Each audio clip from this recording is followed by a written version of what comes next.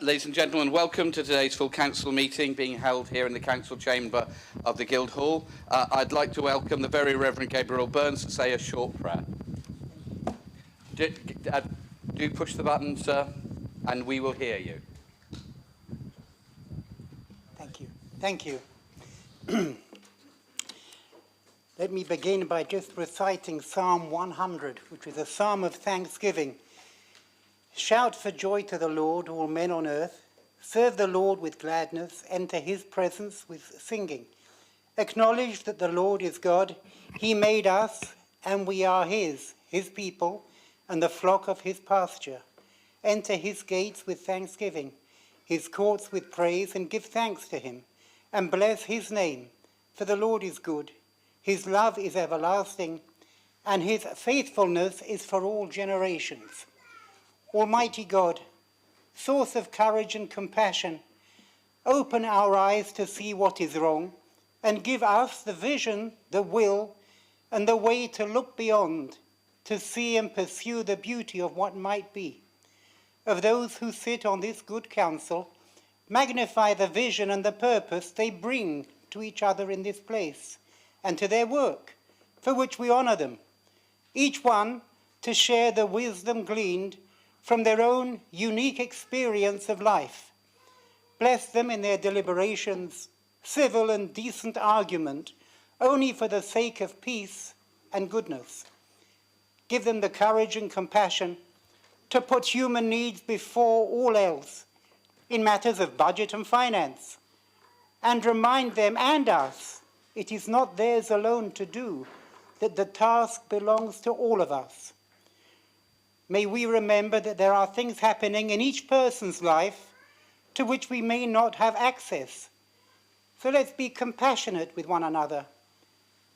May we honor and thank those whose hard work has gotten us to where we are, and celebrate those who are willing to take the baton and continue the work ahead.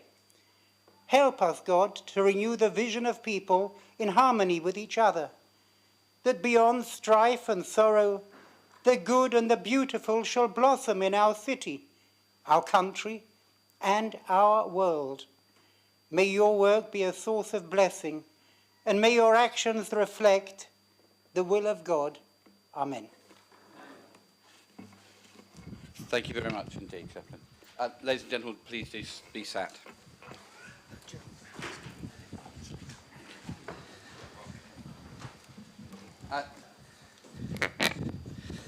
Ladies and gentlemen, welcome to this meeting. I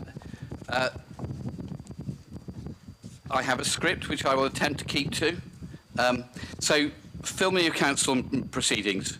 For the attentions of those members of the public wishing to record proceedings, the council's rules prohibit the filming, photographing or recording of members of the public, including those making deputations.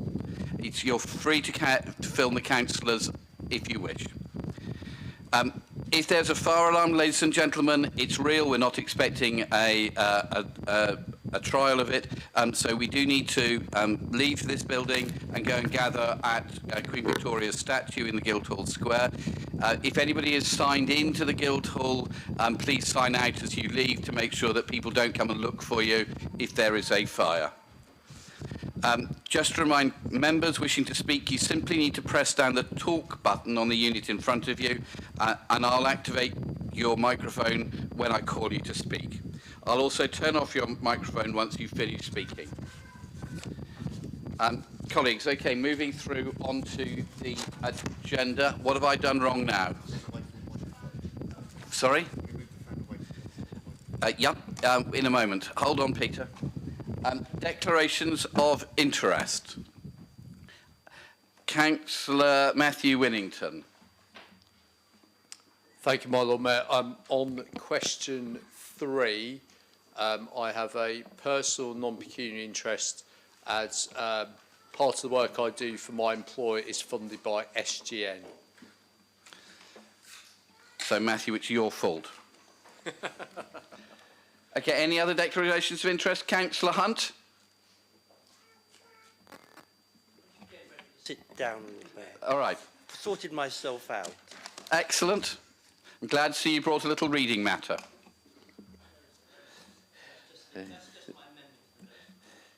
Okay, colleagues. Next is the minutes of the annual council meeting held on the 13th of May 2025. I understand it's proposed by Councillor Steve Pitt as council leader and seconded by Councillor Charlotte Gerardo, leader of the opposition, that the minutes of the annual council meeting held on the 13th of May 2025, previously circulated, be confirmed as a correct record. Are the minutes agreed? Thank you, colleagues. Okay, apologies for absence. Apologies for absence have been received from Councillor Matthew Cordy and Councillor Cal Corkery, and I understand that Councillor Hannah Brent is running a little late. Also, Councillor George Madgwick, who's been attending a meeting of the Fire Authority, of which he's a council representative, will also be late. Councillor Mark Jeffrey, I have seen. Where is he? Mark, where are you? Okay, maybe he's going to be here in a minute, but I have some information. Okay. He's had to return to his home, but he'll be back here in about 10 minutes. Thank you. Thank you. And Councillor Hunt, it is traditional, I know you've not been on the council for very long, it is traditional to stand when addressing the Lord Mayor. Noted, Lord Mayor. Noted, Lord Mayor. Okay, Councillor Simpson.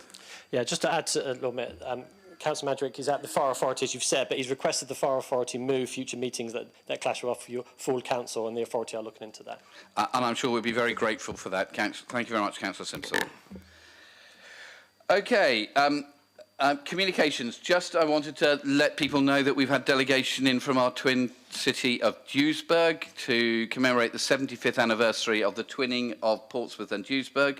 I think it's worth noting, in 1948, just 3 years after the end of the Second World War, where Portsmouth was so badly bombed by the Germans, and Duisburg was effectively wiped off the earth by the RAF, that people decided they wanted to make sure that there was a twinning association so that we never went to war again. And incredibly forward-looking of them, and that was signed in 1950, and it was good to welcome a group of people here to commemorate that 75th anniversary, including the Mayor. The Mayor was slightly sorry he was not able to bring his chain of office because that was one of the effects of Brexit. Although I was allowed to take it into France, but I've no idea why the system is different.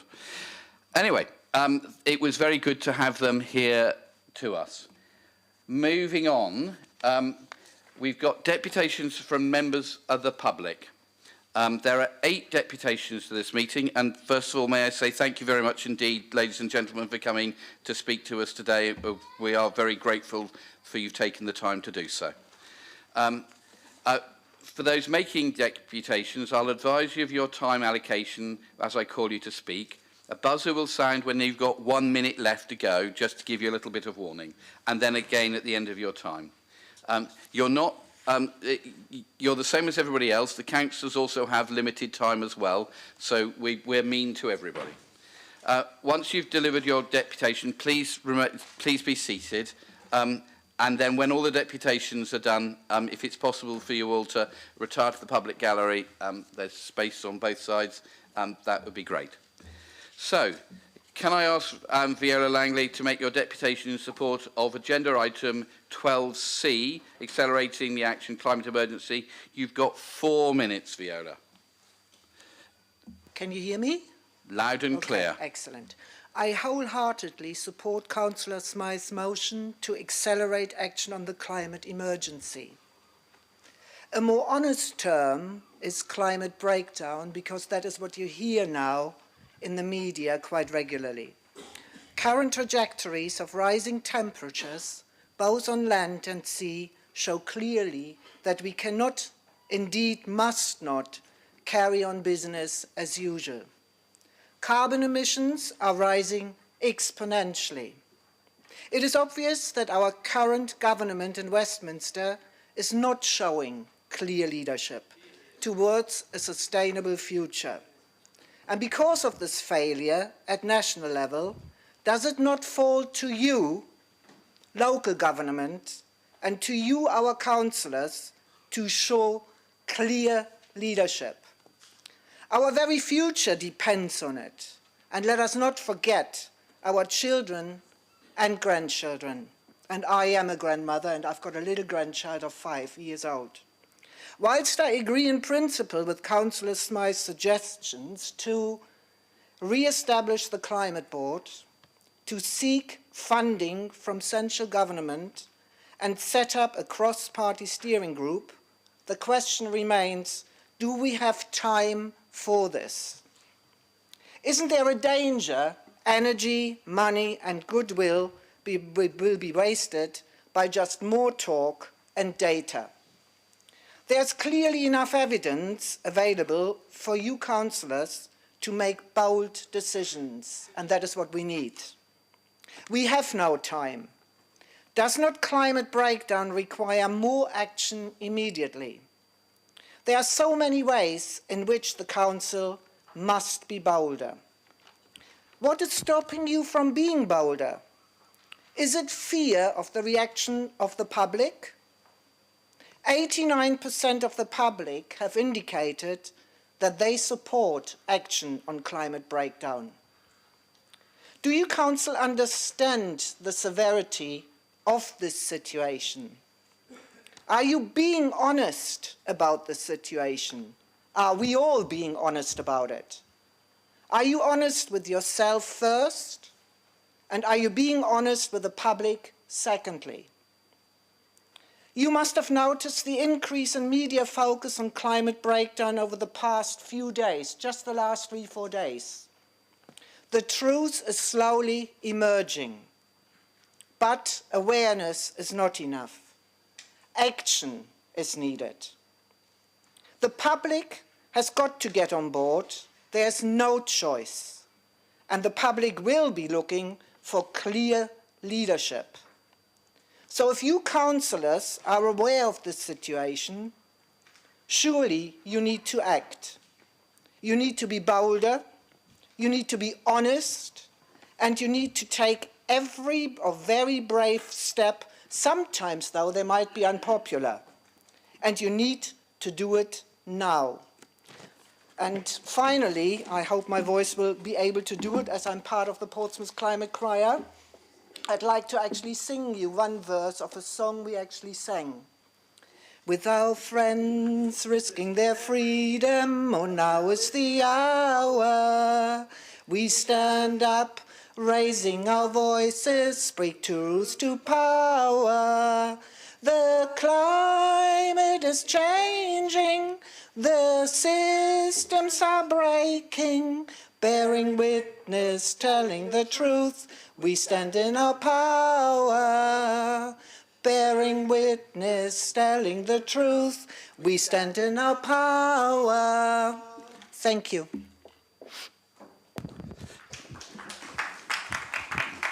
Thank you, Viola. It's more melodic than we normally get. We move on to Mr. Bleach. Thank you very much indeed for coming to do your deputation in support of the notice of motion about climate emergency. You also have got 4 minutes, and the buzzer will sound at the end of 3 minutes just to give you a warning. Thank you. Thank you. Okay. Can you hear me? Oh, okay. So thank you, Lord Mayor, and thank you, councillors, for this opportunity. Now, I have read Councillor Smyth's latest motion, and it hits the spot. It's a brilliant analogy of a council, my council, that is failing its people. I have said to many people this past 21 months, outside your offices and door knocking, I've spoken to many people outside your offices and door knocking. I found people angry, frustrated, feeling lost and helpless. Yes, at you, Portsmouth Council. Now, give credit where it's due.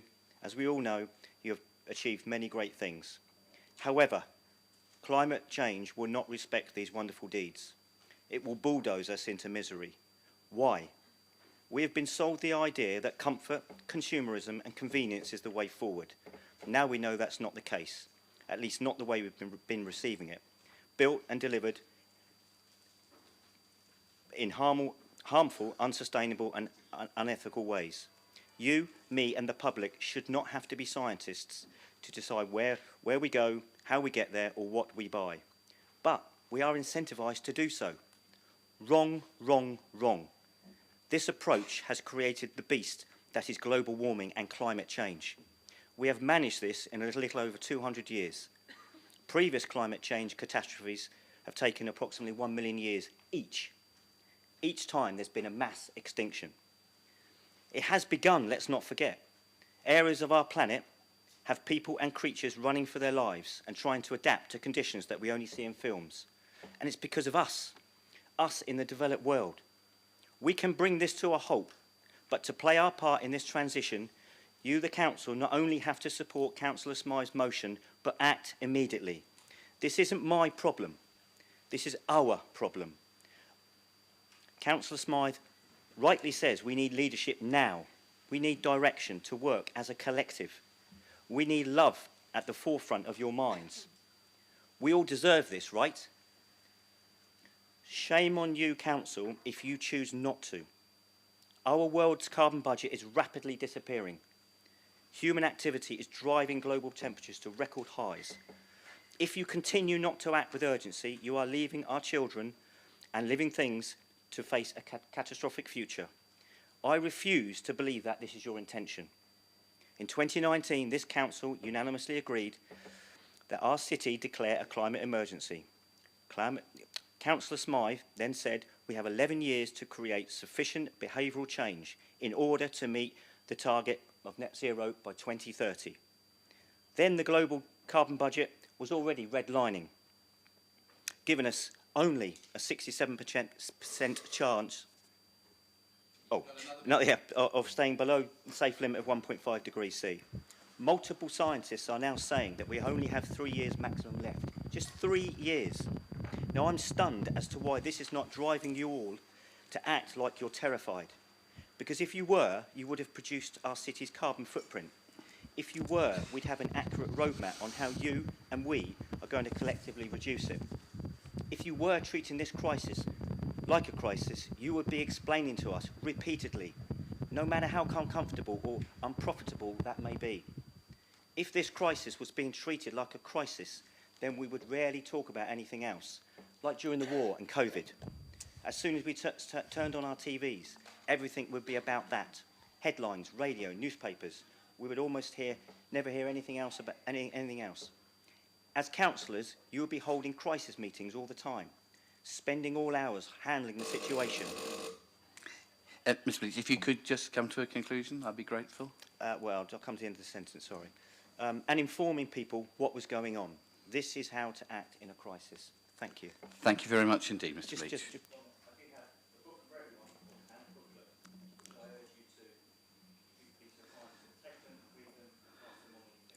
And do I see them at the back there?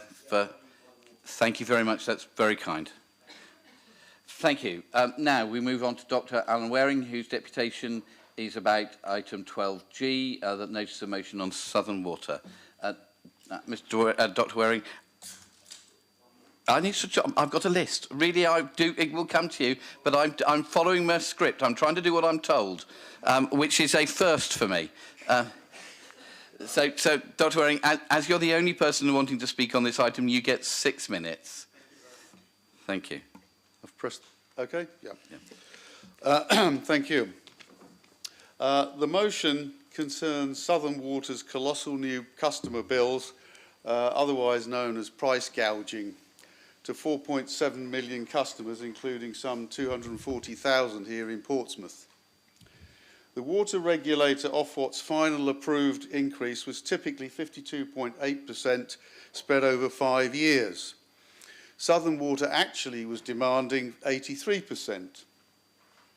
Even the Ofwat annual increase is 2.5 times the current inflation rate, in itself hard to justify.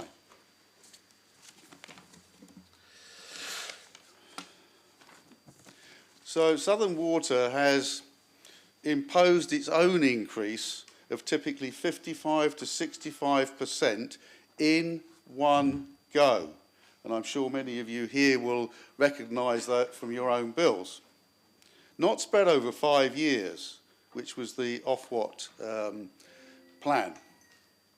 And they're still appealing to the Competition and Markets Authority to get at least 83%. so they're not done with us yet.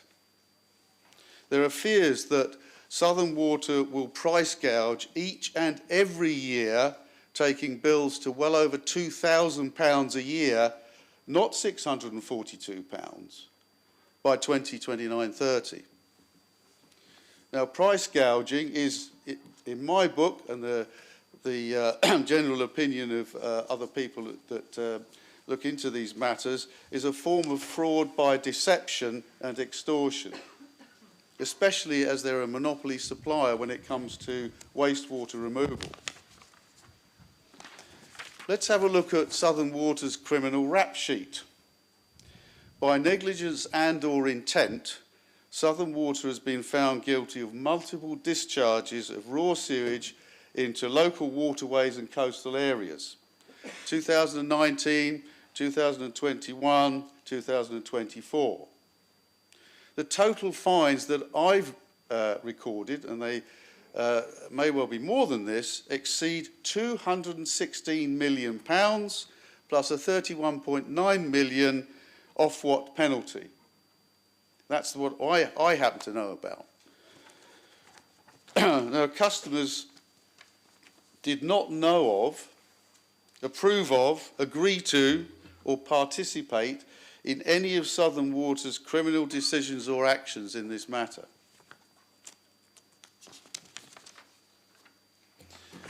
So, Southern Water needs money, needs capital investment. I understand that, we all do. The normal sources would be banks, financial institutions, existing investors in the markets. It's highly irregular and unusual for a large corporation to suddenly descend on its customers to provide that capital investment by vastly increasing their bills, especially when it's using its monopoly position. So let's have a look at the elephant in Southern Water's room. It looks very much like that what they're doing is trying to pass off the remedial costs, hidden remedial costs, well in excess of £3 billion, resulting from their enviro crimes, palming them off onto customers as environmental projects, in quotes, and capital investments, in quotes, without specifying what that means. It looks to me, and to many other people, a highly suspicious act. It looks like mass corporate fraud, to be frank, to be brutally frank. If it looks like a duck, walks like a duck, quacks like a duck, then it's most probably a duck. In the background to all this, of course, we're supposed to have government regulation. Ofwat, Consumer Council for Water, Competition and Markets Authority, and even MPs ought to take tough action on all this, but are not. They're either fobbing us off, minimising the problem, ignoring it, or claiming that their powers are limited. MP complaint letters to Southern Water that simply invoke Ofwat as the regulator are really little more than a chocolate teapot status. Ineffectual. Why aren't we seeing MP public statements on their websites for action in this matter? Questions in Parliament, joint deputations to Southern Water's Chief Executive and Board, DEFRA Minister action? Well, we're not. That's the short answer. So urgent action is required. The number of Southern Water victims is 40 times those of the Post Office sub-postmaster scandal. There it was something around 1,000 or more, plus all their relatives and dependents and others affected. Here we're talking about 4.7 million. The failure thus far of MPs, ministers and authorities to stop Southern Water's price gouging is an outrage that demands action. Thank you very much, Dr. Waring. Would you like to bring your comments to a close? Yes, Or will and do. that'd be very kind. So, This PCC motion, in my view, is an essential catalytic initiator, a first step. I commend it to you. Thank you.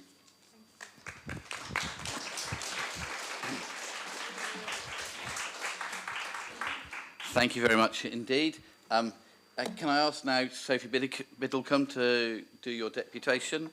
Now, I have to find the right... There we are. I think you're... Oh, no, wrong one, sorry. Okay. You're live now. Thank you, Okay. Sophie. Good afternoon. My daughter Millie is a full-time wheelchair user. At almost 10 years old, she has rarely played in any Portsmouth parks with her big brother or friends. She cannot play in the park after school with her friends. At her closest park, Drayton Park, the closest to her school. So why can't she play? Millie cannot access Drayton Park as all of the play equipment is on wood chip, which her power chair cannot get across. We tried when she first started school, but she was understandably bored and frustrated sitting on the sidelines watching everyone else play. Once, in an attempt to make her feel included, I attempted to use the roundabout with Millie in her manual wheelchair, which I'd only just about managed to drag across the wood chip. But this resulted in her falling off the roundabout, and we were both injured in the process. I know other families will try the same in the desperation to help their child feel included, and this actually becomes dangerous.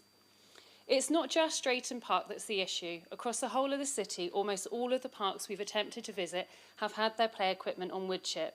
Despite having visited some of the parks suggested by the council to be more accessible recently, I've still found major issues with accessibility and inclusion. If you manage to see a handout, then page 1 of the handout has examples of College Park and Tamworth Park. Upon parking up on the road alongside College Park, I discovered there are no drop curbs. So if I wanted to take Millie to play, I wouldn't be able to safely get her from our wheelchair accessible van onto the pavement. If we made it to the park safely, great, there's a wheelchair roundabout on firmer ground, but everything else is on wood chip. On the wood chip, there is an adapted swing which would suit some disabled children and interactive playboards, which I know Millie would like, but she cannot get to any of it. The roundabout is the only piece of equipment she can use, which would get pretty boring pretty quickly. It's also set off to one side, separate from the rest of the play equipment, which would feel isolating and excluding. The situation is the same at Tamworth Park also, where the wheelchair accessible roundabout is set to one side and everything else is not accessible to children in wheelchairs or using mobility aids. This feels very much like the council have completed an accessibility tick box exercise by adding the roundabout in a few parks but not thought through what the actual experience would be like for the child using a wheelchair or mobility aid or the disabled parent who would like to play with their children. When I showed Millie photos of the parks I'd visited, I asked her what she thought of them. Her response was, "There's only a roundabout I can go on." When I asked how that made her feel, she said, "Sad, because I would get bored straight away and everyone would run off and play somewhere else. I'd feel left out." As Millie attends a mainstream school, there are already times where it's apparent to Millie that she cannot do what all the other children can and feels left out and excluded already.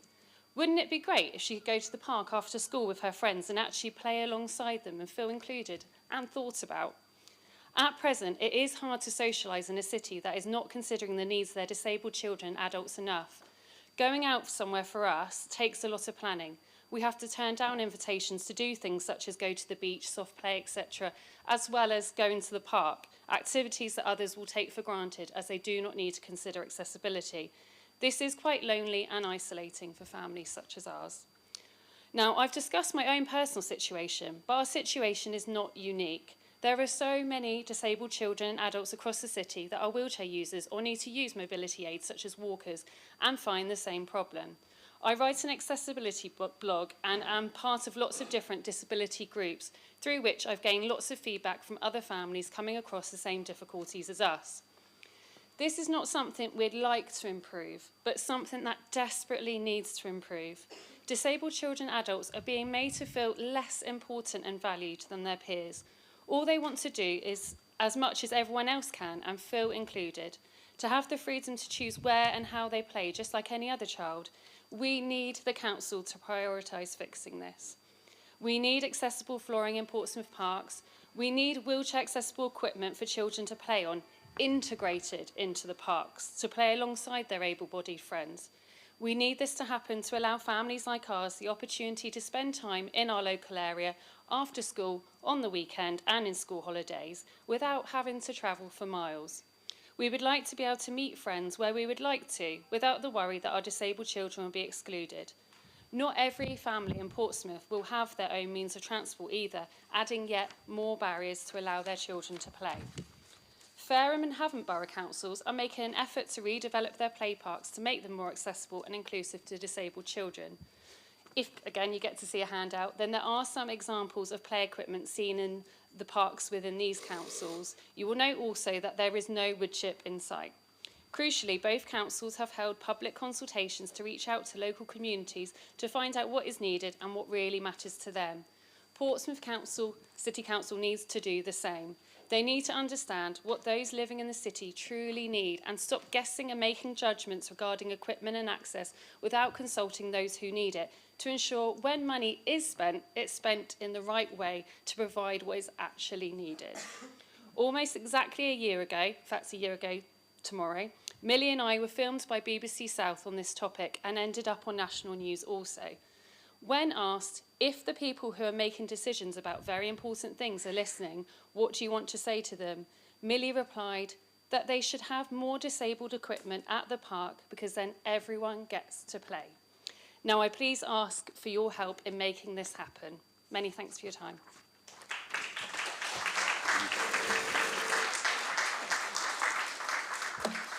Thank you very much indeed. The next person on my list is Mr. Les Cummings, but I can't see him here at the moment. No? Okay, let's move along to, I got Dimpy Sood, who wants to make a deputation on the notice of motion about tackling illegal tobacco vapes and associated rogue traders. And you have 4 minutes. Thank you very much for coming. Thank you, everyone. My name's Dimpy. I co-own Falcon News, which is down in the High Street in Portsmouth with my husband. The business has been running for the past 40 years with my in-laws running it, and now we've taken over. We're very proud to serve our community. And obviously, this has been affected by the illicit tobacco and vape sales. I rise to support the motion of tackling illegal tobacco and vapes and the associated rogue trades that are happening in Portsmouth for quite some time now. I'm hoping I can be the voice of change, not only for myself as a small business, but for small businesses around the Portsmouth area and even national that are affected by this. The negative impact of illicit sales and black market trade on our community, our health, and especially children is huge. From a small business perspective, we have seen a significant decline in our sales. Every quarter, we are seeing a 15 to 16% decrease in our tobacco sales. Now, for some of you, you might think that's high, but there might be some here that might think, what's 15 to 16%? I'm sorry, I'm not a Tesco's, I'm not a Sainsbury's that I can just put that in the bin and say, it's fine. Yeah, that's my profit, that's my livelihood, that is my staff's wage, which I am having to have conversations with, saying I can't pay you your hours. I'm going to have to reduce your hours. So it's not right. Children come to our shop and ask if we can sell them vapes and cigarettes at £5. We're not going to be stooping to £5. We can't compete with that, but we're certainly not going to be selling to children. Children then tell us to our face, well, we're going to go to the shop around the corner and we're going to buy this. Now, is this the future that we really want for the youth? Our loyal customers are moving to buy their groceries and their cigarettes from all these local shops, which we have reported to trading standards time after time for the past few years, and we've not been successful with anything happening. My question to the council and to the authorities is, if raids are being done on such shops, if stock and illicit stock is being seized, then why are they allowed to reopen in 3 hours of being closed down? Why is nothing being done about it? We, as a small business, are the backbone of the economy We work honestly, we work relentlessly long hours. We pay our taxes, we pay our rates, we never argue, we never quibble. Then why are we the ones that are penalised for doing an honest job? And everybody, whether they're barbers, whether there's other shops that are selling these fake cigarettes, are given the upper hand to be selling all this. I'm happy to work with the council. We're a small business, happy to support wherever we can, but this does need to have a stronger enforcement and a better structure to close down and shut and nip in the bud. Thank you.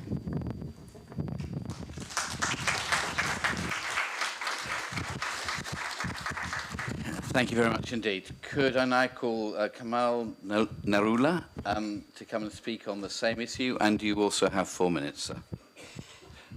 Thank you everyone here at the council today. I represent a retailer of almost 45, 46 years now. I've been in the trade and in business. We've seen it decline over many years. I'm also a representative of JTI Tobacco. Obviously, I work for them in the Portsmouth area and have done for the last 15 years. And at the end of the day, I've seen the decline of the tobacco industry for these so-called pillars of the community. And they work in retailers, working hard, doing 14, 16-hour days a week, 365 days some of them work. At the end of the day, I've seen their business decline, and I've seen the impact of the raids and how trading standards have impacted by doing these raids. Only last month, they did a raid in North End, Portsmouth, and the impact was those stores that were raided, obviously the stores that were legitimate stores, you could see their turnover from what they used to take literally double. So you can see the impacts of where they were taking £300–400 a day normally, to then suddenly where those raids happened, they were back up to taking £1,500. So it tells you how much money the government is actually losing in tax and revenue, and also the council. Probably most of these stores that are illicit tobacco traders are not paying their council taxes, obviously impacts as well.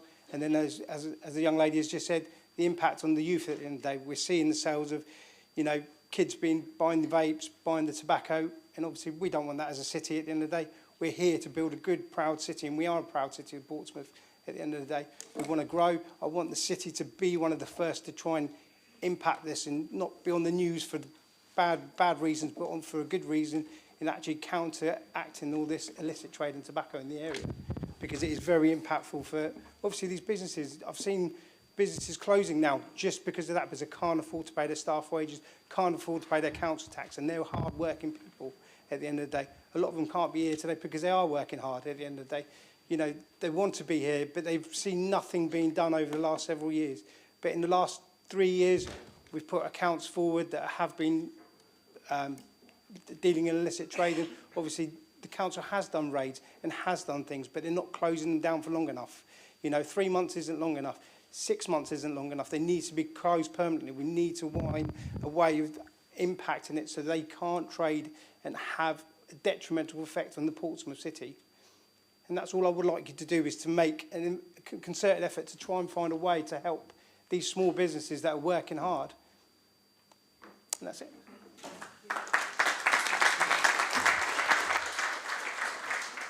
Thank you very much indeed. Finally, but of course by no means least, it's lovely to welcome Paula Savage, who's talking about the climate emergency. And Paula, you've got 4 minutes. Thank you. Thank you, Lord Mayor, councillors. Long time no see. Okay. It's not too late, but it's time. I'm speaking today not to point fingers, but to call us once again to action. In 2019, I helped orchestrate the climate emergency declaration that this council adopted unanimously. It was a landmark moment, but declarations alone don't cut emissions, only action does. We now stand in 2025, and the science has only become more urgent. The impacts are already here: more frequent flooding, extreme heat, deteriorating air quality, and still our children will face far worse if we fail to act decisively now. Yesterday, Ed Miliband spoke powerfully in Parliament, reminding us that the climate crisis demands urgent leadership and real change, not empty promises. We need to hear that leadership here as well. The motion before you is serious, measured and practical. It builds on the work already done, but recognises that we must accelerate. We can't afford tiny changes or slow adjustments. We need urgent, decisive action now. We've seen this city respond with purpose and coordination during COVID-19. That same energy, collaboration, transparency, clear communication is needed for the climate. This motion sets out 5 key areas: measurable targets, stronger environmental assessments, genuine public engagement, support for national funding, and above all, visible leadership. We have consultants working, community expertise ready, and examples from other councils to draw from. We have the power to implement this, and the public is watching, hoping for real change. Let's stop circling the issue. Let's stop hiding behind plans that gather dust. We need to find a balance between the red tape and the reality. Cutting through bureaucracy without losing sight of urgent real-world climate action. I urge this council, every member, to back this motion, not just in words, but with sustained action, because we can do this. And we must. I think the public and this council now need to hear what are the ongoing plans beyond the sea wall. What's being done to protect residents from extreme heat in poorly insulated housing? How is the city preparing for heavier rainfall, drainage stress, and flooding away from the seafront? These are not future problems. They're here. So what's the plan? What's the timeline? We are watching. We are waiting. We know what you're doing, but it isn't enough. We, the public, want to know what you will be doing. Okay, so this is my quote, and I want you to listen. It's not too late, but it's time. Time to act. Thank you.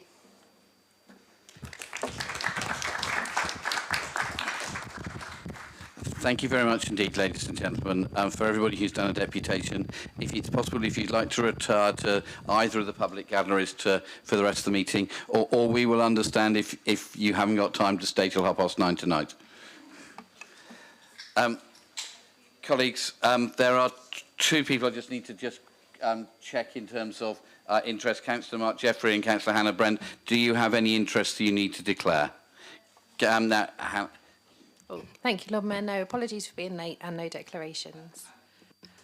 And Councillor Brent, I have already picked up Councillor Hunt, and you may become his twin, but the tradition is that you stand when addressing the Lord Mayor. Mayor. That's okay. Councillor Jeffrey. Yeah, apologies for being late, Lord Mayor, and I've got no declaration of interest. Thank you very much indeed. Okay, ladies and gentlemen, thank you very much indeed. Next item is questions from the public.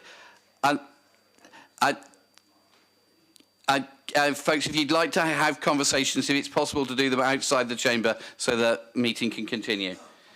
There are no questions under Standing Order 6 from members of the public. So we now move on to item 7, appointments, and I understand that Councillor Benedict Swan is wanting to join the Twinning Advisory Group, and Councillor Bosher, are you proposing that? Lord Mayor, yes. Formally proposed, Lord Mayor. Thank you, and do you have a seconder? Formally seconded, Lord Mayor. Thank you. Colleagues, are you happy with that? Great, thank you very much indeed. Ladies and gentlemen, urgent business. We've been notified of 1 item of urgent business from the Leader of the Council, local government reorganisation, the report back from residents' engagement.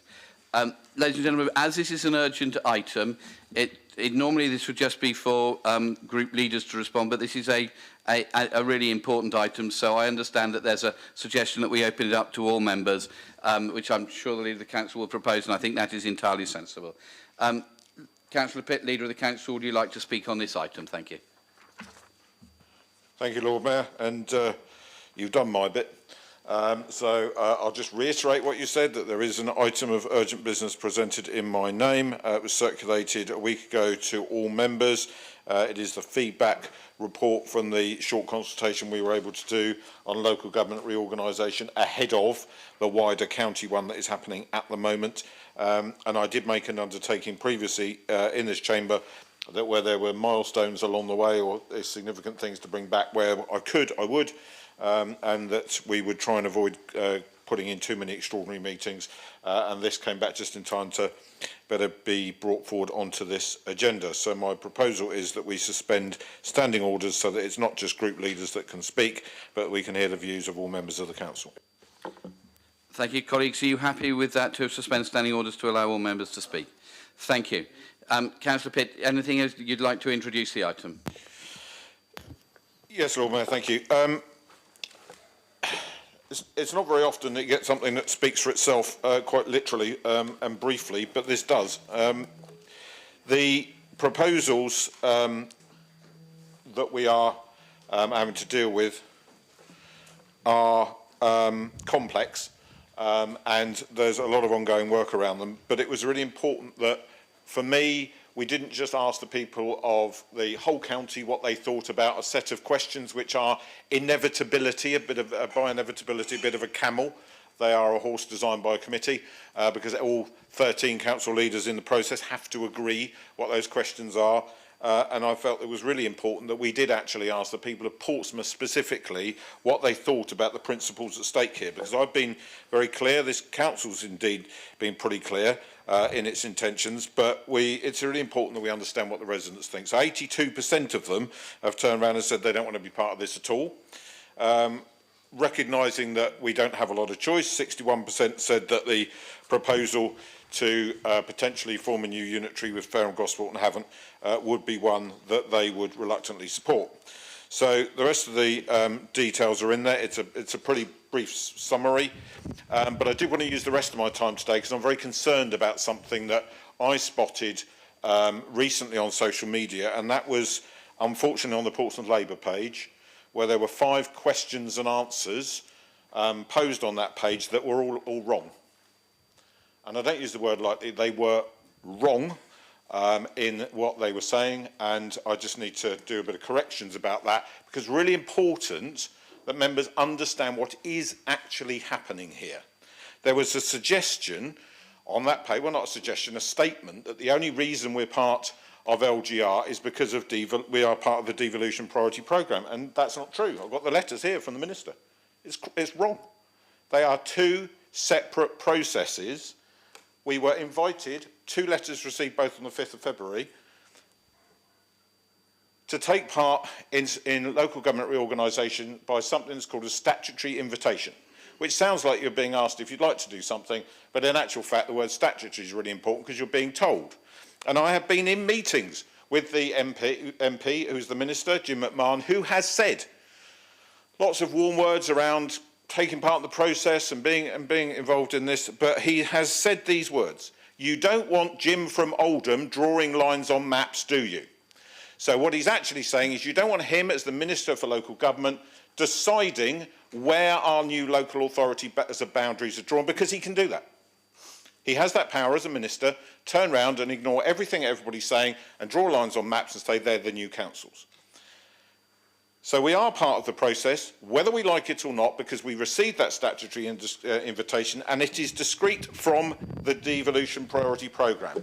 Statements that we are only caught by LGR because we're on the DPP are fundamentally incorrect. You can check, the letters were both received on the 5th of February and I believe forwarded to all members of the council. So, This is happening across all 21 of these county areas, and it's affecting 164 district and borough councils that are being abolished. It's affecting 9 small unitary councils in those 21 council areas that are being abolished, and it's affecting the 21 county councils that are being abolished. These are facts. They're not open to discussion or interpretation. They are facts. All those areas that received a letter, and every council in Hampshire did, including us and Southampton and the Isle of Wight, we were all told, you need to be part of local government reorganisation. Now, this is where it gets a bit complex. Can we be part in the process and remain within the process of submitting compliant LGR proposals if our submission is to be left as we are? And the answer is no. Because the government's direction gives us 6 criteria, and if we did that, we would fail all of them.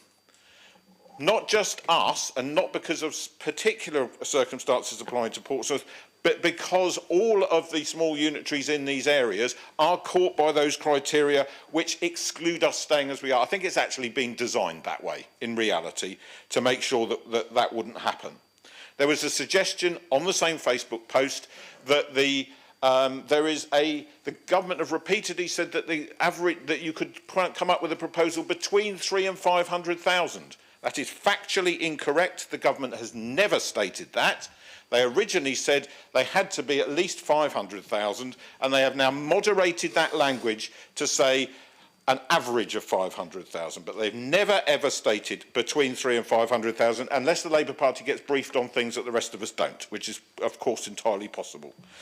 So the other suggestion was about the timeline and isn't it being rushed.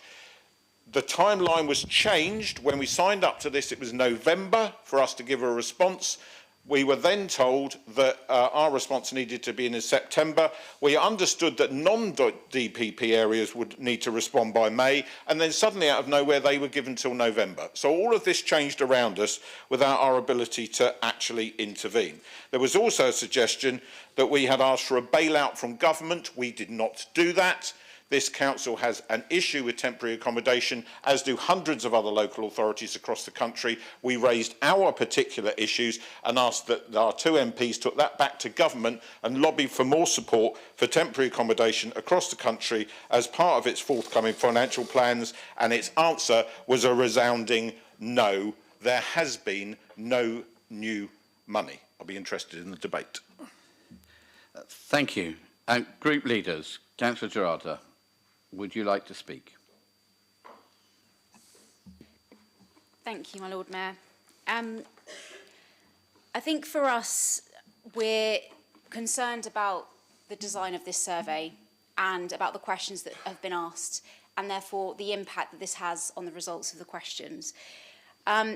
Firstly, in terms of the design of the survey, I think even an A-level student would sort of tell you, an A-level student in statistics would say that you can't force people to answer a question of yes, no. There has to be the option of I don't know or I'm unsure. So from the outset, there are real concerns that we have about the research methods and the design of this particular survey. There's clearly going to be people that have answered this survey that don't know how they feel about that particular question, or indeed don't know how they feel about LGR in general, that have been forced to answer yes or no. And given that the council puts out numerous surveys and consultations, probably multiple times a week, it came as a bit of a surprise to see that respondents were being forced to answer yes or no, rather than giving them a don't know option. So that's something that we want to point out. Secondly, there is definitely reliability flaws with this survey. It may say that 3,900 respondents answered this survey, but actually it was possible to answer the survey multiple times, and indeed we do know of people that were able to answer it multiple times. There was no verification element for someone to actually have to put in an email and address and know that that person has actually answered and that they are indeed a Portsmouth resident. With other forms of consultation, there is a verification process where you then find out, is our data reliable? Do we know that these people are residents? Do we know that people have only answered once? So that is a design flaw with this particular survey. Then in terms of the results, they are definitely skewed because there isn't a fair demographic split. The report claims that there's good representation across demographics, but from our view, there's not. You can see from the report itself at the moment, there's quite a lot of older people, retirees, not many young people at all that have responded to this. So there is a skew in the responses on that perspective as well.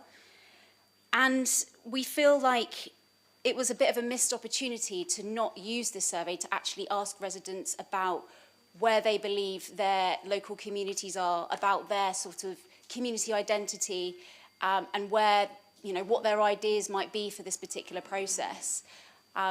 So we do feel that, in conclusion, there are flawed methods, it's a flawed survey, and there are really flawed results. You know, I don't have a problem at all with obviously doing a consultation, asking residents their views, getting a survey from them, finding out what they think.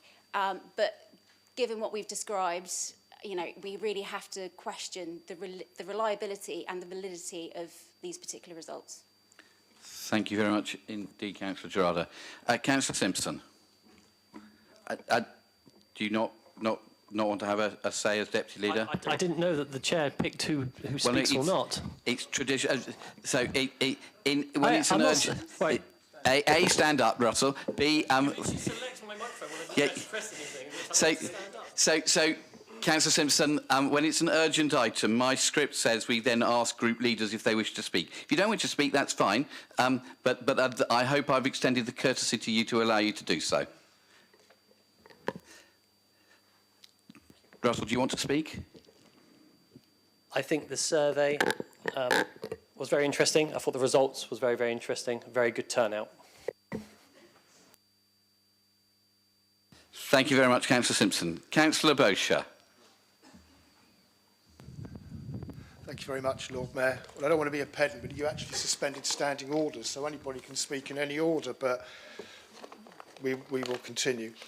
I was quite interested to hear what Councillor Gerardo actually said, because in reality, I appreciate she's trying to defend her government's position on this, which is we're going to impose you on it whether you like it or not. But it seems to me that her position of defence seemed to be along the lines of the questions were all wrong in the actual survey that went out, and therefore that justifies the reason to keep ramming this actually through. What I would actually point out, and it is actually quite interesting, because annually we do a public survey on the budget. Always goes out, we always get the results come back, they go through scrutiny management, and it's not my car, it's over the car park. But this seemed to have the thick end of, 3,900 people actually replied to this survey, which clearly does chime that people don't want this to happen, because from memory, that's a significantly higher number than the residents of Portsmouth do when they actually reply to the budget. In some reasons, it's probably twice as many people actually come back. So when you actually look at it, and I think what Councillor Gerardo is suggesting, that the public didn't know what they were voting for, which seems to be the same argument she's been using about a gas report that we may or may not come on to, and the fact that because people don't understand it, it has no validity.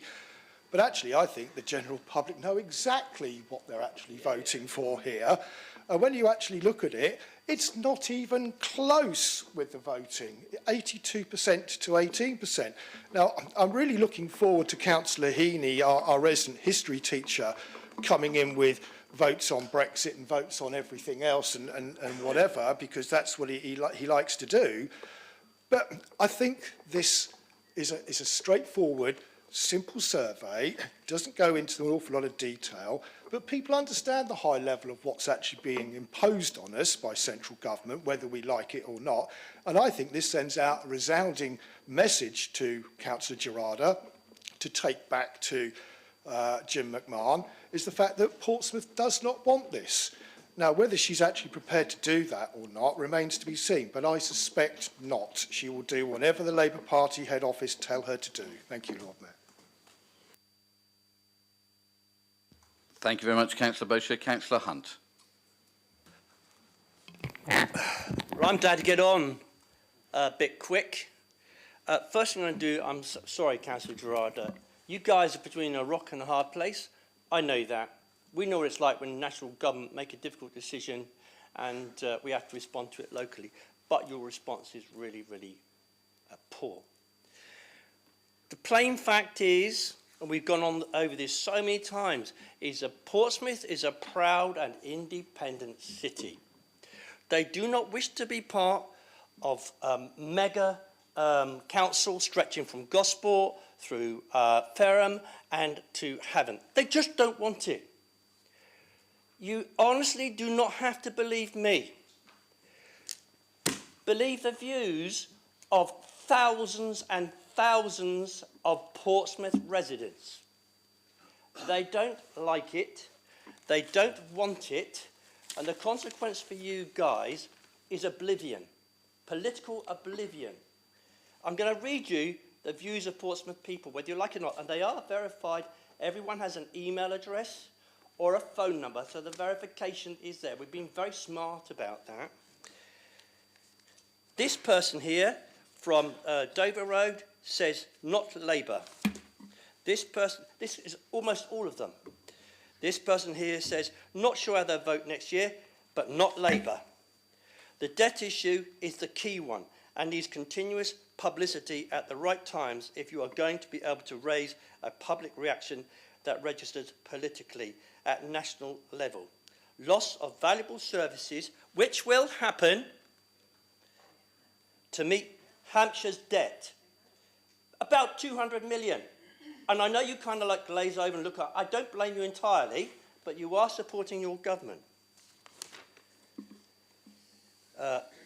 This one says, good luck with this petition, fully agree with this action. Portsmouth doesn't want their debt or need it. We have to live within our means. This one's from Ophir Road. Totally against Portsmouth giving up its independence. Probably one of the very few things the Lib Dems have got right.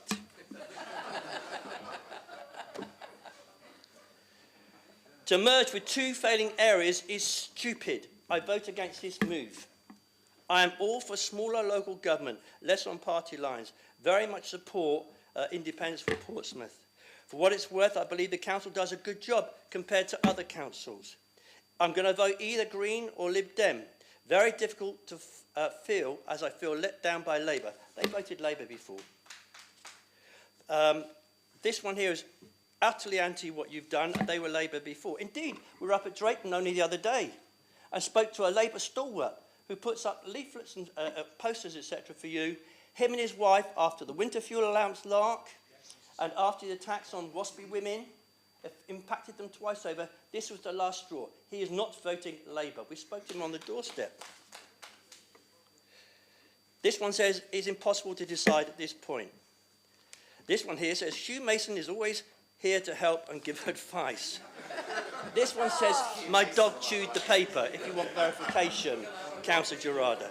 The Labour UK government are centralising and have no idea about local issues. Put Portsmouth first. I disagree with how far Lib Dems will go for British people, but agree with this push 100%. I'm not pulling punches here, I'm reading these. Thank you again for the changes to access in Talbot Road, Councillor Horton, and she's switching from Labour to Liberal Democrat. The sooner the Labour government are gone, the better.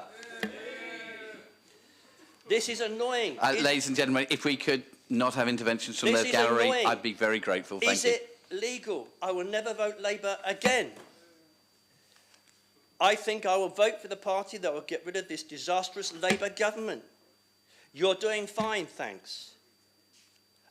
I will not vote Labour. They used to vote Labour. Certainly not Labour.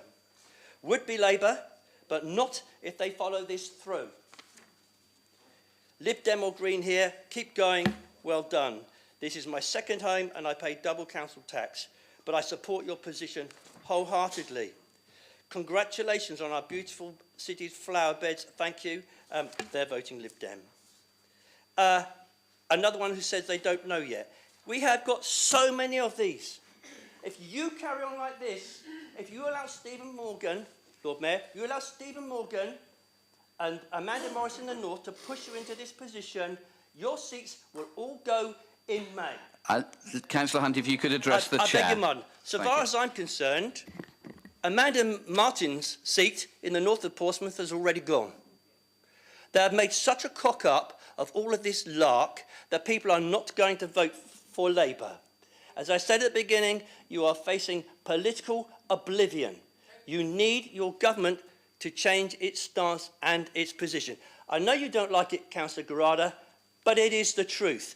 And this isn't me saying it, this is the people of Portsmouth. And this is about a quarter of some of the forms that we have had back. So there you are. I've given voice to the people of Portsmouth, done our best, and we will carry on doing it. Thank you, Lord Mayor. Thank you, Councillor Hunt. Councillor Madrick Senior. Oh. Great getting old, Lord Deb Mayor. Bryan, are you okay standing or do you need to sit? I'll stand. It's very quick. Councillor Dorada, you made a statement. You didn't say, we think, we might, we have. You said, we know people who have done multiple responses. So if you know them, are they breaking the law? And if they're not breaking the law, why don't you come forward with their names and say, cut theirs off, cut theirs off, cut theirs off? You said, we know people who have done multiple responses. Thank you. Sorry? Thank you, Lord Mayor. If there are things, if people could not intervene but have the order of debate, I'd be grateful. Thank you. Have you finished, Councillor Madrick Senior? Thank you. Thank you very much indeed. Councillor Heaney. Thank you, Lord Mayor.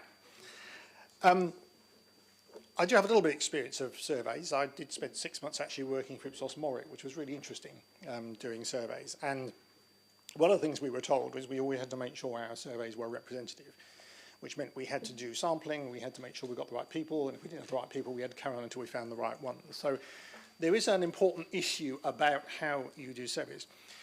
The first thing I would say about this item, this is not an urgent item of business. If the leader of the council wanted to make a statement about LGR, he has perfectly got the opportunity to do that if he wishes to do so. This item could quite well have gone with the consultation that is currently going on within Hampshire and would have been considered when we consider the whole issue later on.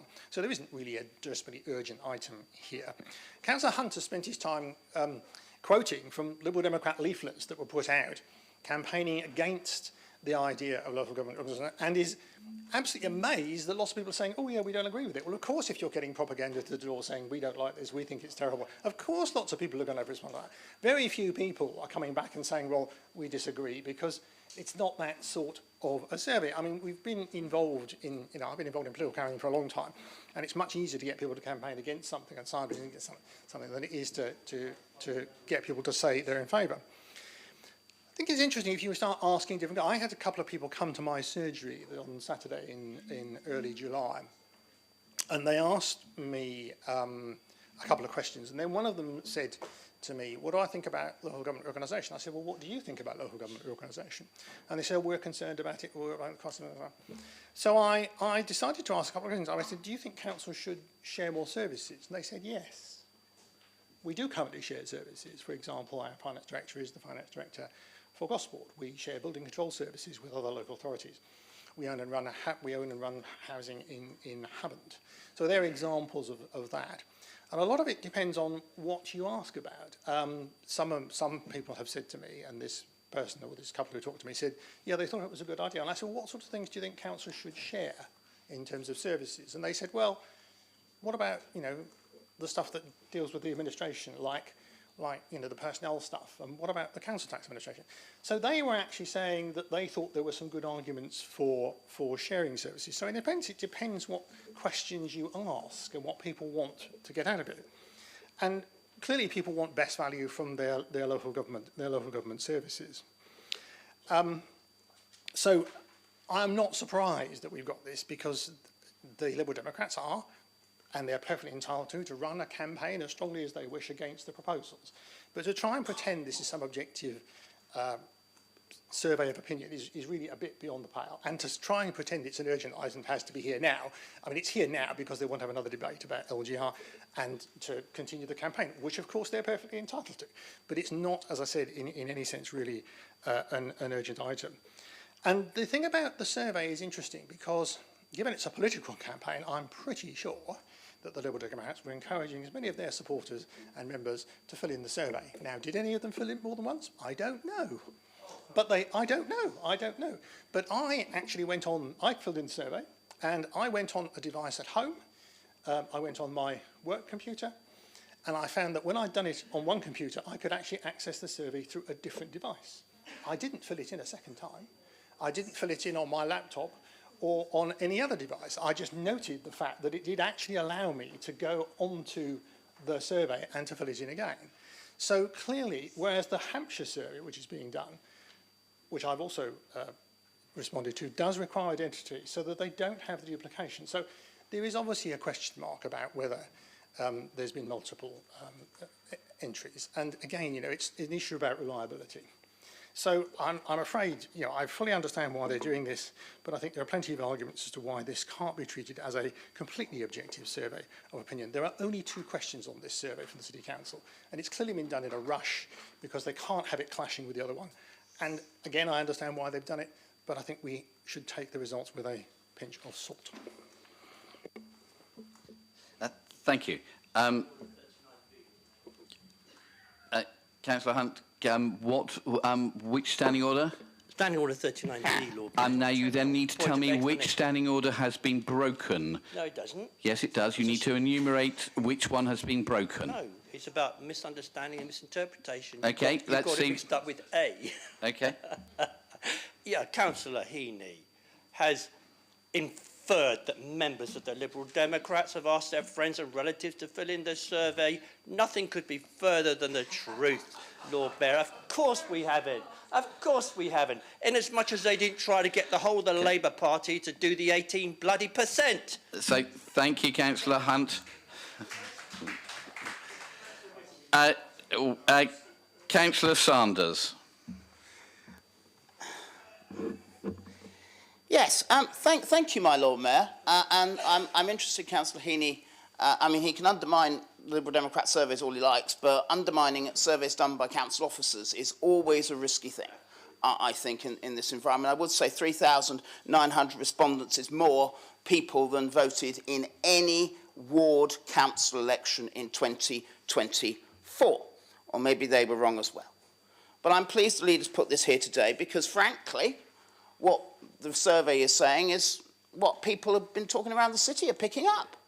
There is just bemusement and there is anger with Labour's reorganisation plans. And they have every right to be angry.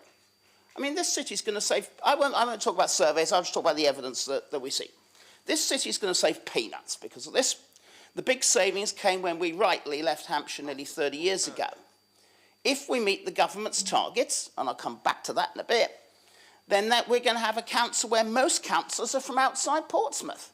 Now, I know about you, but doing the bidding of others is not necessarily the Pompey way. And then we come to the interesting thing, which is the cash. And for me, this is the real killer about the Labour proposals. Now, Councillor Heaney's absolutely right. We do share services. But we tend not to share services that are going to go bust. And this is what is going to happen. And that is the problem that we face. And let's take social care. Now, rightly, the Labour government says it wants to boost pay for care workers. That's a really good thing. It's long overdue. The Casey review is looking at longer-term reforms. Again, that's a good thing. But when we ask, well, where's the cash? Labour goes, oh, no, there's no extra money. There's not even transition funding to help boost the pay of the care workers. There's no transition funding, no cash to help you transition to being a new authority. And that's crazy. In children's services, Labour's put off implementing the Tory decision to put all special educational needs costs onto council balance sheets. We know Hampshire, whose services we will inherit if we're forced into the shotgun marriage, goes bust if they do. Who picks up the pieces? The new council, where most of the councillors will be from outside Portsmouth. And when does that start? April 2028. precisely when the new council start. Yet again, more bills.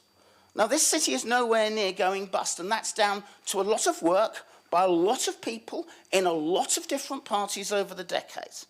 But as I've said before, you really can't share things if you're going bust. And our freedom may go sooner than we think. At the LGA conference where Councillor Coles, Councillor George Madrick, the leader, and myself were at, we were told that any significant capital or revenue spending Portsmouth City Council may want to do from May 2027 onwards cannot be done unless any new council agrees that. So our freedom goes. Next year's budget may actually be the last one where we have total freedom. Maybe that's a good thing, maybe that's a bad thing. Well, I didn't hear from the Labour group today was whether they actually back this or not. Now, I think they do. But I think they also know this is deeply, deeply unpopular. But why does this matter? Well, let's come to the motions later on today, just for sake of argument. We're being asked to tackle the climate emergency by 2030. Very good. We'll sign up to that. We'll have a discussion about that later. But if Labour has its way, this council will not exist in 2030, so cannot fulfil the climate emergency target. We're also being asked to deliver inclusive and accessible play equipment. Sophie Biddlecombe was very powerful earlier on in that. And again, we'll have a discussion about that later. It's a noble aim. Yet from 2027, as we have been told, Labour's plans mean our ability to put in the longer-term investment that is required to do this is in someone else's hands. And if the new council is going bust, we have very little chance of doing that. Now, that can't be right. And Portsmouth people see that. We did, as the leader has said, volunteer for devolution. Indeed, we put in our offer before Labour said we were getting it if we liked it or not. This administration, I think this council still stands by that. Reorganisation, as you might say, Lord Mayor, is a different kettle of onions. Now, Portsmouth Labour may not talk with its own government, but we do. And we've consistently asked that government why we, like Labour councils, such as Plymouth, such as Brighton and Hove, well-run Labour councils, should be involved in this reorganisation. All we have back is, as the leader has eloquently outlined, you are. Indeed, in one meeting, I was told by government that it felt that Portsmouth was underbounded. Now, when I looked that up in the English dictionary, that was too small. Well, thanks for that. Now, the real frustration I have is if Labour had actually stuck to its manifesto pledges on local government, devolution, finally fixing the funding, finally fixing social care, it would actually have put all of local government in a much, much better place. Instead, now it's running around wasting time on something that the figures tell us will do the opposite. Portsmouth people know that. This administration knows that. The financial crisis any new council will face backs that up. So our cry to government is clear. It's reflected in the council's own survey. It's reflected in what people across the city are telling us. Government, please keep your hands off our city and we will do just fine. Thank you, my Lord Mayor. Thank you, Councillor Sanders. Councillor Winnington.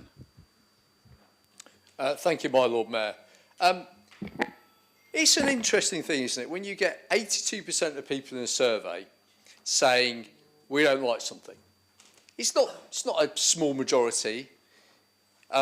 Even if you think the surveys, the Labour group has already told us, Lord Mayor, that they think it's maybe a bit ropey. I obviously don't agree. But even if you do, 82% to 18% is a pretty clear margin.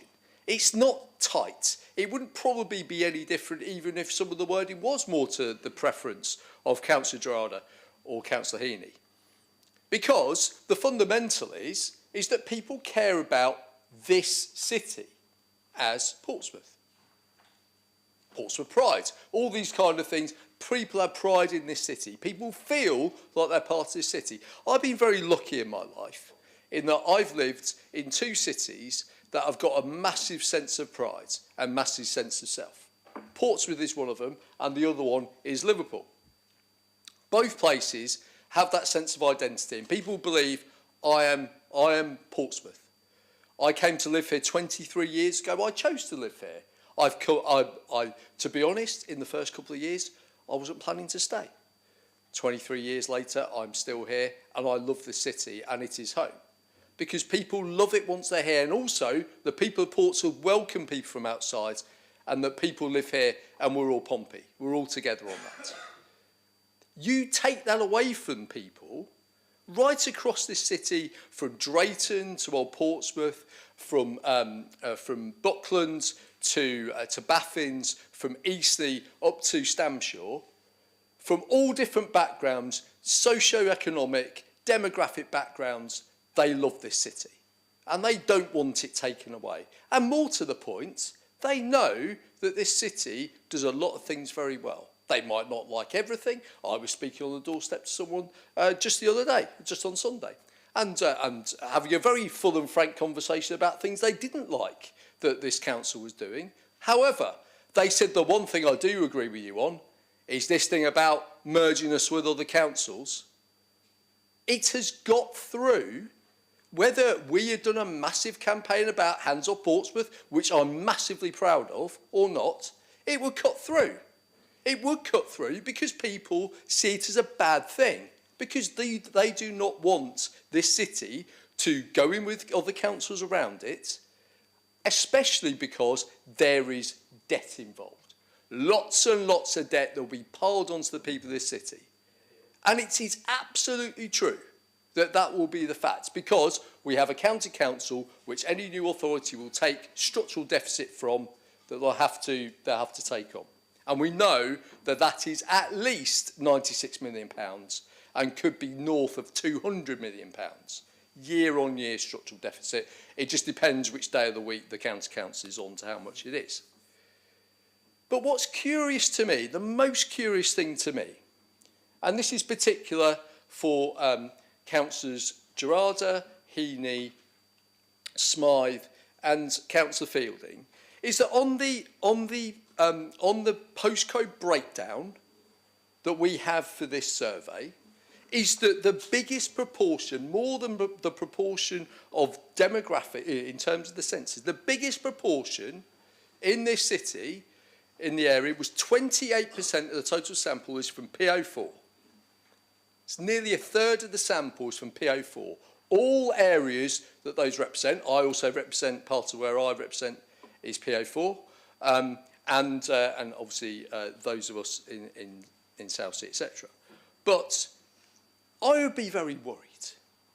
I would be very worried if I was there, and also for those because if people are saying it in those areas, sometimes you might not say, oh, they're the more middle class areas, they might not have that sense of place.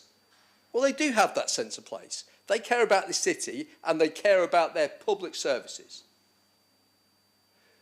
Lots of plans are going on at the government at the moment, and they're trying to do too much at once. There's upheaval in the NHS, there's upheaval in local governments, there's upheaval in national insurance for small business owners, all over the place. Upheaval, upheaval, upheaval. This is the last thing anyone wants, and it's the last thing anyone needs. We're already waiting for an extra, it will be 11 years since we were told that we would get something on social care, a plan on social care. 2017 will be 2028. Not good enough while we're in this crisis. All that will come at once, as it will already been mentioned. And like with the NHS 10-year plan, there is no delivery plan for this.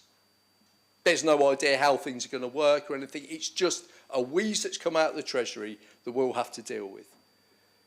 The people of Portsmouth are smarter than the Labour group gives them a benefit for. They are smarter than anything like that. They know this is a bad deal for this city, and I completely agree with the results of this survey. So I say once again to Jim McMahon and all the numpties in Whitehall, hands off Portsmouth. Thank you, Councillor Whittington. Councillor Fasakali. Thank you, Lord Mayor. I mean, there's a familiar theme to this, isn't it? I'm not really going to change the pitch of it, but I'm not going to stand up and give any stats, with the exception of one stat, okay?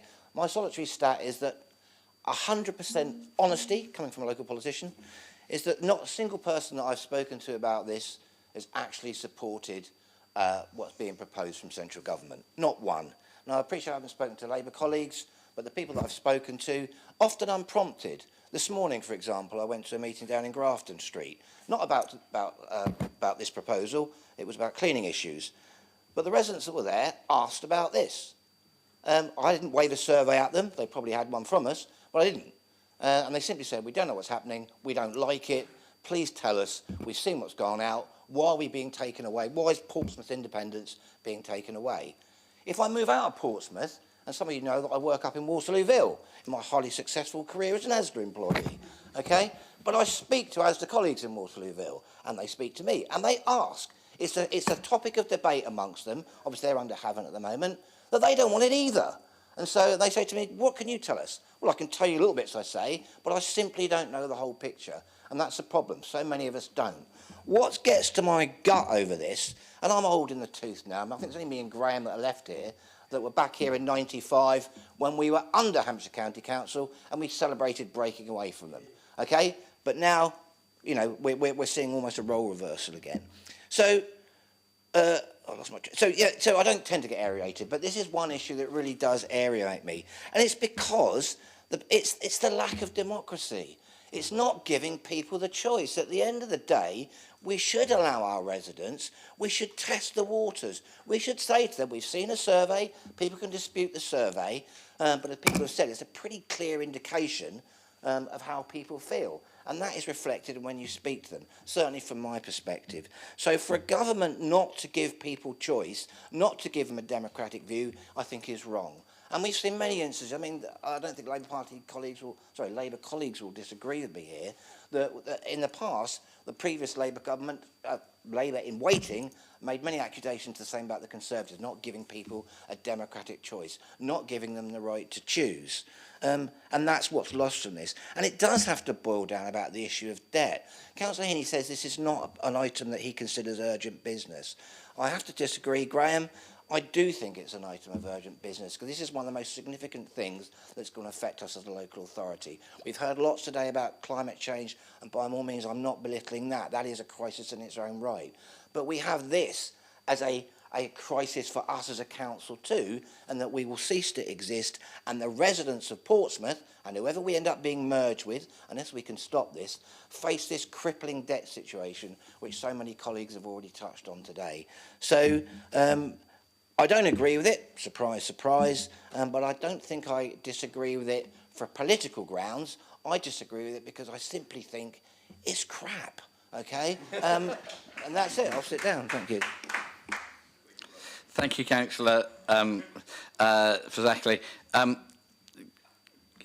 We've got a summing up point, but Councillor Candlish has leapt in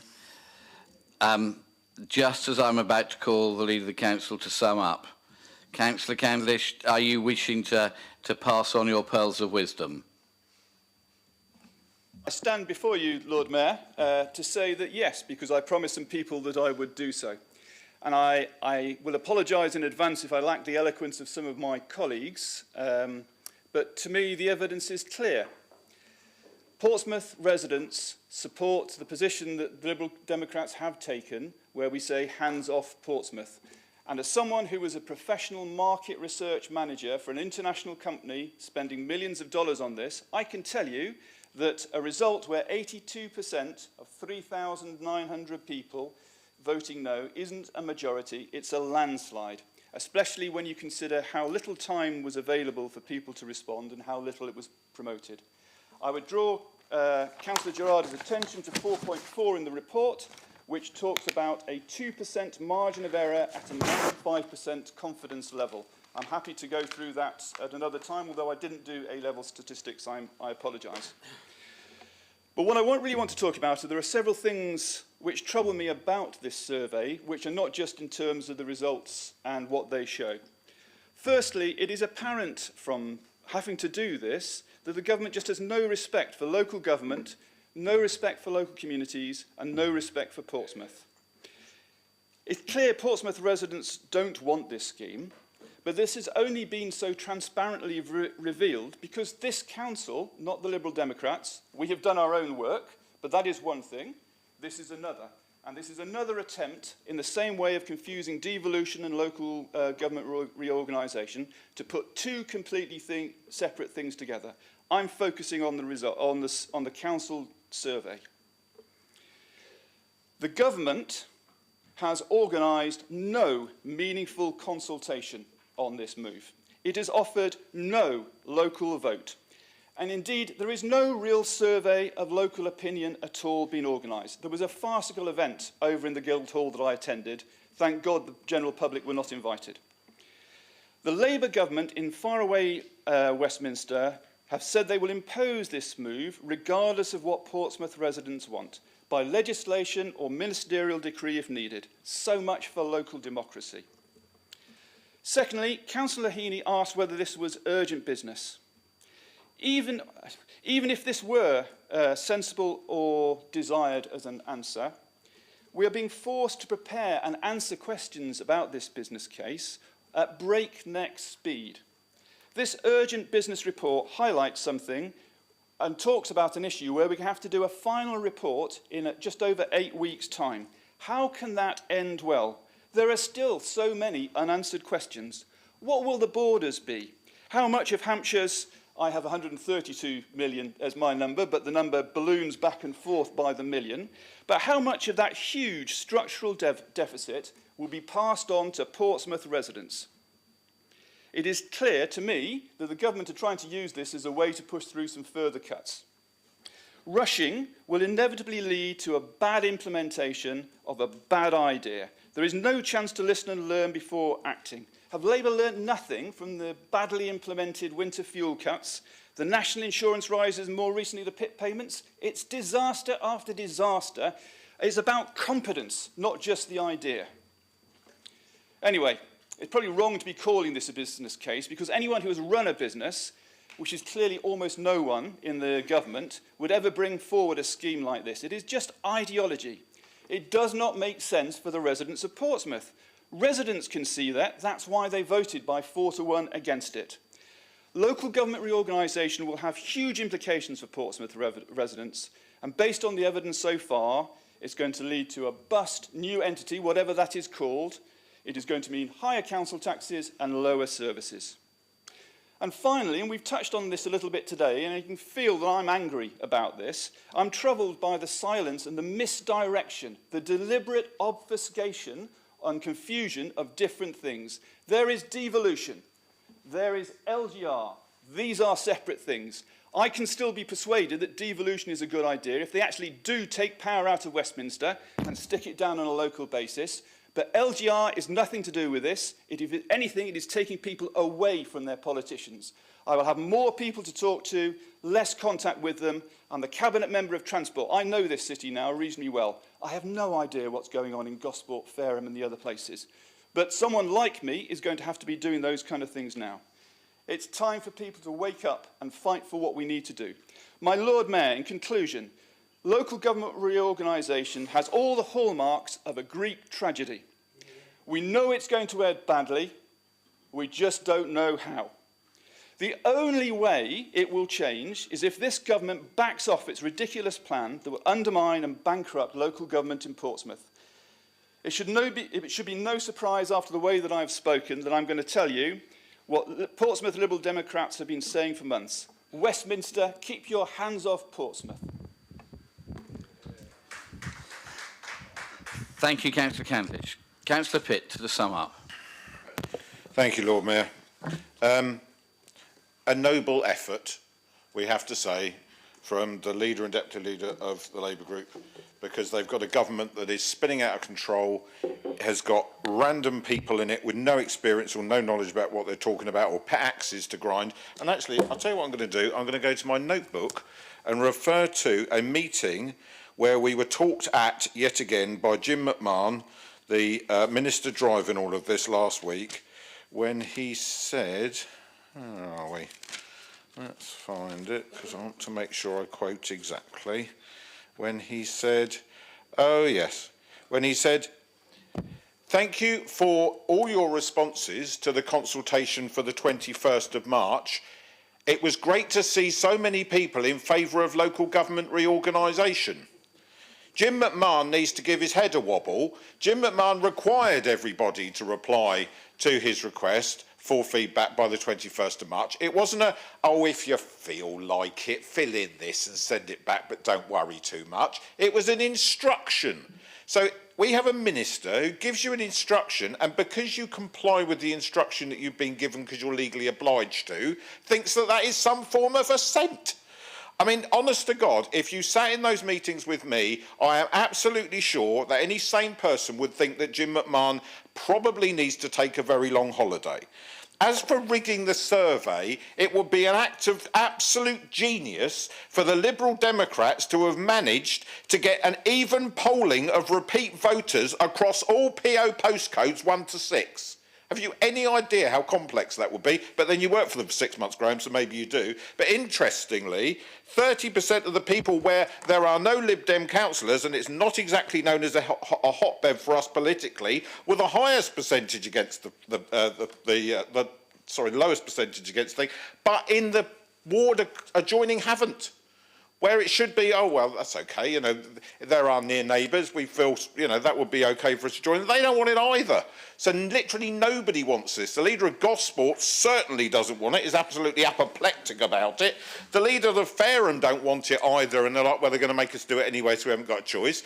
Even the leaders of Havant are being more robust about you, and he's actually leading a Labour council, and he does accept that this is not something that they're enthusiastic about, but it's something we have to do. So please let's not try and rubbish the council's market research team. You've never done it on any other survey, so that's just complete nonsense to pretend it's applicable now. As for it not being urgent, there is not another council meeting between today and the extra council meeting we're already having for this submission in September.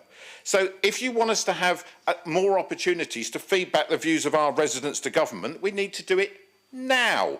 So it was really important to me, because I promised in this chamber that I would always sound check with you and get feedback wherever possible, to give you the opportunity to comment. If you would rather that we didn't bother and we just went off and carried on fighting for hands off Portsmouth without you, I can assure you the Liberal Democrats are very happy to do that. And from what I've heard from Councillor Bosher today, so's he. So you're really putting yourself out on a limb here, but I'm going to leave you with a really stark figure that you don't know yet. And I wasn't going to mention this today because it's work in progress, but the provisional figure for the gap for this council as part of a new unitary on day one, it's provisional, but a lot of figures have been crunched. My suspicion is it's going to go north, not south, is £33 million. Budget gap on day one of a new local authority. 33 million quid in the hole on day one. If that's what you want, keep fighting for it, Labour. Thank you, Councillor Pitt. Ladies and gentlemen, as this is a noting report, colleagues, are you... Well, I know, but technically it is. Colleagues, are you happy to note the contents of the report? And do I hear a yes or a no? Thank you. Thank you. Now moving on to agenda item 9, modern slavery and human trafficking statement, and to receive the recommendations of the Cabinet held on the 24th of June of this year, which have been previously circulated. I'm going to call the minute. If you wish to either question or oppose the minute, please do say so. If it's not questioned or opposed, then it will presume that it is okay. Colleagues, so I'm going to call Cabinet Minute number 33, modern slavery and human trafficking statement. Thank you. That's not opposed, so that is accepted. Thank you. Okay. Now moving on to agenda item 10, the protocol for determining the main opposition group in the event of equal political group size, and to receive the recommendations of the Government Audit and Standards Committee of the 9th of July of this year, as previously circulated. I'm going to call the minute. If you wish to question or object, please say so, and if you don't, it'll go in as on the order paper. So, I'm sorry, Peter? Oh.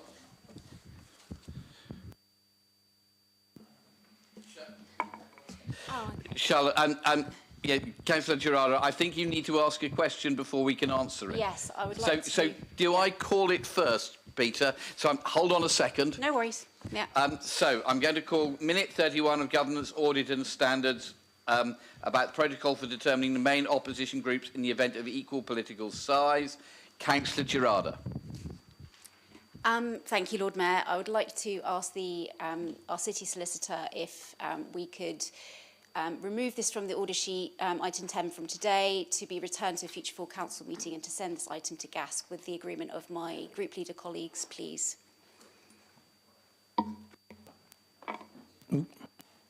Subject to the Chief Executive agreeing that, you can remove it from it, assuming that all the group leaders have agreed, and I'm assuming that is correct. Happy with that? First of all, thank you, Councillor Gerarda. Other group leaders, are you content with that to happen? Councillor Pitt? Councillor Bosher? Content, Lord Mayor. Councillor Simpson? Content, Lord Mayor. Chief Executive, are you happy for that to happen? Could you say so? Just for the record. Yes, I am. Thank you very much indeed. Oh, Yeah, oh. sorry. Chief Executive, I am shocked. You will become a twin of Councillor Lee Hunt. Mr. Bulff, I don't think you have to stand. I think it's actually only members have to stand. I think officers giving you advice are allowed to remain seated. Is that true? That is absolutely true. And do you want to find a microphone to talk into? That's absolutely true, Gerald. My knees. Excellent. Okay, colleagues, so I think everybody's in agreement that this falls from the order paper, and we'll come back to this at a later date. Thank you very much indeed. Okay, item 11, the process for nomination of honorary aldermen and to receive the recommendations of the Governance and Audit and Standards Committee held on 9th of July. I'm going to call the minute. If you object or if you question, then we'll get to it. If nothing, then we will go ahead with it as on the order paper. So, item 32, process of nomination of honorary aldermen. Oh, okay. Thank you very much indeed, Councillor Pitt. Your light lit up as requesting. No, that was some moments ago, Lord Mayor, when you ignored me. Oh, I'll try to make sure I do better. So, Councillor Bosher, thank you very much indeed. I think hold on a second, I need to get this right. I think the item is first introduced by the Chair of the Committee, who will speak to it, Councillor Horner. I think it's Holder. It's all the same. Councillor Holder, thank you. If you'd like to introduce the item. Yeah, thank you, Lord Mayor. This was off the back of a notice of motion, I think, beginning of the year, following Councillor Madden's proposal as a alderman. Subcommittee was set up, and they came back to us with this report. We've made a couple of little changes, mainly around the use of the word honorary. I think we changed it to outstanding service. And I think, other than one member of GAS, it was completely agreed on. So, happy for people to debate this. Thank you. Councillor Bosher. Thank you very much, Lord Mayor. It's probably more of a question, and perhaps the chairman can sum up at the end, because I don't fundamentally disagree with this. But having provided outstanding service, what exactly does outstanding service actually mean? Because I would have thought a councillor that has served 10 years in this chamber, and blimey, that's a penance for anybody, but by the same token, they're probably getting re-elected by their residents for having served them adequately, has provided exactly that. And why do we actually need these words? But having also said that, and I gave an example, and I will give the same example again in the group leaders, you could argue quite legitimately that former councillor Mike Hancock, who served the City Council for decades, was a cabinet member from the inception on day one of the local authority turning to a cabinet system throughout his entire career, probably provided outstanding service to this council. But having said that, the thing that stopped him, and I believe it was the Lord Mayor that was pushing for him to be given the freedom of the city, were extracurricular activities, I think is the politest way I can actually describe it.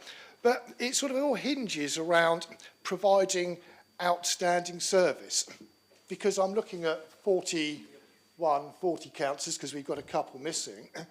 And I think there's an argument that every single one of them has provided outstanding service because they've actually sat in this chamber and provided a service to their residents. So perhaps the chairman could, when he sums up, explain what exactly that actually means, and by what metric you are going to decide what outstanding service actually is judged by. Thank you, Lord Mayor.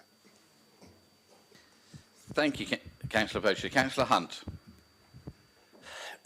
Well, as you know, I always abstain in these things anyway, because I just really don't see the point in aldermen. I think it's old-fashioned. I think that any money that is spent, and I've got Alderman Rapson here, which is very nice to see him, and we should acknowledge that he's here. It's good of him to come along. And they do, I know, meet as dignitaries from abroad and so on, and perhaps some councillors can't get there. But really and truthfully, it's like the House of Lords. I really don't see why we should be having unelected people represent us at all in any way. I think it should really be elected people. We got into this muddle, pickle or whatever, because our Labour colleagues didn't like the fact that Councillor Leo Madden was gonna get an aldermanship. They just didn't like it, you know, and they were looking around for reasons to stop him. And we heard from them, well, it's quite awful, really. We heard from them that the reason was his mishandling of the tower and all sorts of things like that. Leo Madden was a darn good leader of this city council, and he was a very good Labour representative that saw the light and moved to the Liberal Democrats. So I want to say too, Lord Mayor, if I may, that all of this is just academic. I mean, in like 24 months' time or so, the definition of what might be an alderman, if Labour get their way, will probably have to be gone over. There will be new standing orders, there will be new this and new that, and I've just looked online to see what they haven't. They say you've got to provide eminent services, not outstanding, but eminent. I suppose it's semantics. They mean mostly the same thing, but that's what they do over there. So the words are all going to have to be looked at and rejigged when this, if, and I hope it doesn't happen, this new huge mega council occurs. I'm sure Gosport will have a different definition to what it is. To Fareham will have a different definition. This is just one of the little small things that will have to be resolved in all of this, and officers are going to have to put their mind to it, together with all the leaders of these different places and different councillors. For God's sake, we can't even decide in this council, among 42 councillors, what qualifies to be a good alderman. Now, how crazy is that? We can't decide amongst 42 councillors, God knows how, when we have 99 councillors or 100 councillors or 140 councillors telling us what to do here in Portsmouth. How are they all going to decide how we are going to decide what makes a good alderman? It's just one of the smallest things, a smallest example of how ridiculous it's all going to be and how costly, because we're going to have officers sat down doing this. You know, already this is costing money. The paper is written on, the officer time to write the reports. This all eats into money. And for anybody set that up in the audience, all the notices of motion which you're all talking about earlier on, everything depends on funding. You have just heard the 33 million that Councillor Pitt has said that the new council, if it comes about, will be in deficit by 33 million. How the heck are we going to do climate change on 33 million pounds of debt? How the heck are we going to do all these things in place? Councillor Hunt, could we keep to the point, Yes, I am. please? I'm going to come to my point. I'm drilling my point down. And how the heck are we going to fund these aldermen and all the reports and the changes that we need, which we're talking about today, to do this? And I say it's all baloney. It's real baloney, and I don't agree with Alderman. They do a jolly good job. Thank you, Alderman Rapson, and they mean very well. But I think the time has gone. I think it's time for change. It's real change, and I think the aldermen are over and done with. Thank you, Lord Mayor. Thank you. Councillor Heaney. Thank you, Lord Mayor. I'll try and be helpful. I mean, I think it's clear that all Councillor Hand is in a minority of one within his group, so I'm quite happy that, well, fine, but yeah, and a lot of it was, well, a lot of what you were saying was essentially irrelevant. I mean, I think in the issue of outstanding service, this is why the group came up with this idea of a statement from a nominating councillor, and that is what demonstrates outstanding service. It's the statement that is provided in support will demonstrate whether there is outstanding service, and that is, I think, the key to that. Thank you, Councillor Heaney. Councillor Brown. Thank you, Lord Mayor. By virtue of the fact that I'm Vice Chair of the committee making this recommendation, I will be supporting this item. However, I think it's important to note during our deliberations that despite the amendments as mentioned by Councillor Holder previously, the committee had, I think, what's best described as an upswelling of apathy regarding the adoption of this process.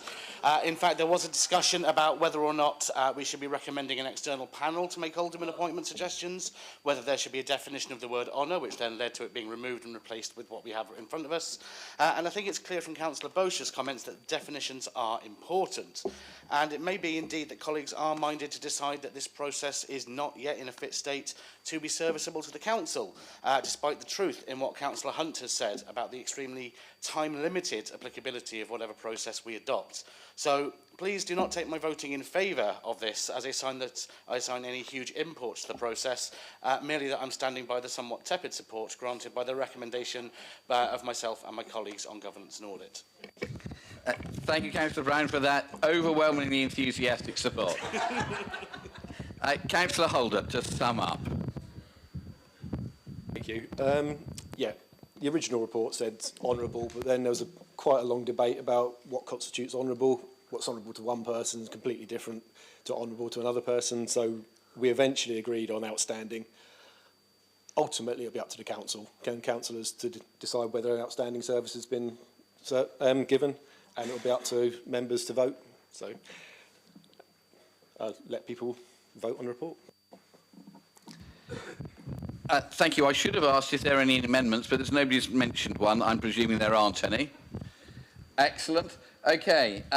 Ladies and gentlemen, we're coming to the vote. Can I see all those in favour of accepting the report from GANS, please show.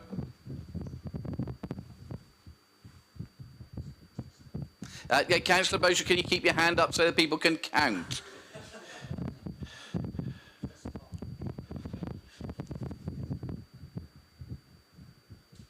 James, have you finished?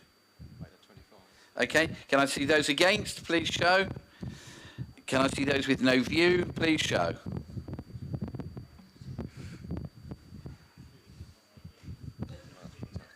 Okay, thank you very much indeed, ladies and gentlemen. That is carried. Okay, moving on. We're now on to notices of motion. We've got 7 notices of motion before us today. And they'll automatically be dealt with in this meeting and not referred elsewhere. So, motion A, planning positive progress, proposed by Councillor Benedict Swan and seconded by Councillor Simon Bosher. Councillor Swan, are you happy to propose this? Oh, I have to turn your mic on, sorry. I am, Lord Mayor. Thank you. Councillor Swan, if you would like to introduce the motion. Second. No, oh yes, I'm terribly sorry, Simon. Councillor Bosher, would you like to formally second it? Formally seconded, Lord Mayor. And would you like to reserve your right to speak? Indeed I would. I'm glad to hear it. Councillor Swan. Thank you, Lord Mayor. Planning is one of the issues raised most regularly by residents in the city. Concerns over impact of the density of development and the effects on communities cannot be overstated. Let me be absolutely clear. I fully understand the planning policies and guidelines, despite what some may think. I just don't agree with them. As I state in my motion, governments of all colours have failed spectacularly to acknowledge the unique and severely limiting geography here in Portsmouth, while simultaneously hitting the city with ever more unrealistic housing targets. And yet there are voices calling for even higher targets, whilst we are left to wrestle with inflexible and illogical planning regulations. Time and time again, we hear how there is nothing that can be done as it's all down to planning law. I think it's high time that the Housing Minister was invited to Portsmouth to meet with any members that would like to discuss planning issues with him and how we can move forward.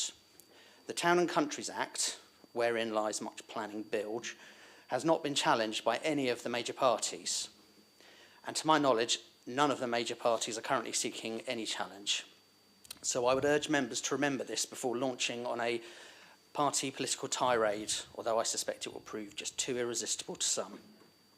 Quite frankly, residents are feeling planning is being done to them, and they also feel that in contrast to the working relationship planning has with developers, they are treated as an annoyance rather than an interested party. Let me be clear that I fully understand and appreciate the need to work with applicants. I work in the HVAC industry, where collaborative working is paramount to deliver small and major projects. However, it's vital that everybody be afforded the same level of customer care, whether they are applicants or interested parties. I do appreciate how busy planning and many, if not all, departments are, but we mustn't ever forget that we all work for the residents of the city, and this council receives no money that doesn't come in via taxation in one form or another from our residents, and as such, as I've said on many occasions, they deserve to be treated as our liege lords, as that is what they are. This motion also asks for the planning department to work even more openly with residents to ensure full clarity of the entire planning process, and that any discrepancies or ambiguities are addressed fully and with transparency. This shouldn't be taken as criticism, but rather as an effort to try and clear up some of the grey areas that exist between residents and planning. As an example, there has been a change to the planning portal with wording changes around commenting, and there has been a running disagreement as to whether there is a change or not. I can tell you that I have the original wording and the current wording, and it constitutes a change. However, it's been iterated and reiterated by senior planning officers that there are no changes. We also frequently hear mention of the same people objecting to applications, but when the wider process puts obstacles in place to prevent objections, say nothing of the very real and frightening threat of litigation just for voicing an opinion, then this is hardly surprising. We really need to be looking at best practice when it comes to displaying residents' details on the planning portal. It's a cut and thrust subject, and we must ensure that everybody can be heard without let or hindrance. I want to go on record here in recognising those residents who show pluck and passion in persisting to stand up for their communities and their city. Time and time again, I have moaned and complained about all recent governments, including my own, which all parties in this chamber have participated in, and about the Westminster bubble, and that so many decisions made in Whitehall have no relation to the lived experience of our city and her residents. I firmly believe, as I always have, that no party has the monopoly on good ideas, and it's extremely frustrating when you see MPs who parrot the party or government lines rather than representing the views of their residents. Representative democracy is not a spectator sport. Either fight for your residents or get out of the way. I frequently disagree with my party at national level, and I'm not shy about saying that, although that is perhaps because I'm a true small c compassionate conservative who holds firm to my views, and I'm not looking for the next photo call or social media bandwagon to jump on. And so in that respect, I have little in common with many in the Westminster bubble. The very serious point I want to make here, though, is that there have been and will always be laws passed by governments of all colours that will turn out to be wrong, illogical, and some will even be morally and ethically questionable. And when faced with such laws, it is on us to stand up and be counted and say, we will not have government done to us. We will fight for common sense. We know our city better than anyone sat in a cosy office in Whitehall, and we know what is right and wrong. This is the opportunity to allow us to do this, to allow us to make our arguments to the Minister, to represent our residents' views, and to seek to help government see the unique and challenging situation we find ourselves in as the only island city in the country. We can keep on rolling out the same old arguments that it's all central government's fault and continue walking in circles, or we can take the argument to government and make ourselves heard. Since I originally submitted this motion, things have become ever more urgent with the government's plan to limit democratically elected members' involvement in scrutiny of planning applications and handing complete control to unelected officers, Whitehall bureaucrats and developers. This proposal should strike fear in the heart of anyone who treasures our democracy. We have been chosen by the residents of our wards, the residents of our city, to speak for them and, where necessary, to argue for them on matters that affect them and our communities. Hollowing out the planning process to remove dissension and debate is what I would expect from a failed nation, or perhaps the current US Congress. Not our great democracy. My fear is that this move is in preparation for a more insidious decision to be made down the line, and that they want to ensure that nothing can be stopped. It remains to be seen. Thank you. Thank you. Councillor Madrick Jr., nice to see you. Have you any interest to declare? Whoops, I have to turn that on, sorry. No interest to declare. Apologies for lateness. Lord Mayor, I was in with the Fire Authority and I thought it was pertinent to stay because there was something about Portsmouth which I believe the Chief Executive and leaders being briefed on tomorrow. So thank you very much. Okay, Councillor Mason. My Lord Mayor, if this motion is passed, and I'm not prejudging it, I'll be happy to do what is requested of me in this Council resolves at the end of this motion. I'll be happy to do it, but I would like to make a couple of comments about Portsmouth.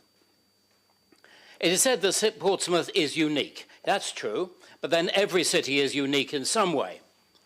But Portsmouth has a most unusual distinction of being an island surrounded by water, together with quite a narrow strip of land running to the top of a steep, and if you're my age, very steep hill. It is very densely settled and is a home to a range not of very important, very technologically advanced, very land-demanding industries, which are of the highest importance to the future of our country. We therefore have to take the planning of this city very seriously. If, however, you are a junior civil servant sitting behind a desk at number 2 Marsham Street, the home of the Ministry of Housing, Communities and Local Government, I think that's what it's called this week, looking at the Ordnance Survey map of Portsmouth, you would note plenty of green spaces, a lot of green spaces, a lot of open land. What you would not realise, however, at first glance, is that Farlington Marshes has the highest level of environmental protection of almost anywhere in the UK, that Southsea Common is Grade 2 listed and therefore could not be built upon, that Milton Common and Horsey Island are made up of thin soils over some seriously contaminated waste, and that the substantial reclamation of land in the 2 harbours is, for various reasons, not possible. We did put forward the idea, members will recall, a few years ago. And then there remains, of course, Tipner West. The dearth of development land is underlined by the HELA, Housing and Economic Land Availability Assessment, which is currently being carried out as part of the work on the revised submission of our local plan. What we have found is that there is very little land available housing, and most of that which is available in very small pieces, thus difficult to develop.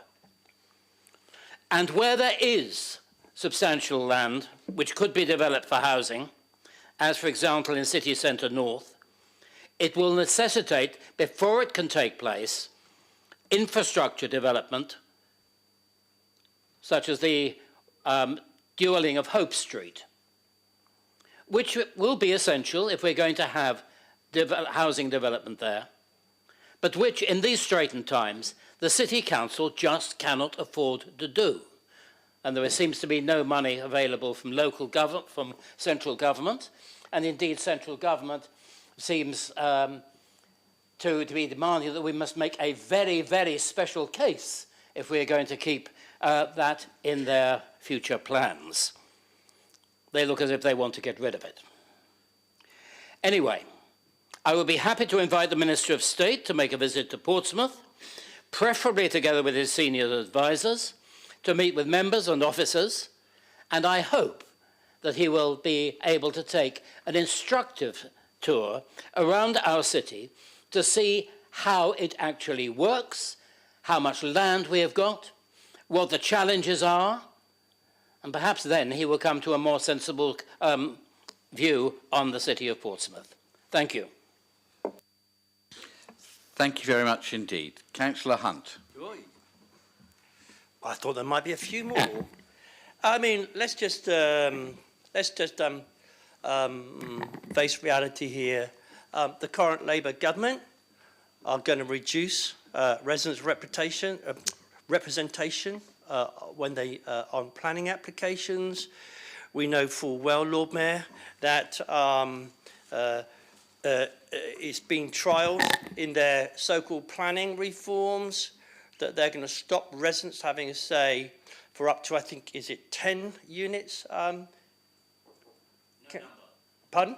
No number is given. No number is given, but they're going to stop. They're going to have them decided by unelected planning officers behind closed doors on a desktop. So whereas if your neighbour was going to submit an application for their conservatory next door or an HMO, residents will not be able to have a public say.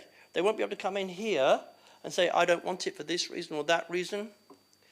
And the councillors will not be able to try and persuade the planning inspectors, government planning inspectors in Bristol to agree with the local planning authority here. So Labour say they're for localism. Back in 2021, they said they wanted people to be able to object to medium and large scale developments. Now they're in power, they have totally U-turned, and they have launched a war on NIMBYs, not in my backyard. And Keir Starmer said we are going to become YIMBYs. Yes, in my backyard. Some people might be glad to hear that, but I can tell you now that representation, transparency, and all those things people keep talking about, and indeed the Labour Party talk about the most, ironically, is going to disappear when it comes to planning. And we're moving forward with this all the time.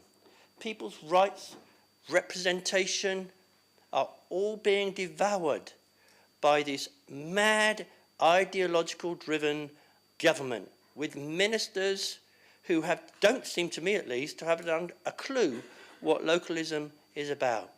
Taking rights away from residents, taking away their local representation, and particularly on planning and around HMOs, all those things we see at the council each week, week in and week out. And we have rules here, which the Lib Dems have brought in, to make sure every single one comes to the planning committee.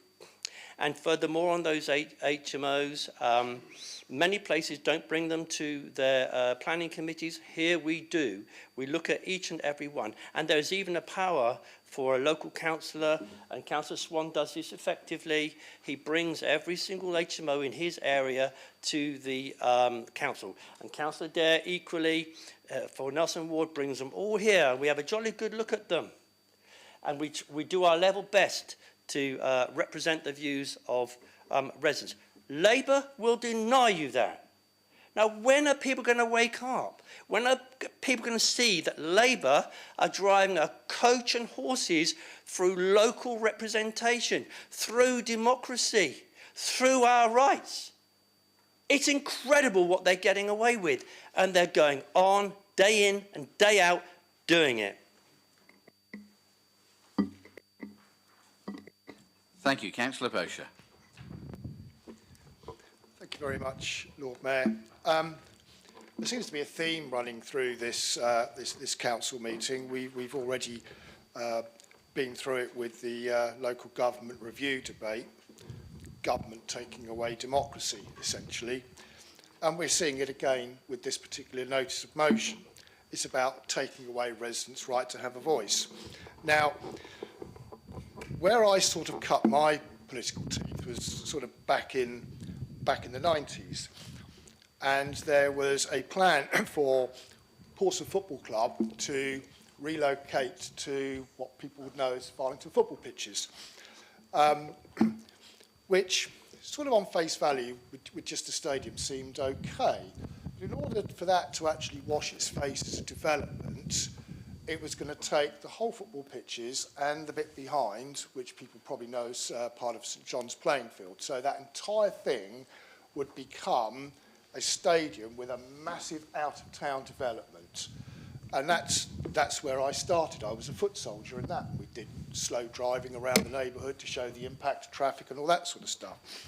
Now,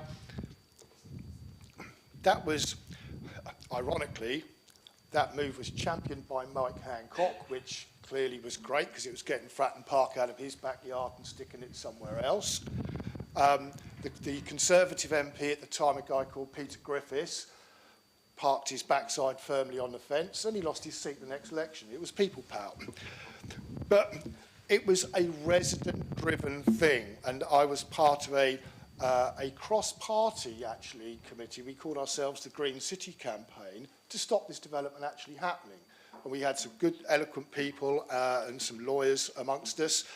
And we managed to get it to go all the way to what was then the office of the Deputy Prime Minister, who oversaw all that sort of stuff, who, along with listening to us and probably about 40,000 Brent geese at the same time, decided that it was not going to happen. But it was the residents that actually drove that and actually made it happen. And bless him, Lord John Prescott was the one that made that decision, and he was like, no, I've listened to the people, they put forward a good case, and it's not actually happening. That was probably a very, very good example of residents fighting for something that was totally inappropriate for their area. Incidentally, there were quite an awful lot of people that supported that because they wanted Fratton Park to stay exactly where it currently is. But that was perhaps a bit of a side issue. But what we have with the current government now, and 1.5 million new homes over the course of the Parliament, come what may, is that things like that the residents would not get that say. That would go. That would be imposed on us, and those football pitches and that wildlife area would be gone. And I think the comment was made earlier on, I think it was probably by Councillor Hunt, about people looking in an ordnance survey map and saying green spaces here and green spaces there. I'm not sure it's Councillor Hunt or Councillor Mason. You also look at places like Portsdown Hill. We've had people try to develop on Portsdown Hill before, even though it is a triple SI. That will get taken away by some mandarin in local government, and that facility will go completely. Now, I listened to some of the deputations earlier on about the climate change, and one of the comments made by Paula Savage, who's been a regular campaigner for the Labour Party, she mentioned poorly insulated homes in a densely populated city. Yeah, a densely populated city. Now, we are a densely populated city anyway. I don't like the phrase island city, but then I wouldn't because I live in Farlington. But by the same token, we are largely surrounded by water. You go any direction, and at some point you're going to get wet feet. It's not that we can expand like anybody else. We are a densely populated city. And my fear is that places like Farlington football pitches, Rugby Camp, Portsdown Hill, and God forbid places like Southsea Common, do you really think the fact that it's Grade 2 listed is going to stop a Labour government from building on it to meet housing targets? I don't think so. That's what they're going to do. I think we need to get this minister down here. We need to put them in front of people, not just Councillor Mason, but the council, to point out the issues that we have in this city and basically say, enough is enough. We cannot meet this. We've got nowhere to put these places unless we start tearing up triple SIs and Grade 2 listed areas and building on green fields. Now, I'm looking at the Labour group here because if that's what you want, you can't play climate crisis on one hand and then sit on the fence when it comes to planning applications and the way planning applications are handled on the other hand, because the two are not compatible. Thank you very much, Councillor Bosher. Councillor Swan to sum up. Thank you, Lord Mayor. Not too much more to add. I just want to say I welcome Councillor Mason's comments. He clearly shares my frustrations. I wholeheartedly agree with Councillor Hunt. I know, I'm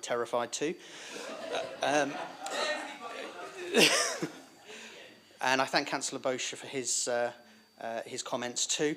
I do have to highlight the work that Councillor Simpson, Strudwick, Dent and Tyndall have done on local planning issues too.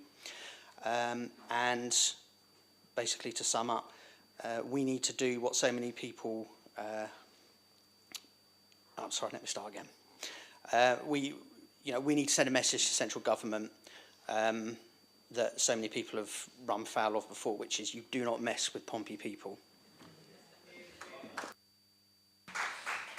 Thank you very much, Councillor Swan. Okay, we've come to the vote. Can I see those in favour of the proposition, please show? That looks to me as if it's unanimous, but just to check, anybody against? No, you can't vote twice. Okay, thank you very much indeed. Councillor Swan, just an observation from me. It seems to me that the parties in Westminster all have one view across all political parties, that they want to push more housing. And locally, we all know across parties that it's stupid. So it's not a party political thing, it's a difference between national and local government where there is a very different view. So thank you very much indeed, colleagues, for a debate. Can we now move on to motion B, improving air quality, proposed by Councillor Matthew Winnington and seconded by Councillor Peter Candlish. Councillor Winnington, are you happy to propose this? Councillor Candlish, are you happy to second it? So proposed in my name, Lord Mayor. Happy to second and reserve my right to speak. Thank you very much indeed. Councillor Winnington, if you'd like to introduce. Thank you very much. It's a real pleasure to propose this motion today. Air quality is something that touches on some of the stuff we'll be coming to in the next motion, so I'll keep it relatively tight on air quality itself, but it affects all of us. I draw attention to colleagues to item 4 in the council notes, which is about the tragic case of Ella Adu-Kissi-Debrah, who some of you who've been on the council a very long time, but pre-pandemic will know that I referred to the case of this when this was still going through to its second inquest. At the time, we weren't able to give any definitives until the inquest decision came out in December 2020. But she was the first person ever in this country to have her cause of death to have a cause of death of air pollution. And that was a real sea change. Since then, there have been many more. But that was a real sea change because it showed that air pollution is not something abstract. It's not something we just think about as being, oh, it's just about particulates in the air, or it's a bit of dirty air or whatever. It actually affects people, real people. And in this case, a child, a small child, someone's daughter, someone's granddaughter, friends, etc., etc. And it wasn't even as if she lived right next to the road it was on. It was the South Circular Road, and she lived, I think it was 120 metres off it, or it was more than on the doorstep. But still, it caused her death. So for all of us, air pollution and having clean air is really critical, because we have to think about it not just in terms of our own health, but it's about the health of the people of Portsmouth. And so this notice of motion really does show the work that has gone on in this city, and there's been a huge amount of work that has gone on in this city over the last few years, but also about the things that we're asking for more support on as well. So obviously we've had things in the city we've been worked extremely well on. So promoting active travel, getting our funding for buses, especially our electric buses, promoting ways of people living healthier lifestyles, and other aspects, including, of course, our wonderful the work we've done in the port to make sure that we can charge ships with electric charging that therefore don't have to be big emitters of fossil fuels. So I'll come to the council resolves area because I think this is the nub of it. So it's about continuing to support the things we do on the council, including Clean Air Day, the free bus fare weekends and sustainable transport. And that sustainable transport is everything we do, so whether it be walking and cycling, whether it be other ways of things like car shares, so we have our the car club that people can get involved in and everything like that. And of course things like electric car charging points and getting those up and about, which of course is part of our second point as well there, because the more we have there. One of the interesting things, of course, about electric car charging points is that this council is ahead of the game, actually significantly ahead of the game. So we took the funding and we've been investing that very early, but this is going to be something that everywhere in the country is going to have to catch up on, and then it's going to go much further. So this is not, so the further we're ahead now, the better it is, but eventually we are going to have charging points on every street. And multiple charging points on every street, because that's how people will be having their cars, because the more and more we get hybrid and fully electric cars. We've talked today about where the government is interfering on things they shouldn't locally, and this is one of the problems I have with the government, is that they're not actually concentrating on the things they should be leading on nationally. So one of the things that we're asking for here is for them to do a national scrappage scheme. Now, in Portsmouth, we've been asking for a scrappage scheme for quite a number of years. Before the Clean Air Zone was brought in, which has now started to bear fruit, but is only in a small area of the city. One of the things we asked for was a scrappage scheme in this city, which would have made a massive difference to that. But we're now asking that that's not enough, because we recognise that we need to have a scrappage scheme for the whole country. And then the last bit is the part about tackling air quality issues through national legislation. In the end, national government is the place where things like air quality have to be tackled, because we want to stay as Portsmouth on our own. Even if we're a larger authority, if we do come into a larger authority, we're going to be affected by air quality outside even that authority boundary. So we need the government to really work hard to say net zero is something that's going to happen, but they need to actually make it happen. So the call in this is for the government to actually concentrate on the things they really should be concentrating on and not interfering on things they wasn't. I think that's the theme of the day so far. Thank you very much, Councillor Winnington. Councillor Candlish. My Lord Mayor, the motion to which my name is attached already sets out many of the key points, but I think there are a few things that are worth bringing out. Firstly, we always need to act on the basis that no level of air pollution is safe. Experts estimate that more than 5 times as many people in Portsmouth die from air quality related issues as die in the much more commented upon road transport deaths. Improving air quality is an important public health issue. But beyond helping those with asthma and other health conditions, cleaner air is also just nicer. Climate change and changing consumer habits are driving more pavement consumption, for example, in food and beverage. And as someone who regularly walks and cycles around the city, I can tell you that it's not much fun following after a dirty diesel or petrol engine. Good air quality is an important amenity benefit as well. So I'm therefore very pleased that the government has recognised, indeed has been commended by the government for its long-term programme and wide programme of actions to improve air quality in the city, and particularly on the nitrogen dioxide levels. The Council has had success in doing this, not just from transport, but also from actions it's taken around how it runs council buildings, through solar installations, insulating properties, and from its many efforts to green the city by planting trees and other such things. All of these things help. As a result, I'm very pleased to say that we've got very robust scientific evidence from over 15 years of data that shows that air quality in the city is improving. Indeed, We're now below the government's own standards of 40 micrograms per cubic metre on an annual basis of NOx across the whole city, with the exception of one site.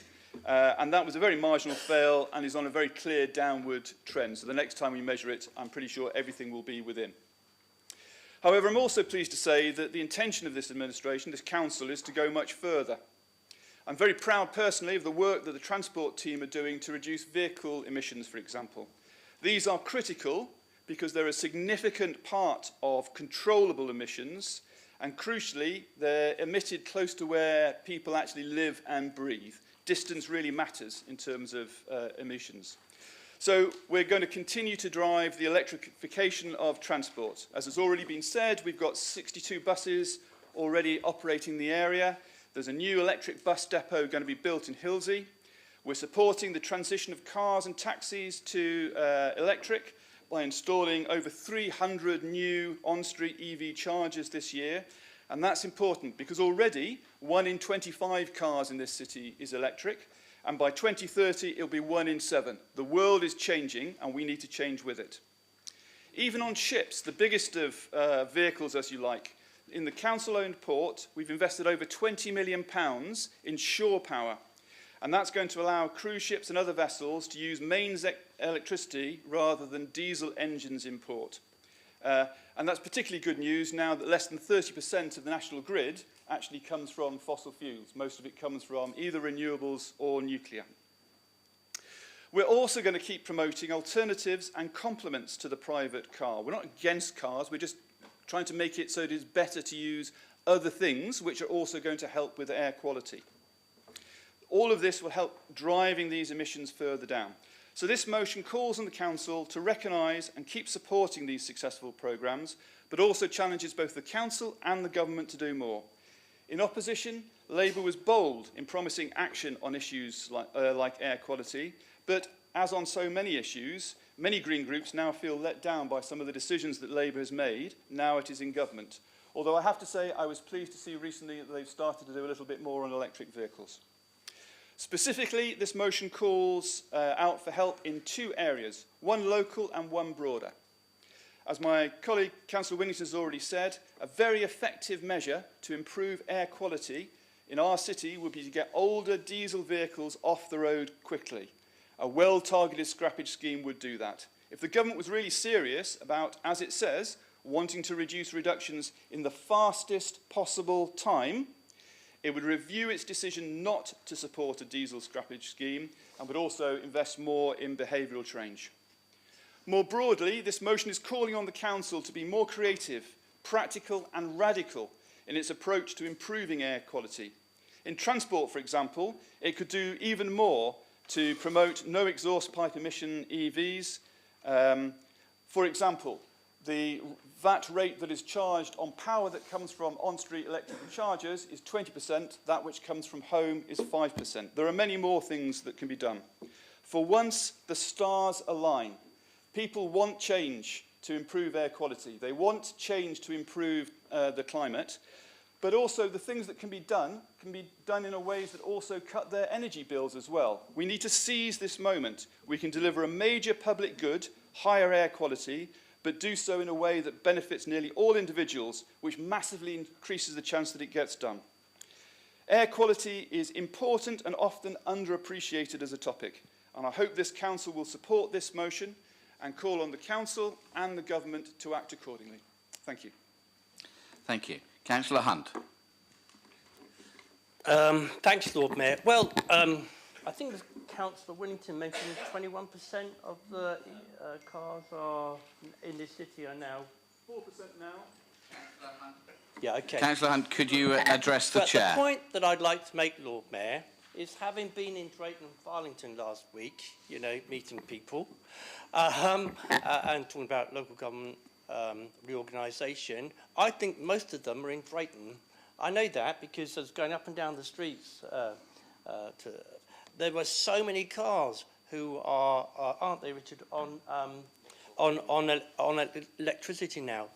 But the serious point I'm going to come to is that people who are well off can afford to trade in, as this motion acknowledges, trade in their cars to buy a new car or to buy an electric car. They're very expensive. I think £30,000 or £40,000.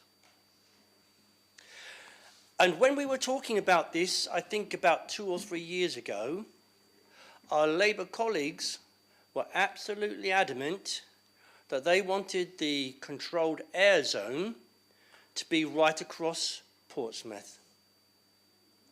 We said to them, that's fine. We understand that, but we disagree. Yeah, you did, way back. You said you wanted the controlled air zone extended. You have to wait till I finish the next. Or she wants to make a point of order, Lord Mayor. Councillor Gerard, do we have a point of order? 39A, it wasn't all of Portsmouth. It was to cover a wide area, yes, but to include Fratton Road, because there is a lot of congestion and pollution there. It wasn't a CAS for the entirety of Portsmouth. No, my Lord Mayor. Thank you. Thank you very much indeed. Councillor Hunt, if you'd like to carry on. Thank you very much for that clarification, and I apologise. But my memory was slightly different, but I accept what you say. They wanted to make it bigger. And the reason that we didn't want to make it bigger is we knew we could arrive at this position now without penalising the less well-off people in Fratton and in Paulsgrove and other places like that. So when they move into the controlled air zone, that they would be penalised because they were driving cars that did not conform. So we have arrived at this happier situation. It's not perfect because we need to get rid of as much air pollution as we possibly can because it is bad for you. There's absolutely no question about it. But I just think it shows the difference between this Liberal Democrat administration and what an administration might look like under Labour, which is probably never going to happen now. It is that we are not driven by ideology. We are driven by things that work and by pragmatism. So that's the point I wanted to make, Lord Mayor. Much obliged to you, and apologies, Councillor Corrado. Thank you very much indeed. Councillor Winnington, do you like to sum up? Thank you, my Lord Mayor, and thank you for contributions from Councillors Canlish and Hunt. I just want to bring it back to the point of people, and this is about human beings. This is not about an abstract. This makes a real difference to people's lives. Like Councillor Canlish, I cycle around the city. Indeed, I don't drive, so I get everywhere around the city and indeed beyond. Just over the weekend, I went to Rugby. I cycled to the station. I got on the train. I cycled from station to station in London, got on the train, and I cycled to where I was going in Rugby. That's how I get around. And so you get to understand. So, you know, I wasn't just going about the air quality in Portsmouth. I was also going in London and in Rugby as well, which just goes to show how important the bit that we're saying about the government needs to step up about some national things like national scrappage is really important, because we all go around in other places, don't we, in the country. We're in Portsmouth and we want the best for the city, but we also want it when we're going to see friends or family in other parts of the country. If we're going on holiday, whatever it might be, we want to be in somewhere with good air quality. And we don't want to put friends and family at risk. And it is those people who are next to poor air quality, high emission areas all day, every day, that are most at risk. We're really fortunate this morning on the Cabinet. We had a briefing about the upcoming air quality strategy that the City Council is doing. And that will be coming out to everyone to have a look at a bit later on in the year. And I'm really encouraged by that, because that really fits in well with the work we're doing on this, but also sets us those goals that Councillor Canlish in particular has been talking about where we want to be. We don't just want to be good enough, we want to be better than good. We want to be more at what the WHO is saying in terms of our standards of air quality, rather than just what the British government does, which is lower. I don't know why it's lower. Maybe that's, again, something else the government should be looking at, to say, under the Conservatives, a bit lower. Maybe we should be raising those air quality standards a bit higher into the future. And then we have the issue of our neighbours. As we've been talking about, we could be going in with our neighbours into a larger authority, but even if we're not, we have to recognise that we have to work very hard in Portsmouth because some of our neighbours do have other issues with air quality, not least someone like Fareham. So Fareham, a few years ago, you had the then leader of the council, Sean Woodward, very proudly announced to the world when they were noted to be the most car-dependent authority in the entire country. Now, when you've got the most car-dependent authority in the entire country on your doorstep, you can imagine how many emissions they have there because not many people are using active travel. And of course, air quality moves, especially with prevailing winds, which comes from the west for us most generally. So for us to make sure that we're working here to make sure our air quality is as good as possible, it's also, again, important to have those strategies from governments that can help us with that.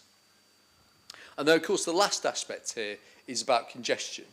So the more we can get people into clean cars, so into hybrid or electric cars, the better it's going to be, because at the moment we still have this thing about we have many more cars on the roads. I mentioned I moved here 23 years ago.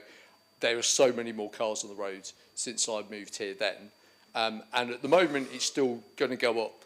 So it's about us continuing to make strategies, to make the cars that are on our roads as clean as possible, but also to try and get people out of their cars where they don't need to use it and encourage those active travel things. So I'm really pleased to propose this motion. I hope everyone can support it. It's really important to the city. It's really important to the people of the city. And as Councillor Canley said in his speech, it is a public health issue, but it's also an issue for all of us and all our friends and our family members. So, motion to the Council, my Lord Mayor. Thank you, Councillor Winton. Can I see those in favour of the motion, please show? That looks unanimous. Thank you very much indeed, colleagues. Just in case, any against? No, I don't think so, unless you're voting twice. No, because they can't have voted. If they voted in favour, they can't abstain as well. Are there any abstentions? Oh, sorry. Councillor Madgwick, my apology. I thought good sense had broken out across the council. Then we need to note Councillor Madgwick's abstention. Thank you very much indeed, colleagues. Motion C, accelerating climate action on the climate emergencies, proposed by Councillor Judith Smythe and seconded by Councillor Charlotte Gerarda. Councillor Smythe, are you happy to propose? Let me propose the motion. Thank you. And reserve my right to speak, Lord Mayor. Thank you. Councillor Gerarda, are you happy to second? Happy to second and reserve my right to speak. Thank you, Lord Mayor. Councillor Smythe, if you'd like to introduce the item. I'm really glad to be following on from the excellent report on air quality, and some of what I'm going to say would make those reports much better in the future. At the moment, what I'm going to propose is a more systematic, more urgent, more quantified, more measured approach. Excellent report, and you have done some great things on that area. So thank you for that. The climate emergency that we declared on March the 19th, 2019 has been somewhat superseded by the idea of a climate breakdown, but nevertheless I'm talking about the same thing, and both are urgent and require quick and measurable and coordinated action.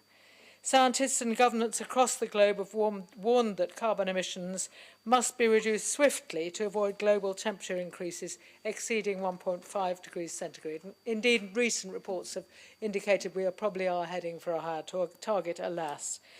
And that if we do exceed the critical threshold, there'll be a very critical threat to global ecosystems, and in some regions may make some parts of the planet uninhabitable for both people and wildlife. David Attenborough approaches 100 years of age. His message remains urgent, and clear action must be taken, and taken quickly, and measured and reported to the citizenry in a measured way. Your report on air quality could have been made a lot better if you'd expanded the reports where you do give us an indication that you're measuring what you're doing, but if you could actually give some measurable milestones that we're going to achieve, some ambitious milestones quantified, that we could then monitor, and the citizens and indeed the rest of the council can hold you to account more firmly. When we approved unanimously the climate emergency motion, I recall, and indeed we've seen quoted, the absolutely wonderful speech made by the leader of the council, who's now leader of the council, Steve Pitt, deputy leader then, about the impacts of climate change are here. It's really a very good speech. Despite this acknowledgement, the pace of progress has not yet matched the scale of the challenge. Or has it? We don't know, and that's the point. We need to know by having a published baseline and some published quantified ways of seeing what the cumulative effect of all the great work we are all doing together is achieving in terms of impact. We've produced multiple strategies and action plans available on your website. And these documents, though well-intentioned and indicative of some good progress in some areas, lack a clear commitment to driving and manage rapid change. They don't sufficiently outline stakeholder engagement, public participation, or a robust understanding of the city's current carbon footprint. Furthermore, they fall short in setting out when and where major emissions reductions will be achieved. I mean, I hope that we're not going to get, you know, the usual response from the administration, which is a kind of really upbeat and cheerful description of everything you'll be doing. And to try and forestall that, I'd like to thank you all for doing all the actions you're doing. You're doing some really great and exciting things, especially under Councillor Kimberly Barrett's leadership of that portfolio. I'm impressed. I boast about what Portsmouth's doing, but you don't need to just go on listing everything, because I still don't understand what the collective impact of all those decisions are on reducing the carbon footprint. And I should do by now. It was one of the things you agreed to do when you approved the March 19th climate emergency motion that I put forward. You remember I had quite a tedious list of things you needed to do. And actually, if you go through that, some of them were rather boring, rather practical, and they were about having a baseline against which to find out how well we're doing. It isn't a ragbag of lovely good stories. It has to be a programme of rapid change based on what we know about how to manage programmes. I mean, we have done this before, and it's rather useful to look back at COVID. The Council convened an interagency cross-party steering group. We were asked to by the government, actually, and they should be asking us to do the same for climate change. Led by the Chief Executive, Council Leader and Director of Public Health, an experienced officer was tasked with compiling and updating detailed data. I was on the committee here. Updating detailed data, producing regular reports with clear numerical indicators and trend analysis. Lots of little graphs. It helped us to get through that crisis. And a similar approach is required for managing the climate emergency strategy.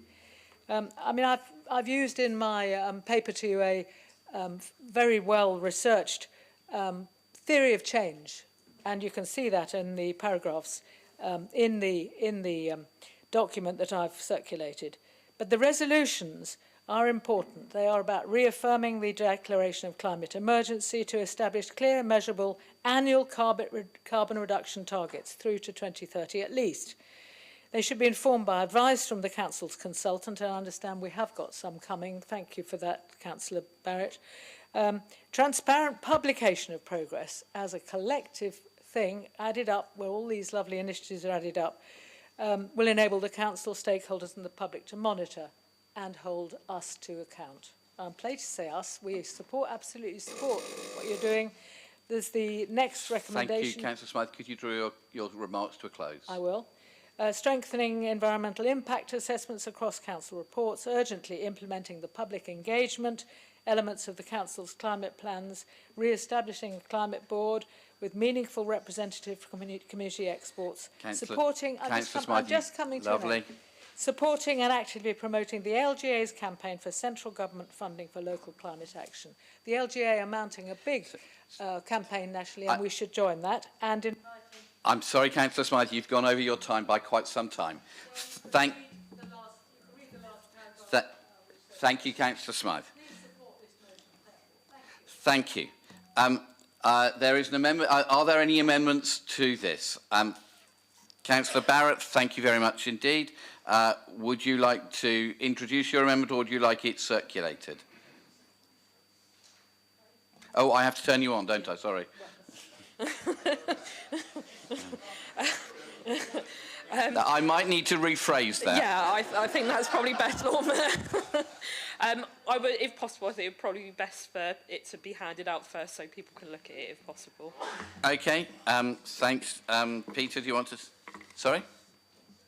I told you have to propose it first. I'm happy to propose. And Councillor Candlish, are you happy to do your job as seconding it? I am willing to do my job, Lord Mayor. Thank you. Councillor Barrett, how long do you think people need to be able to read, learn, understand and appreciate this? A couple minutes, please. Okay.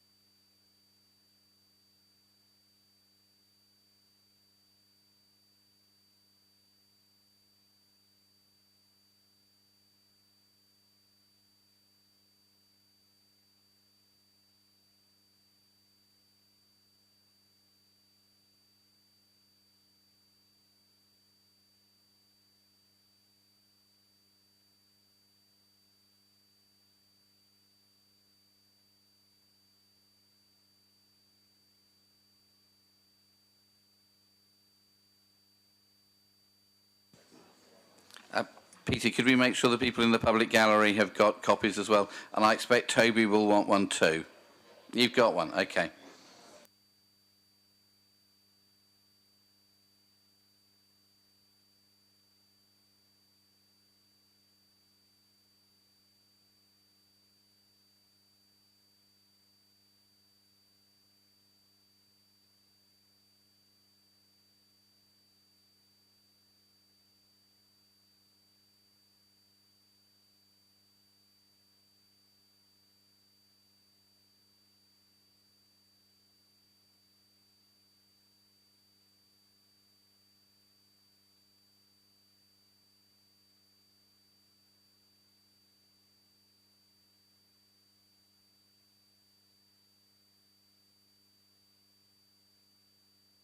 Councillor Barrett, I think we need to let people have a little time to read.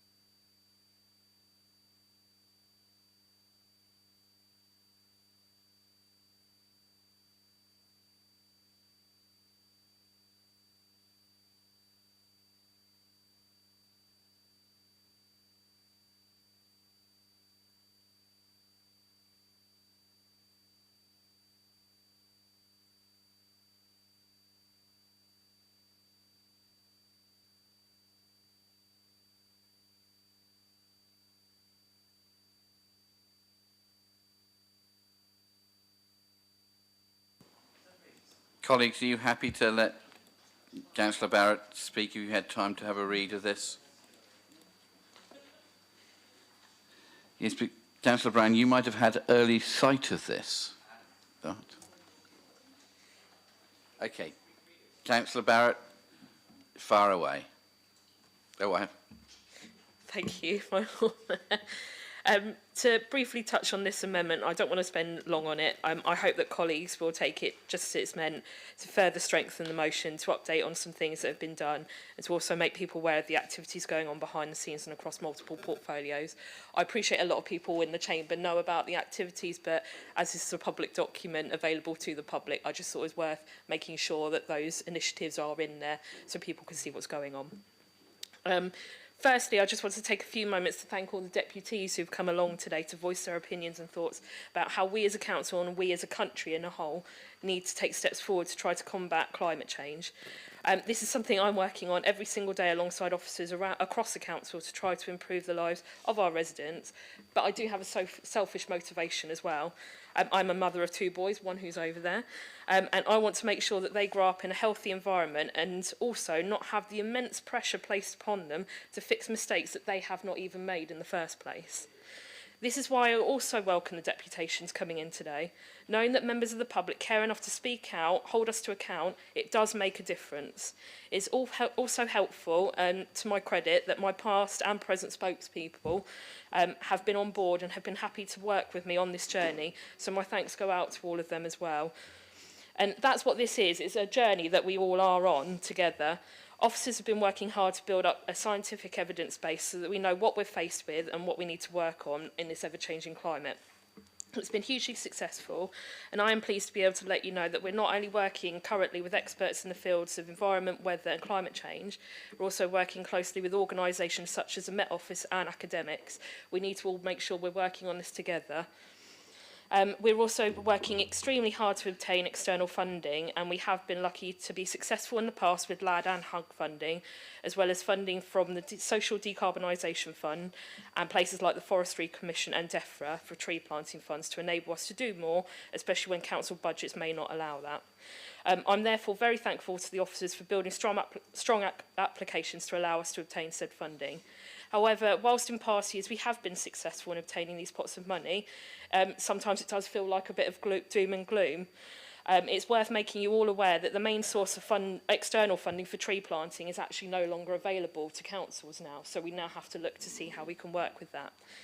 When it comes to the Warmer Homes programme, it was great that it was oversubscribed, but the Warmer Homes programme was oversubscribed by 3.5 times. So surely that shows the need that people want to install energy-saving measures. Even though we are considered a safe pair of hands and we have a number of councils join our consortium, which brings the consortium level up to 31 councils we oversee, we have seen a massive drop in funding allocated to us, and that was a drop of 70%, which is significant for us as a council and surrounding councils.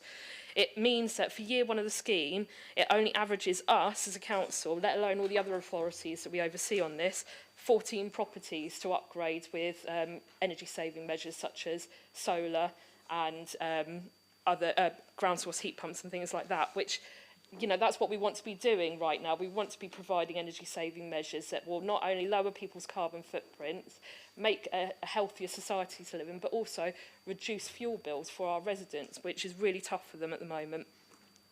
In past years, we've far exceeded the number of 14 properties per authority, and we are already oversubscribed with people on a waiting list, so we haven't even opened up applications, and we're already oversubscribed.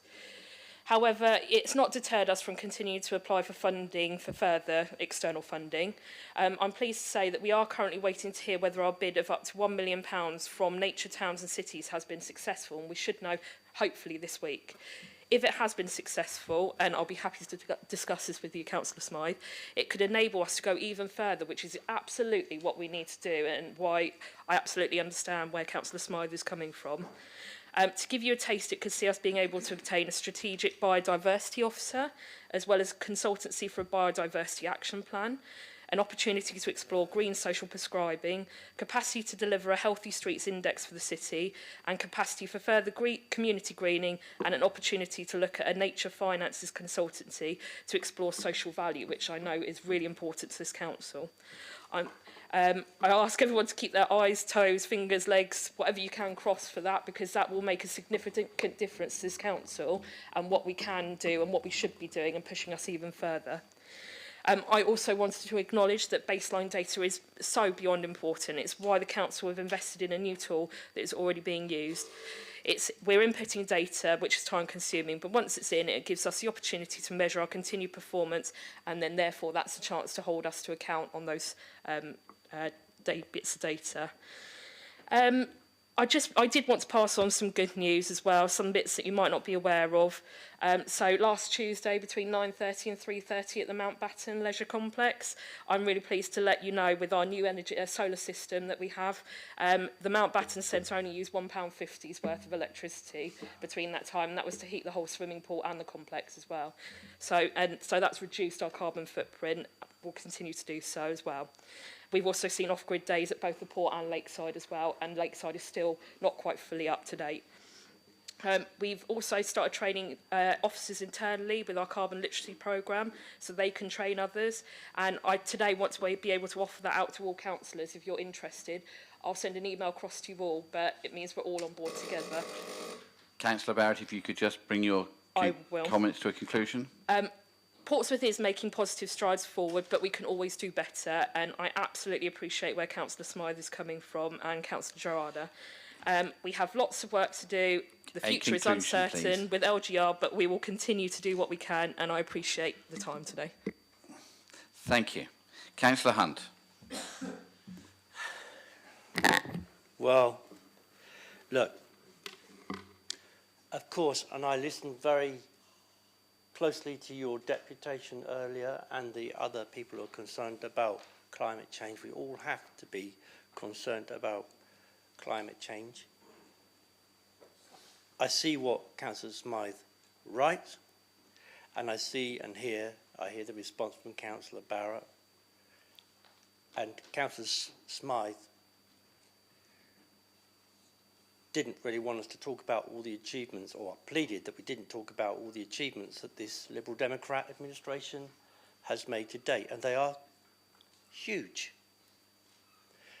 And they're done by working collegiately with partners, and they're done by a practical and pragmatic approach, and by employing officers. Hold on a second, Councillor Hunt.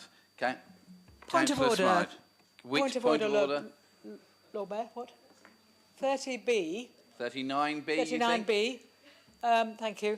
I wasted some, well, not wasted, but I deliberately put in my speech a considerable amount of praise for what you've done, and a considerable amount, and I didn't want to waste time in this particular speech repeating that list. And I think that what has been said by Councillor Hunt is very misleading and quite insulting. Thank you very much indeed, Councillor Smythe. Councillor Hunt, would you like to carry on and taking note of that intervention? We didn't talk about what we had done too much. So what I will talk about then is their party's response to climate change. Do we forget so quickly, about 6 to 9 months ago, Labour dumping their green pledge?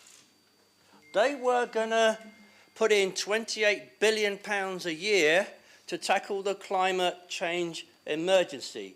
That's what they were going to do. And that they blamed the Tories for it, because they said that they were going to, the Tories had so messed up the economy that they couldn't possibly do this anymore. So in opposition, they promised 28 billion, they got in, and they've completely dumped that green pledge.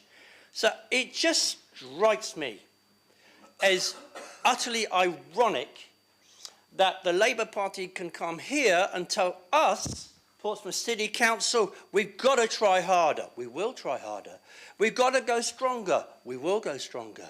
We've got to put more money in. Well, there's the rub.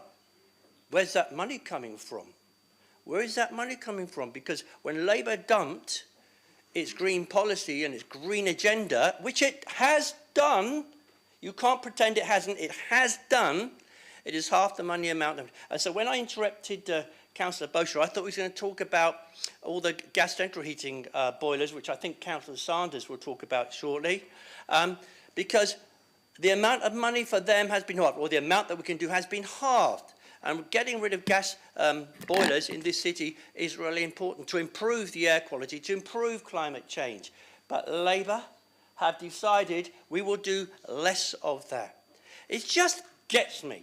Every single time we come to this council meeting, this group of councillors over here, the Labour Party, keep telling us we must do more. We must go harder, we must go stronger on all these sorts of issues. And yet their government is going the other way. Their government is making things more difficult. It's dumping stuff on all the green engines. It's dumping stuff about solar panels. It's dumping stuff about offshore wind. A whole range of stuff. Making homes warmer, insulating insulating homes, which Ms Savage talked about earlier on, a Labour campaigner, saying that we had to do more of that. The government is reducing it. You know, and this is what we're faced with. We're being asked by them to do more all of the time. It wasn't in their budget. It wasn't in their budget this year. And it probably won't be in their budget next year. But they're going to come here and tell us we should do much more than we're doing right now, when their own party is doing less and less and less on these sorts of issues. In fact, Mrs Reeves said, something has to give. Talking about the green agenda, she said, something has to give if we are to be within our fiscal rules. So Labour, you turned on that, but you expect us to breach our fiscal management of the council to do yet more.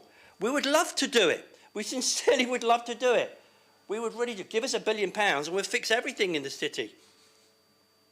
And of course, green campaigners were up in the air about it quite rightly. So Ari Bar-Hamel, the co-executive of Greenpeace, said Starmer had caved in like a house of cards in the wind on climate change and green issues. So the plain fact is, I appreciate we can do some things locally, but the plain fact is, as you sort of infer in your notice of motion, Councillor Smythe, that this is a national issue which Labour are not taking seriously. And that Portsmouth, as you heard from Councillor Barrett, is doing as much as it possibly can to address these issues, and she described them. And we are trying to do that within the envelope of money that we've got, Lord Mayor. Thank you very much. I'm going to time. Thank you. Councillor Gardner. Thank you, Lord Mayor. At the outset, Councillor Smythe gave some unsolicited advice to the Liberal Democrats about their clean air motion and having some measurable targets. If I could ask a question to Councillor Smythe, where are the measurable numbers in terms of how much the sweeping proposals are going to cost the taxpayers in Portsmouth? Thank you, Councillor Gardner. Councillor Candlish. Thank you, my Lord Mayor, and I'm happy to have seconded this motion and talked to it, because actually green economic issues were the thing that actually got me into local politics and to be standing here today. I'm not going to rehearse the full list of things that I think we are doing well, although I can never resist a chance to mention the 17% rise in bus travel that we got last year, with the hope of more to come. But I am going to draw Council's attention to item 4, which talks about supporting the LGA's, not the Lib Dems, the LGA's campaign for central government funding for local climate action. And this, to me, is the critical sentence. Although funding remains a challenge, the cost of inaction will be far greater. Council, this is clearly coming to my moment of peroration. Council, as you can tell, I'm an increasingly elderly dog, and I have waited 50 years for this moment when the stars align, when doing the right thing on climate also makes financial sense, certainly in the long term.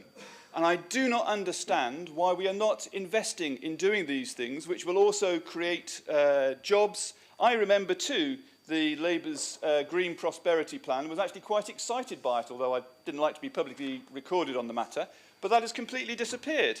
1 million homes were going to be insulated in year 1. What has happened to that? Insulating homes cuts people's bills, it cuts carbon, and it makes homes nicer. Surely to God we can do that as one of the priorities for the nature, for our country. We also could do much more in terms of legislation, as I've spoken about things like switching fuels and putting green levies on general taxation or on bad fossil fuels rather than on electricity that we want to switch to. And I also begin to note the increasing amounts of money that we're actually having to spend to mitigate the effects of climate change. Now, although I'm a big supporter of the work we've done on the sea defences, if you look across the country, we're starting to spend literally billions on trying to avoid problems that could be prevented if we took real action. I don't want to say much more, Council, but I think this really is a moment when both financial and climate change reasons come together and call for more radical action. We should be thinking about the long-term interests of the country. We should be thinking about the long-term interests of the world, because I care about those things. I've got kids, I care about them, and God forbid they will have kids as well, and I will care about my grandchildren when that glorious day arrives. We need to be taking action now. So I support Councillor Smythe's motion. My only regret is that it wasn't more clearly radical, that we aren't setting more clear, big targets where the council helps, but they have to be led from the centre. This is one of those big issues. We've put some radical ideas into this motion. It will be very interesting to see who can stand up and say they will support them at the end of this. Thank you very much indeed. Councillor Gerarda. Thank you, my Lord Mayor. Just obviously support much of what my colleague Councillor Smythe has put forward here today, and I want to thank in particular the residents that have come to give deputations on this really critically important topic. I have to say, I think typically Councillor Hunt has been a bit of a negative Nelly on this particular motion because, you know, Councillor Smythe in the motion was very clear about the successes of the administration and that good work has been done, and I think there's a lot that's been put in from the amendment from Councillor Barrett, which, you know, does... Oh, God.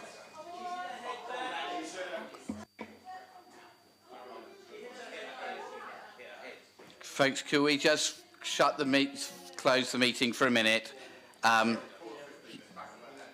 Yeah, shall we just stop for 10 minutes and see if we can get some medical help in? No. Okay, so meeting is adjourned for 10 minutes. Yes, Tom, if you can go up, thank you. Charlotte, I'm sorry to stop you.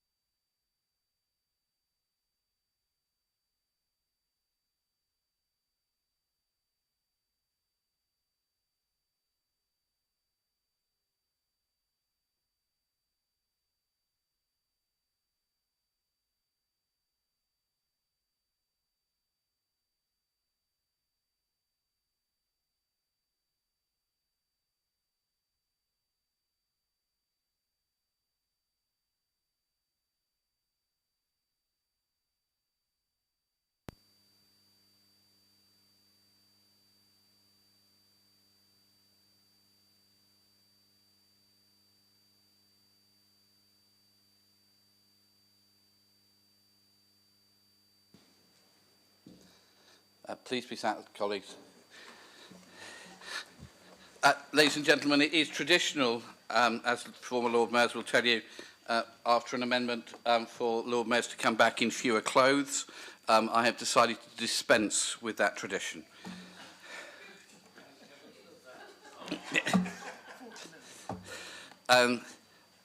Councillor Gerardo, we stopped you in midstream. I hope the lady is okay. I understand that she's been looked after by Guildhall staff. Sorry, Steve. Okay, yes, have windows open. Yes.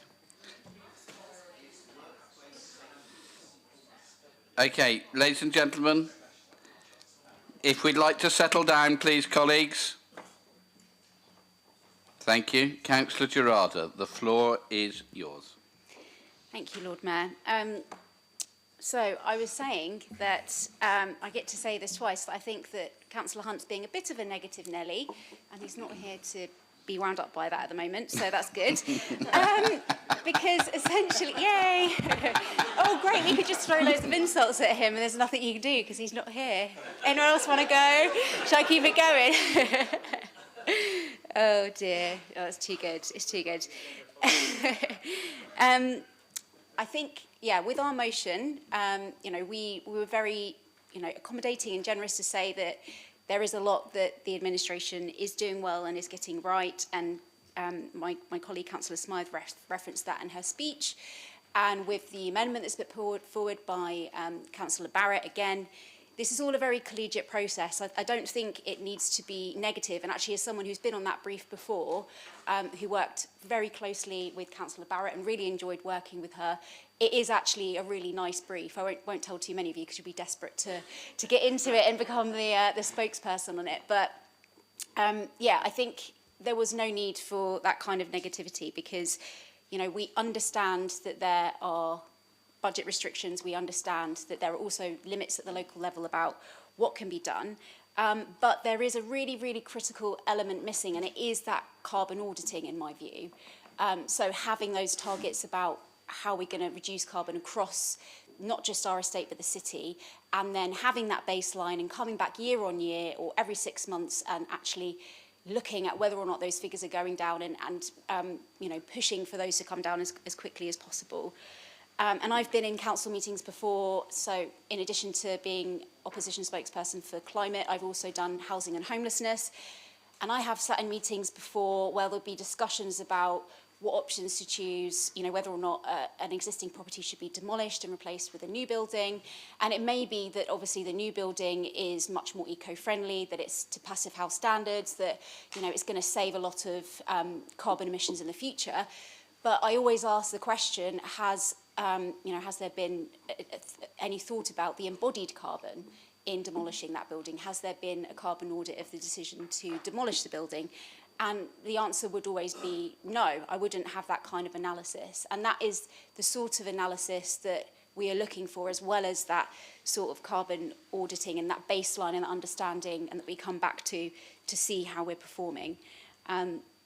So I do think it's important that we focus on that, and that was, we previously, the Labour group had passed a motion specifically on carbon auditing, as well as other very important ones related to the climate. So I think in conclusion, what I'd just really like to say is that you can't manage what you can't measure, and until we have that kind of audit in place and those kind of stats and figures, we then can't, see the impact of all of the amazing projects that are happening and all the great work that's being done. We can't know what the impact of that is until we have those figures. So that's the main point I wanted to make, my Lord Mayor. Thank you. Thanks, Councillor Gerardo. Councillor Smythe to sum up. Thank you very much, my Lord Mayor. Hold on. Councillor Saunders, you turned your request to speak off twice, and at the second occasion I decided to take you for... It's on for the third time, but at the second time all right. So we've done... It's good taste is editing you out. No, I think... OK, I'm very sorry, Councillor Smythe. I think Councillor Saunders had put in a request to speak. He did turn it off, and then turn it on and turn it off again. If he'd like to, would you like to speak, Councillor Sanders? And then we'll go to Councillor Smythe to sum up. Well, I was going to say thank you, my Lord Mayor, but perhaps not. The interesting thing is there's actually quite a lot of consensus within parties in Portsmouth around climate change.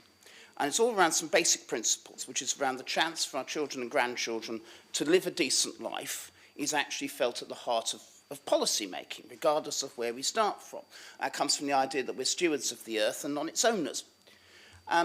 It is sad, though, that this consensus here is under attack by a political elite which says it costs too much, the work required is too hard, and it will ruin our lives. Not our children's, our lives. After all, they say, we won't be here to pick up the pieces. So for those people, the here and now is all that matters. And that's why I'm delighted that we've had both the motion on air quality and the motion on the climate emergency here today. It matters to us and our children. Personally, I'm delighted that Councillor Smythe is boasting about the achievements of the Liberal Democrat administration.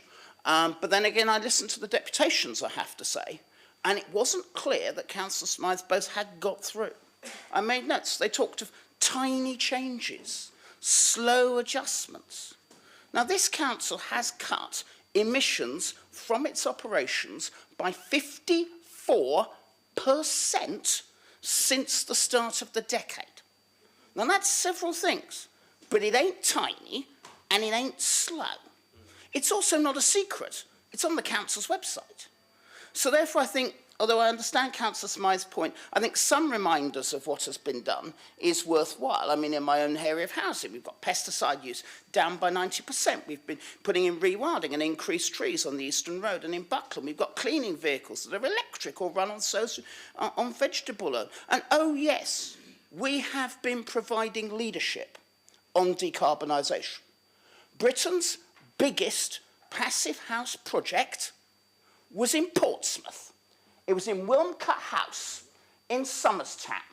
I know, I agreed it in 2013, 6 years before the climate emergency was put forward. My view has always been that if we're the stewards of this earth, we have to do what we can to decarbonise it. And it didn't take a climate emergency motion, however welcome, to do just that. Now, with the Charles Dickens Heat Network in Buckland, on its own, that will cut gas use across all 17,000 council homes by 22%. That's not a tiny change. That's not a small adjustment. But it is something we should be boasting about. However, this administration agrees with Councillor Smythe and Councillor Gerardo, we have to do more. Greener homes are cheaper homes. We know this. Design them right and residents won't want to use more heat than they need. But the trouble is that we face in the housing department is that many council homes were built when the only green people worried about was the patch of land outside every block. Now, the housing team know that I want to decarbonise the housing stock, but it can't be done at the wave of a wand. And anyone who wants to come to my next decision-making meeting on the 23rd of July will get a paper about it, and I'm sure we will have a discussion there. So I come back to the motion. Now, the motion asks this service, the housing service, to commit to replacing all gas boilers with renewable ones immediately. That is tonight. That's 6.5 hours. Replacing 14,000 or so gas boilers in 6.5 hours is, let's be honest, a bit tough. However, I agree with the sentiment, although interestingly, having raised this with the head of finance and the head of legal services, they say that the commitment to do that is not a commitment. I disagree. It is. Unfortunately, the government doesn't seem to. Earlier this year, that government scrapped the Tory plan to ban all residential gas boilers by 2035. No new date. No commitment to replace them with green alternatives. Again, a difference between what Portsmouth Labour has been putting forward and what the Labour government has been putting forward. I only hope we've got a minister who's a Portsmouth MP to actually try and lobby us to change that. I don't know. I bow to your experience, Councillor Bosher. But unlike our Labour colleagues, I asked, because I'm committed to this, I want to do this, how much this will cost. The answer was really clear. £230.5 million. That is more than double the entire housing revenue account. More than double the total budget. Now, this year's housing budget has already been agreed, and I have to say, I didn't hear a peep about climate change when that occurred. So I went to the magic money tree. However, it was a bit busy trying to deal with government U-turns. I then went to the back of my sofa and I went to the back of the cupboard, but they were bare due to the £33 million costs of Labour's plan to scrap this council. And that leaves one avenue if we are to do the commitment to replace them immediately. And as Labour has put forward this commitment, its government can fund it. So please, give us the cash. And if you want to do it now, can we have it by the end of the month, please? It shouldn't be a problem. I'm personally happy to take cheques. I'll take bank transfers. I'm happy to discuss the mechanics afterwards. But if you want it immediately, please find the £230.5 million, because we know it will save money in the long run. We know it's good for our children. We know it's good for our grandchildren. So a lot has been done to try and deliver on the climate emergency. And as this mostly rightly points out, there's much more to do. We agree with that. There's a consensus in the council that agrees with that. What a shame national politicians think differently. Thank you, my Lord Mayor. Thank you very much, Councillor Sanders. If we now go back to Councillor Smythe for the summing up. I think my suggestion, Councillor Sanders, was that when we needed to replace a boiler, we put back an electric one, which would spread out that money considerably. I just feel sad, actually. We're scrapping around political concepts when the world is burning. And I'm personally scared stiff about the future of the planet, and for the rest of my life will do what I can do to support carbon reduction. And all I offered you was a well-tried and tested model for treating something as an emergency rather than lots of projects that are not joined up. I didn't offer you any more than that. I am willing to accept your amendments, although it does water down what I'm saying. It's better to have agreement of that than go on scrapping about this. This is the most important thing on our public agenda across the world that we could ever have. So spending the time criticising my government, who actually, after all, is doing a lot of green industry, energy infrastructure, public transport, a lot of stuff you didn't mention, and I agree with you that as far as local government concerned, we need more money, and that is a problem.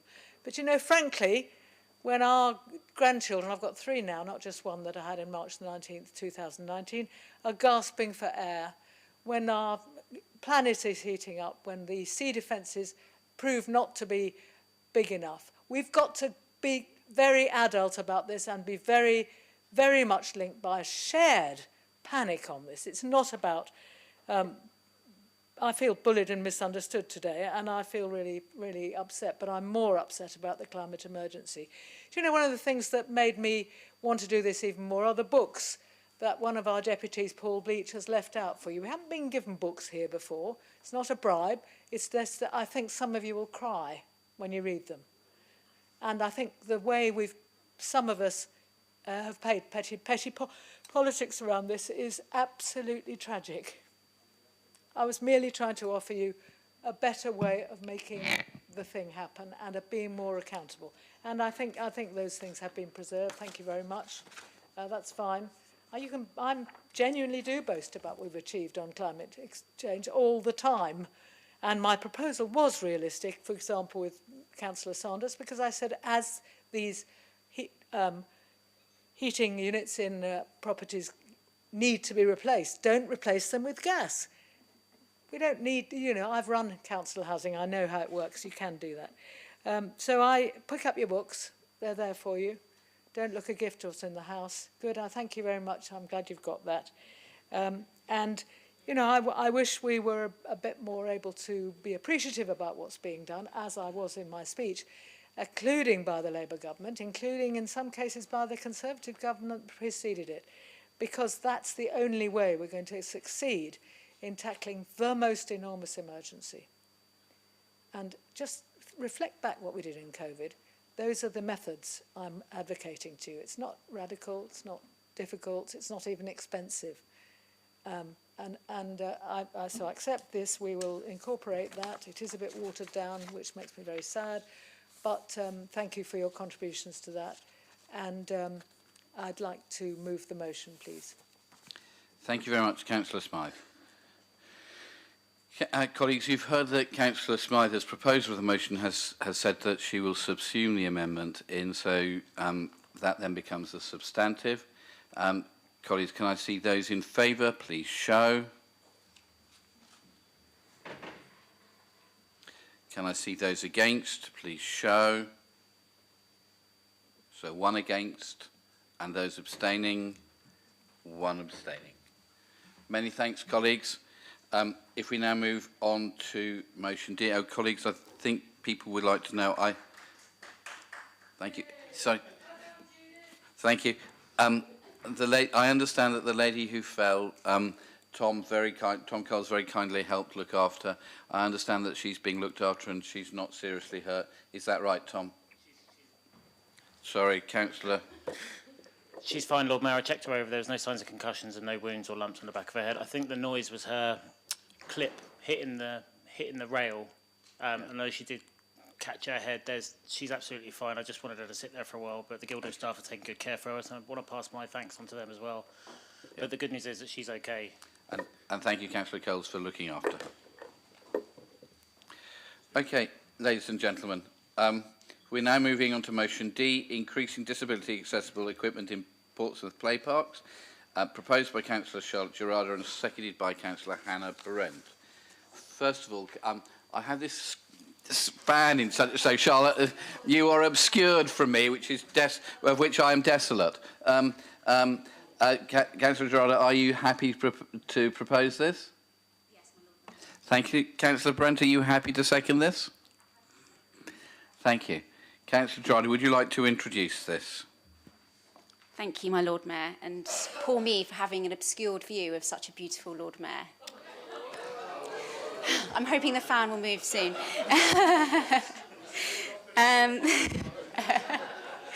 Damn. Thank you, Lord Mayor.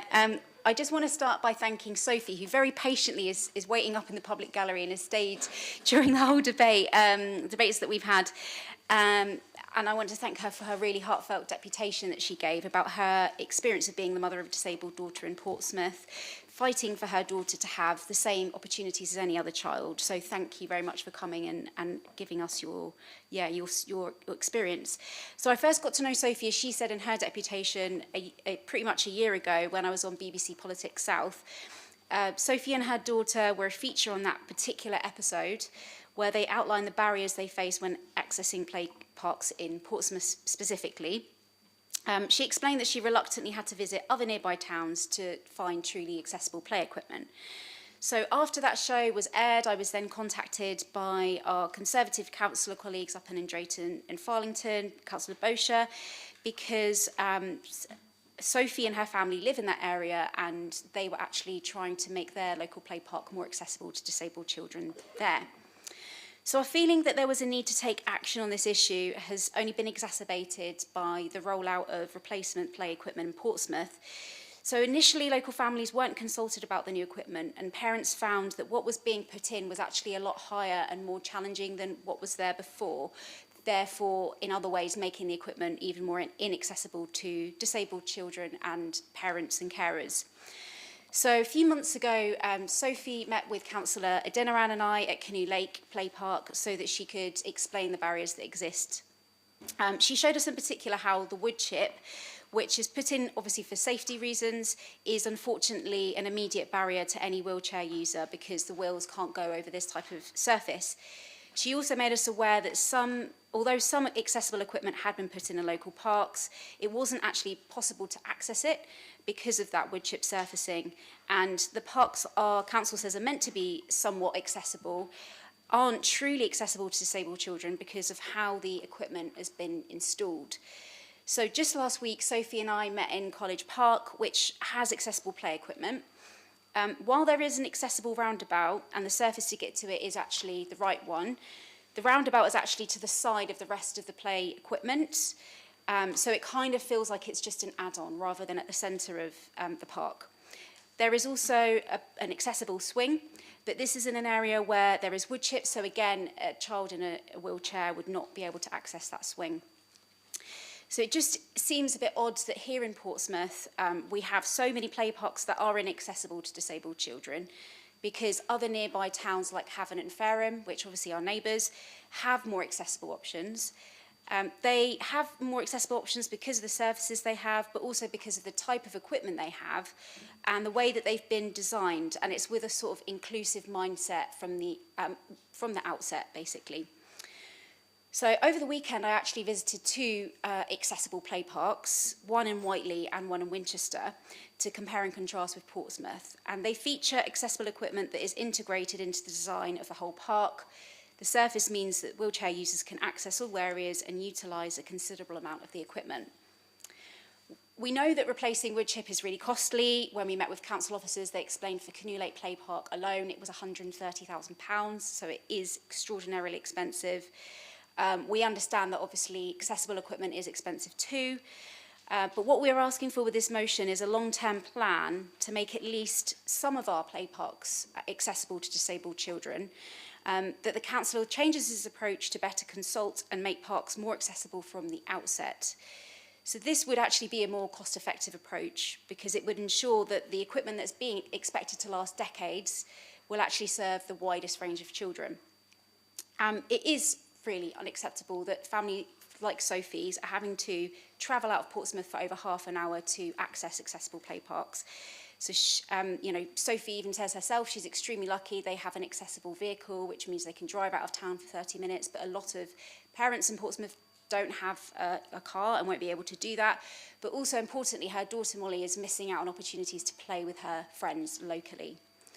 As someone who has recently become a mum, I understand that you absolutely want the best for your child. You want them to be able to play freely, to feel challenged, to feel included, to feel safe. So I really can't imagine the anguish that Sophie and other parents have had to endure knowing that their children are unable to play with other children in the same way as able-bodied children. We understand that sources are scarce. We understand that it's costly to replace the wood chip. And we understand that the wood chip is put in for laudable safety reasons. But if we want to take pride in being an inclusive city, we have to do more for disabled children, especially if other areas literally next door to us are getting it right. That's why we're asking for a review of the current play equipment, to come up with a strategy for future investment for disabled play equipment, and to commit to properly consulting when opportunities arise for new play equipment to be installed. So, my Lord Mayor, we in Portsmouth, we are lucky to have play parks in every part of our city and in all of our wards. We also have disabled children and parents who want to make the most of this vital free resource to help their children develop and thrive and enjoy making friends as they play. Local families have made us aware of a gap in provision, and it's our duty as elected councillors to listen to these residents, take feedback on board and improve what we can to achieve greater equality. And I just want to thank Councillor Brent and Councillor Bosher and Councillor Denoran for working on this motion for me. Thank you.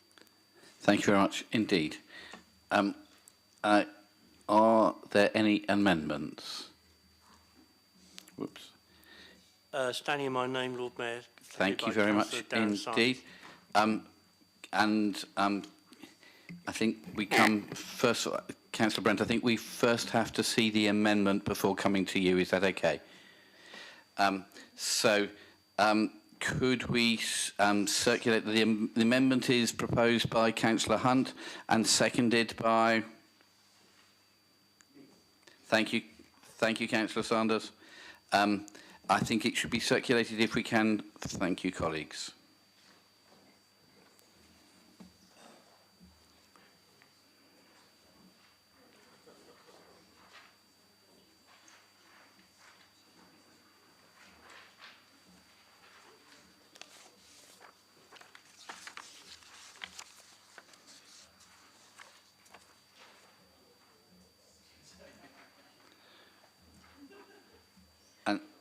And colleagues, if we have a few minutes for people to read this, or a minute or two.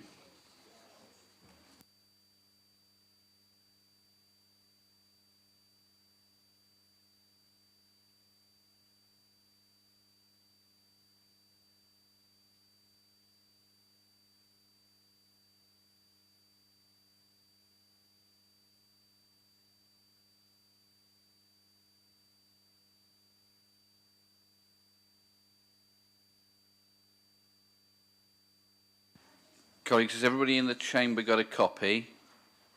I think so. If it's possible to take some upstairs, Heather, for people in the public gallery, that would be very good.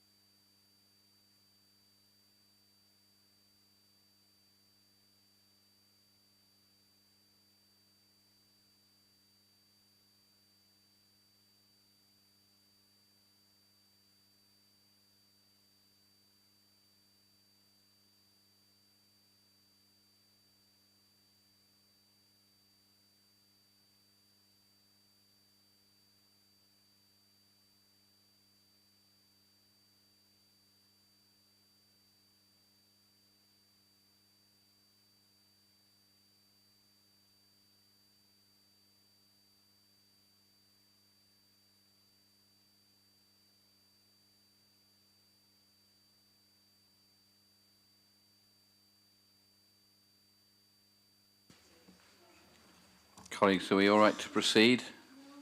No.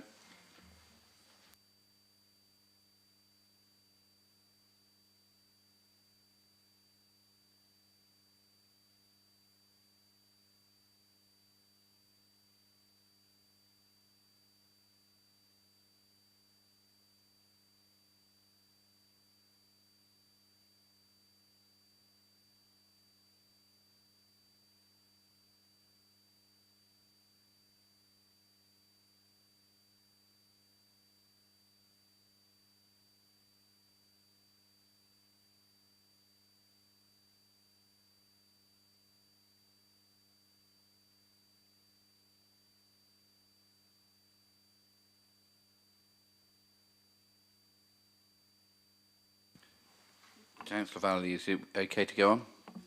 Thank you. Councillor Hunt.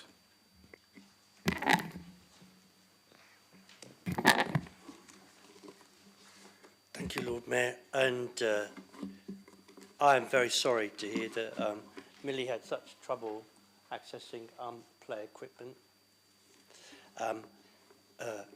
Our amendment, Lord Mayor, is designed to deliver the sorts of changes that Councillor Garada is hoping to see. And everyone agrees that accessible play is a fundamental right for all children, and that inclusive play environments benefit all children for the reasons stated in your notice of motion and indeed our amendment.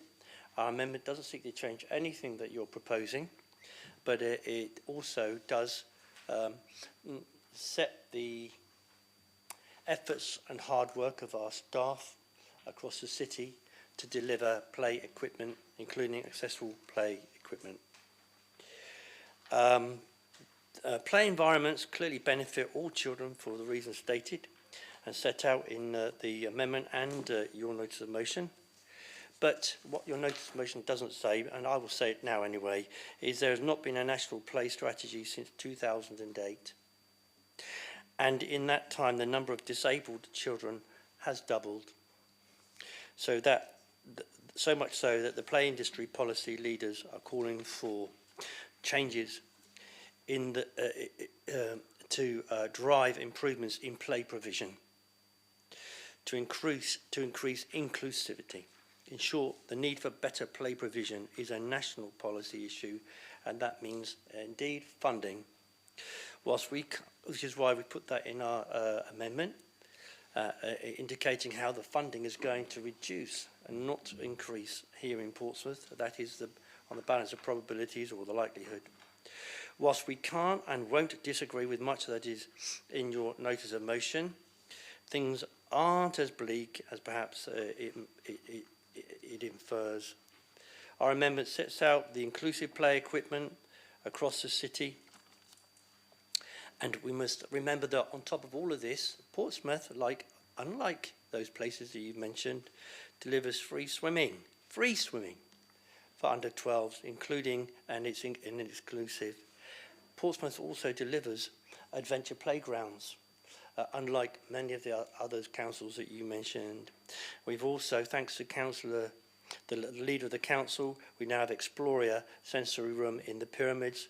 We have 3 splash pools north and south of the city. We don't charge for those things, and they are accessible. We have bespoke play equipment, co-designed with potential users at Victoria Park, which is a massive investment in that part of the neck of the woods. And I think Councillor Sanders will go on to talk about what's happening at Baffins. We do have these the carousels which are accessible. We also have skate parks and BMX sites, and we try to make everything as inclusive as is possible. Then we have these inclusive facilities such as spinning bowls, hammocks, and other play. So the Lib Dem amendment sets out a lot more examples, and it's only fair to put them in out of respect, at least for the efforts of our staff across the council, who are very much on side with us on this. Our play team do work hard, and they want the best for all youngsters. Here we deliver a sustainable and comprehensive range of all play equipment, and are always happy to review this to seek improvements. And your Councillor Idnarin and Councillor Hockaday will know that I bring a lot of reports, a lot of information reports. I don't have to. I bring those information reports to the public decision meetings, because if there's an issue that needs sorting, then we will sort it or attempt to, and that is what I will do with this.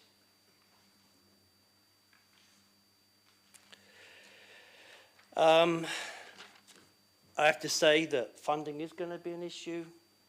I mean, none of this was in our budget. You mentioned yourself, Councillor Gerard, £130,000 to replace the wood chip, just one location. So we need support from central government if we're to do this. And that is something that is mentioned in our notice of motion. But the other thing is that we have an ongoing kind of we have an ongoing maintenance program. So new equipment comes in when there is an investment, new equipment comes in, it is always renewing itself.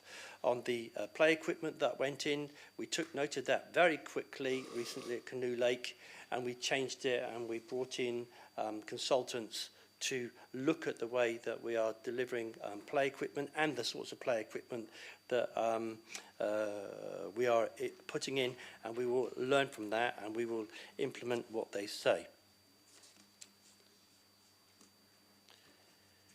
So I've mentioned a lot of the facilities that we actually do free of charge.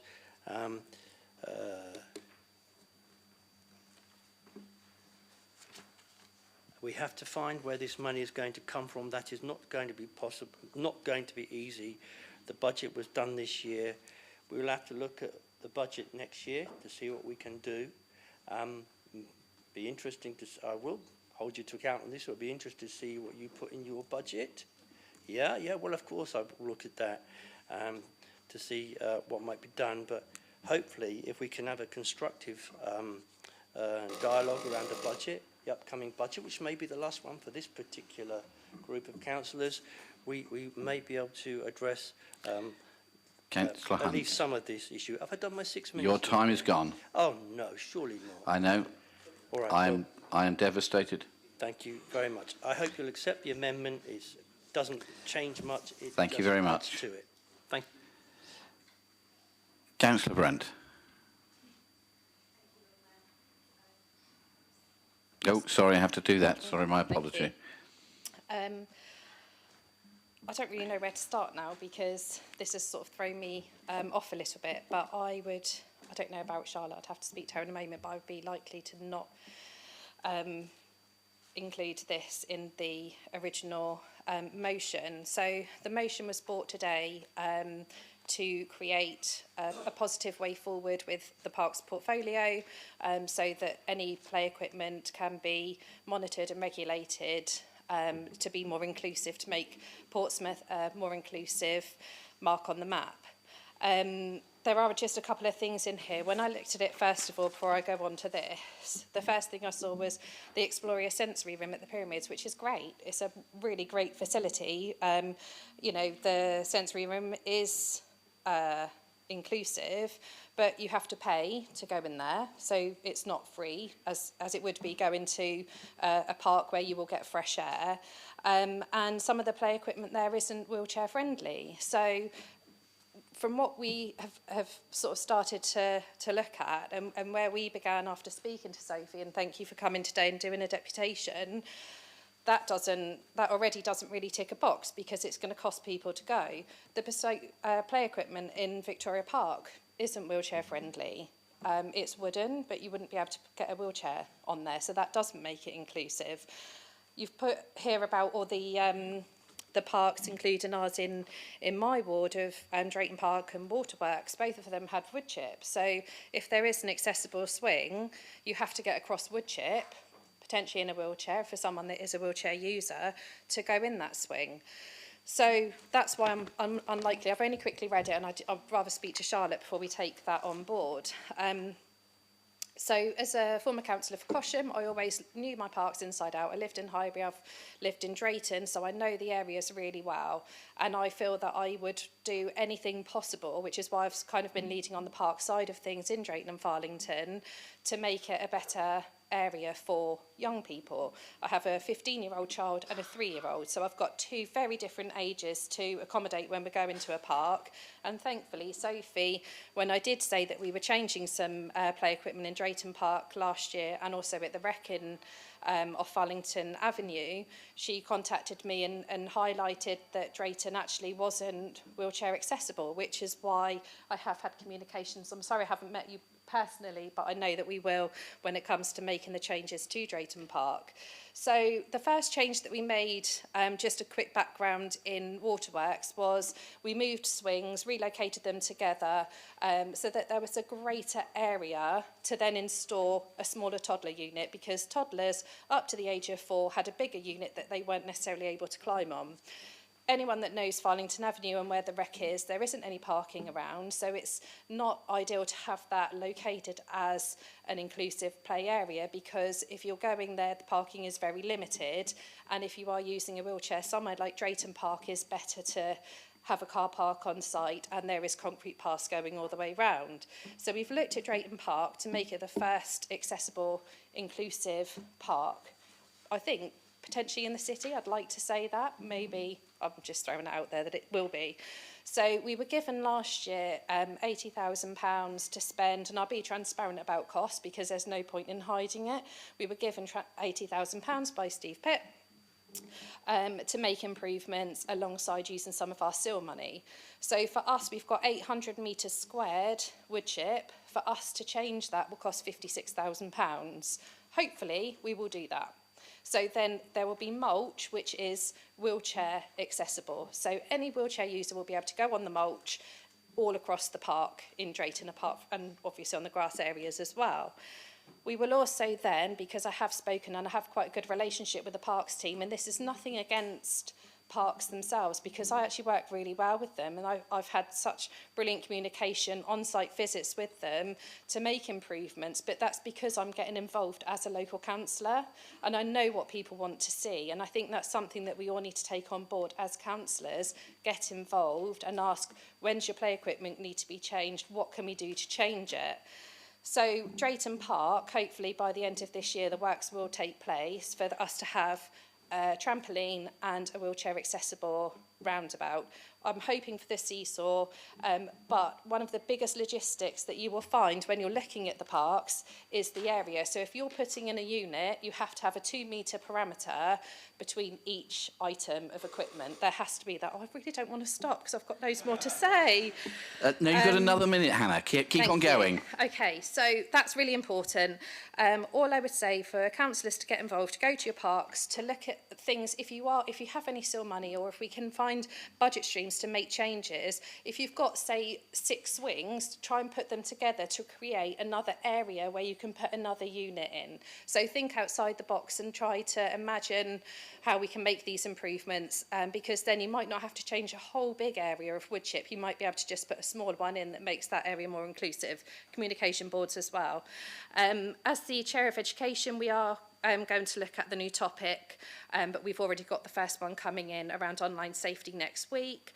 I was going to say for the Cabinet member to look at funding streams and external grants to make changes, because yes, as you say, if we, are going to merge with another council, then there is going to be limited money, but look at that. Also, can we change the PCC website so that you can actually see which parks are accessible and what specific bits of equipment you've got there? Because if you look at Farehams' website, sorry, I know you're not telling me off yet to get off. If you look at Farehams' website, you can see what actual items are there so people know where they can go. Thank you very much, Councillor Sorry, Brent. I've got more to say. I can't. The traditional thing, Councillor Brent, is to find a point of order. It means you then get to do a second speech. But I didn't say that. Councillor Oliver. Hello, thank you. So, yeah, I really support what Charlotte and Hannah have done. As a young mum myself, I'm a bit surprised it wasn't included, but that's okay. I won't take it personally. I do really like the fact, actually, of the request in Lee's, Councillor Hunt's recommendations, is for ECYP panel to look at it, because I do wonder whether it's a equipment accessibility or a terrain accessibility, both. And I think it would be really a good scoping exercise to kind of see, because as officers, I'm going to make a really general statement here, a bunch of men sat round a table looking at park equipment. Are they basically going, oh, look, that's a wheelchair accessibility, but not thinking about the terrain that actually gets that young person to it? So I think actually we need to look at both the terrain and the equipment that goes with it. Space, I was about to say what Hannah said, in doing the additional piece of play equipment at Baffins, I learned kind of around the 2 metre radius.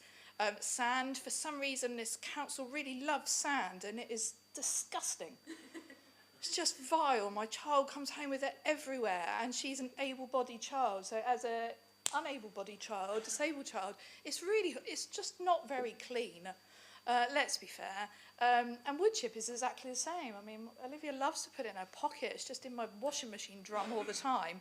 So I think it is a lot of terrain that needs to be decided. We went to visit West Midlands, and their accessibility park that is labelled on their website is absolutely beautiful, and some of the Fareham stuff is the same. I know that, accessible equipment costs an awful lot of money, and we've got some absolute scroats in this city that ruin things. So I don't know if that is a weighing thing. We have the wheelchair accessible benches along the new walls that Hugh's been doing along the sea defences, and I know they're great for pushchairs and wheelchairs and everything. So yeah, more of those in parks as well. But yeah, I really support this, and I'd love to get involved. When Cobden gets done, I'd love to work with yourself if possible, as well as the local schools, to try and get that really outdated park to be more accessible. And if it is about terrain, then let's not correct the wood chip, let's just not have it in the first place. So yeah, I'm all up for that. Thank you very much indeed. Councillor Pitt. Thank you, Lord Mayor. I think I just want to add a little bit of additional context. I absolutely get that we have an issue and it needs to be fixed and we need to do the right thing, but we also do have to look at it within the overall picture of what we're doing and what we're operating under. So if you look at what happened under the previous Labour government, they had 2 really, really good schemes. One, Play 2000 in the late 90s when they first came into office, put millions into renewing play equipment across the country. Councillor Hunt referred to it earlier. And then they had Play Pathfinder, which was under Gordon Brown's leadership, where we received 2.6 million in funding and 2.1 million went into a capital allocation. So big, big numbers. And the world has changed enormously since that point. And during the same period of time, the number of young people, very sadly, suffering from disabilities has increased significantly.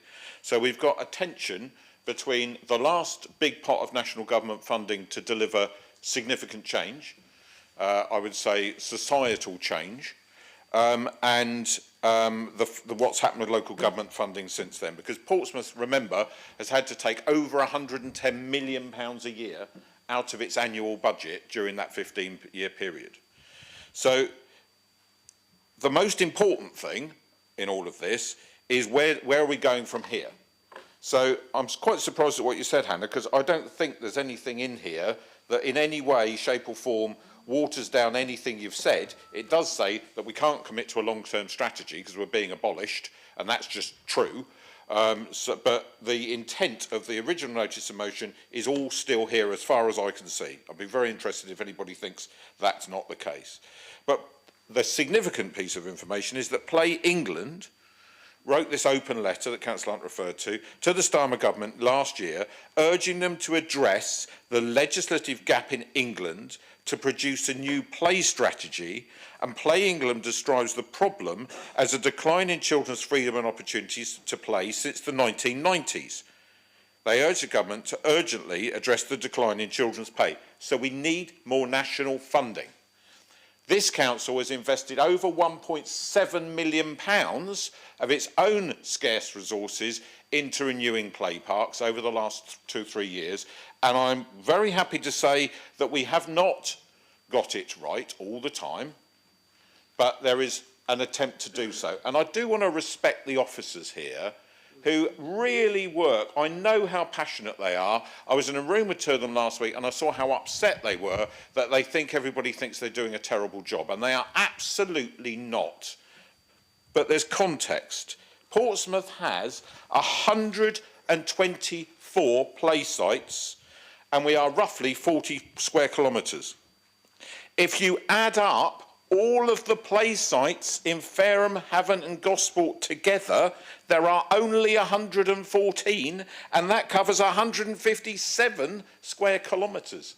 So it's 4 times as much land with less play parks across the entire area. So the money that they have got is going into fewer facilities in each of those councils. And we know the pressures that LGR is going to bring. So for us to maintain 124 play sites to the standard that we do is quite remarkable. Yes, we now need to work out how we can address the deficit that exists. Councillor Pick, can you hold on? I think we got a point of order from Councillor Brent. Tell me what the point of order number would actually be. 39B traditionally. 39B, that was the one, Gerald, thank you. It was just a point of order, Steve, just around the Parks team. As I said in my speech, it's not against the Parks team. I know they have had a lot of criticism around the changes to Canoe Lake, and I think Amanda Martin went to Baffins and wasn't keen with the changes there. It isn't about the parks. This motion isn't trying to make them feel bad in any way, because as officers they're doing their job and they're doing it as best they can. It's just to raise awareness to us as councillors to have more accountability on what is going to happen in our play area. Thank you. Thank you. It was your advice, Lord Mayor. She got the second speech. Well done, Councillor Brent. I'll have a word with you later. No, I get that, Hannah, and I'm being really clear here. We want to sort this out. We want to improve things. You do also have to remember, though, that the wood chip and the mulch has to be permeable because of some of the issues that we have with water and surface runoff, and that's in order to. So we've got a climate issue conflicting with a play issue here. So what we will never be able to do is roll out perfection across 124 play sites in Portsmouth. That's just never going to happen, because that would be millions and millions and millions of pounds. So the bit of work that's required here to work out strategically where the best locations are, which have the best opportunity and also that are the most cost effective, because we have to be driven by the money, however much we might hate it, to deliver properly all-inclusive play in the right places with the right access facilities. And actually, I really note a point that you made earlier on in your deputation, which was around you pulled up in the car and there wasn't a drop curb to get up. So this is not just about play parks, it is about making sure that we've got a holistic view. And for example, with the new Bransbury Play Park, we went and consulted with Portsmouth Parent Voice, who advocate for families with a range of SEN, and they came back with a big thumbs up. Yes, we love it, it's great. So that's already happened, and I happen to know that the Director of Culture has already reached out to the industry expert to begin the audit. So by the time you actually start doing the scrutiny panel piece of work on this, that work will already be underway. They're not even waiting till then. So it's a welcome to pulling us up to make sure we get it right, but just with a bit of reality that when you're looking at 78 sites across, 114 sites over 4 times as much land, they have less facilities to invest in and therefore less to get up to that standard, we are not going to realistically be able to improve all 124 sites. So we must do a targeted piece of work. Okay, thank you very much, Councillor Pitt. Councillor Bosher. Thank you very much, Lord Mayor. And firstly, can I say thank you to Sophie for what I think was a brilliant deputation we had, and I hope that it was an eye-opener for members of the council as to the struggles that a young mum with a child in a wheelchair has to go through on a daily basis. I'll start with the amendment, which I'm not overly comfortable with, if I'm honest, and it's clearly been written by officers, because well,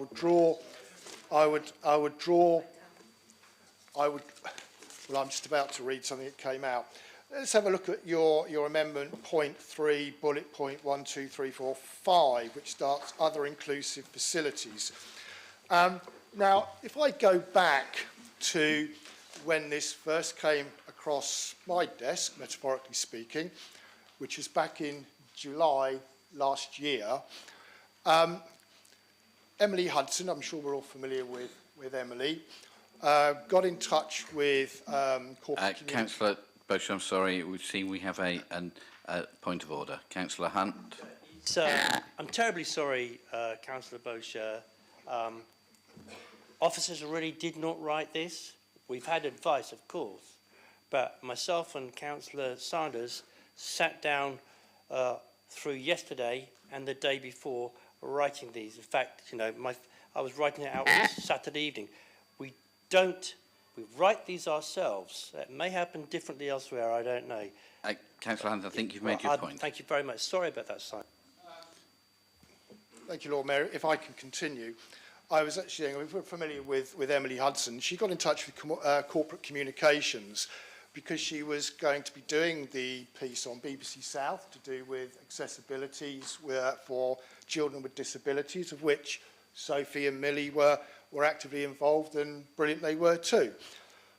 Corporate communications replied to Emily Hudson with a press statement, now, which, for whatever reason, I got copied into all that traffic.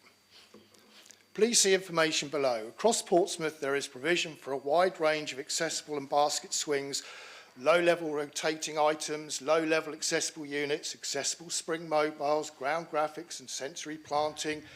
Many of our larger sites can accommodate a mix of swing-type seats, including an ergonomic swing, etc., etc., etc. It then goes on to say, these cater with children with disabilities and can be used with a harness, with these being located at Alloway Avenue, Bransbury Park, Milton Park, Canoe Lake, Tamworth Field, College Park, Baffins Pond, Drayton Park and Waterworks Field. Blimey, that's almost identical to the wording in one of your statements, Councillor Hunt. So I come back to what I was saying, but it then goes on, as sites such as Drayton Park and Hillsey Lido have a wheelchair accessible playground units. Well, yes, they might, but you've got to plough your way through wood chip to actually get there. So I would argue, no, they're not. And actually, I seem to recollect that one of the parks that featured in that BBC report was, in fact, Drayton Park, not accessible. Goes on to talk about, we've recently installed autism boards to 7 sites, and as funding becomes available and the opportunity arises, our aim is to utilise inclusive play items wherever possible, so that all users can benefit from the play equipment on their individual terms. Great, that's what you call a press release. But the bit that hasn't been mentioned here, which was in this press statement that came out from corporate communications, in addition, all council-owned play areas are accessible to people with disabilities. That's the press statement that went to Emily Hudson. And yet we've heard it today that is not the case. We heard it from the deputation, and it's also been admitted here in this chamber. But even so, and I would say to Councillor Pitt, nobody's asking for every single play area to actually be accessible for a child in a wheelchair, and that's what we're talking about. We've got plenty of stuff for children with autism and other sensory bits, but what's the point in having wheelchair accessible facilities in parks if that child has to sit in a wheelchair and look at a sea of wood chip between herself and the play equipment? Because that to me is not accessible. Now, if you take Drayton, for example, and you mentioned Waterworks Field, we call that Zetland Park, so clearly that's come from corporate comms in some description. That's all wood chip.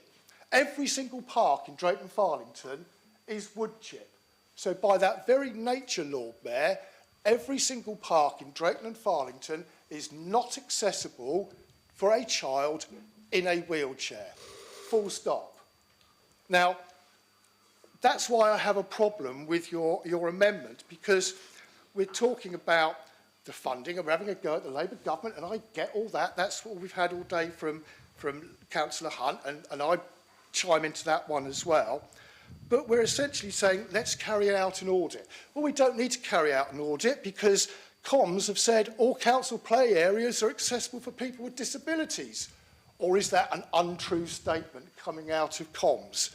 I don't know.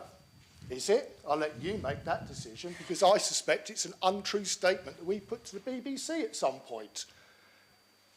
What we need to be doing is not kicking this into the long grass and having audits and meetings and everything else like that. Let's get on with it and do it now. And when you're talking about the funding, certainly from a Drayton and Farlington point of view, we've invested hundreds of thousands of pounds of SIL money in that. So I hope when you're talking about the investment that the City Council have put into play parks, you're actually including the SIL money where we talk to the residents.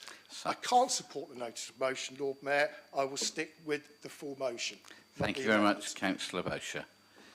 Okay, I have Councillor Sanders and then Councillor Darragh. Yes, you are on the list, but I'm sorry, Councillor Sanders did buzz first.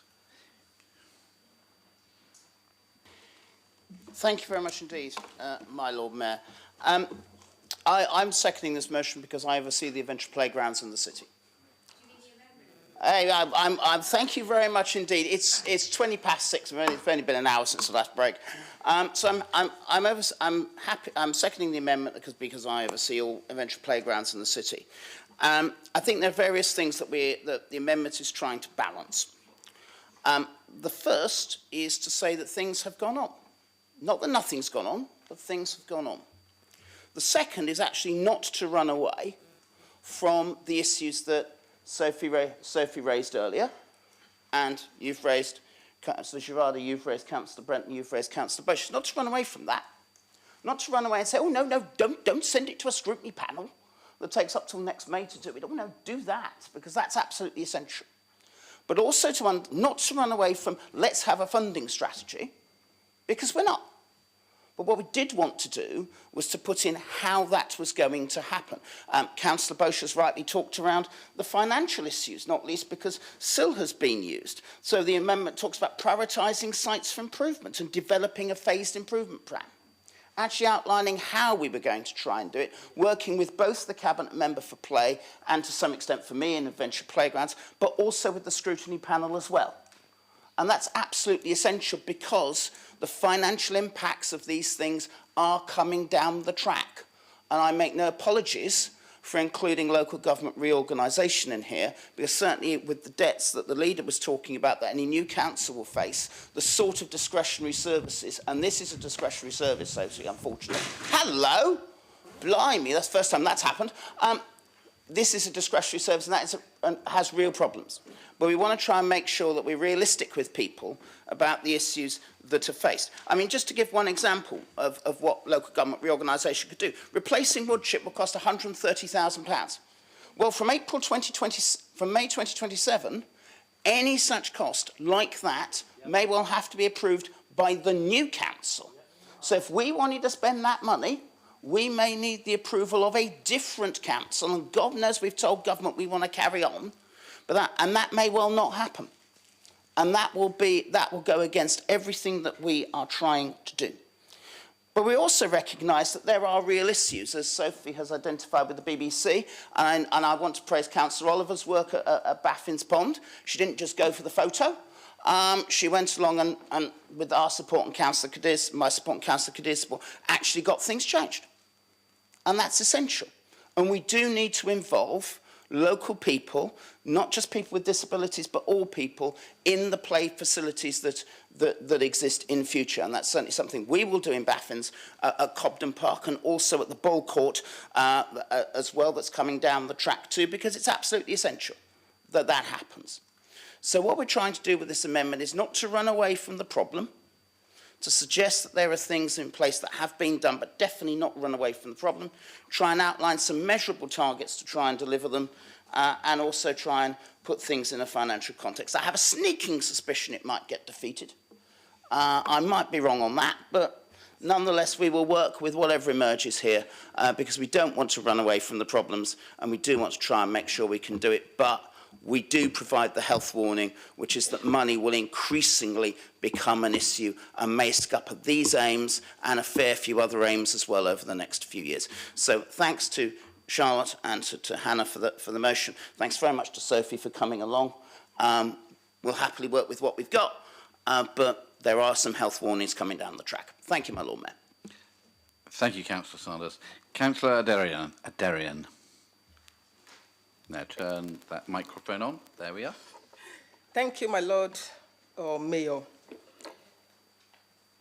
I want to use this medium to thank my colleagues, Councillors Gerarda and Brent and Sophie, for coming along today. And it just not only today alone, we have been meeting at the parks, you know, from one place to another.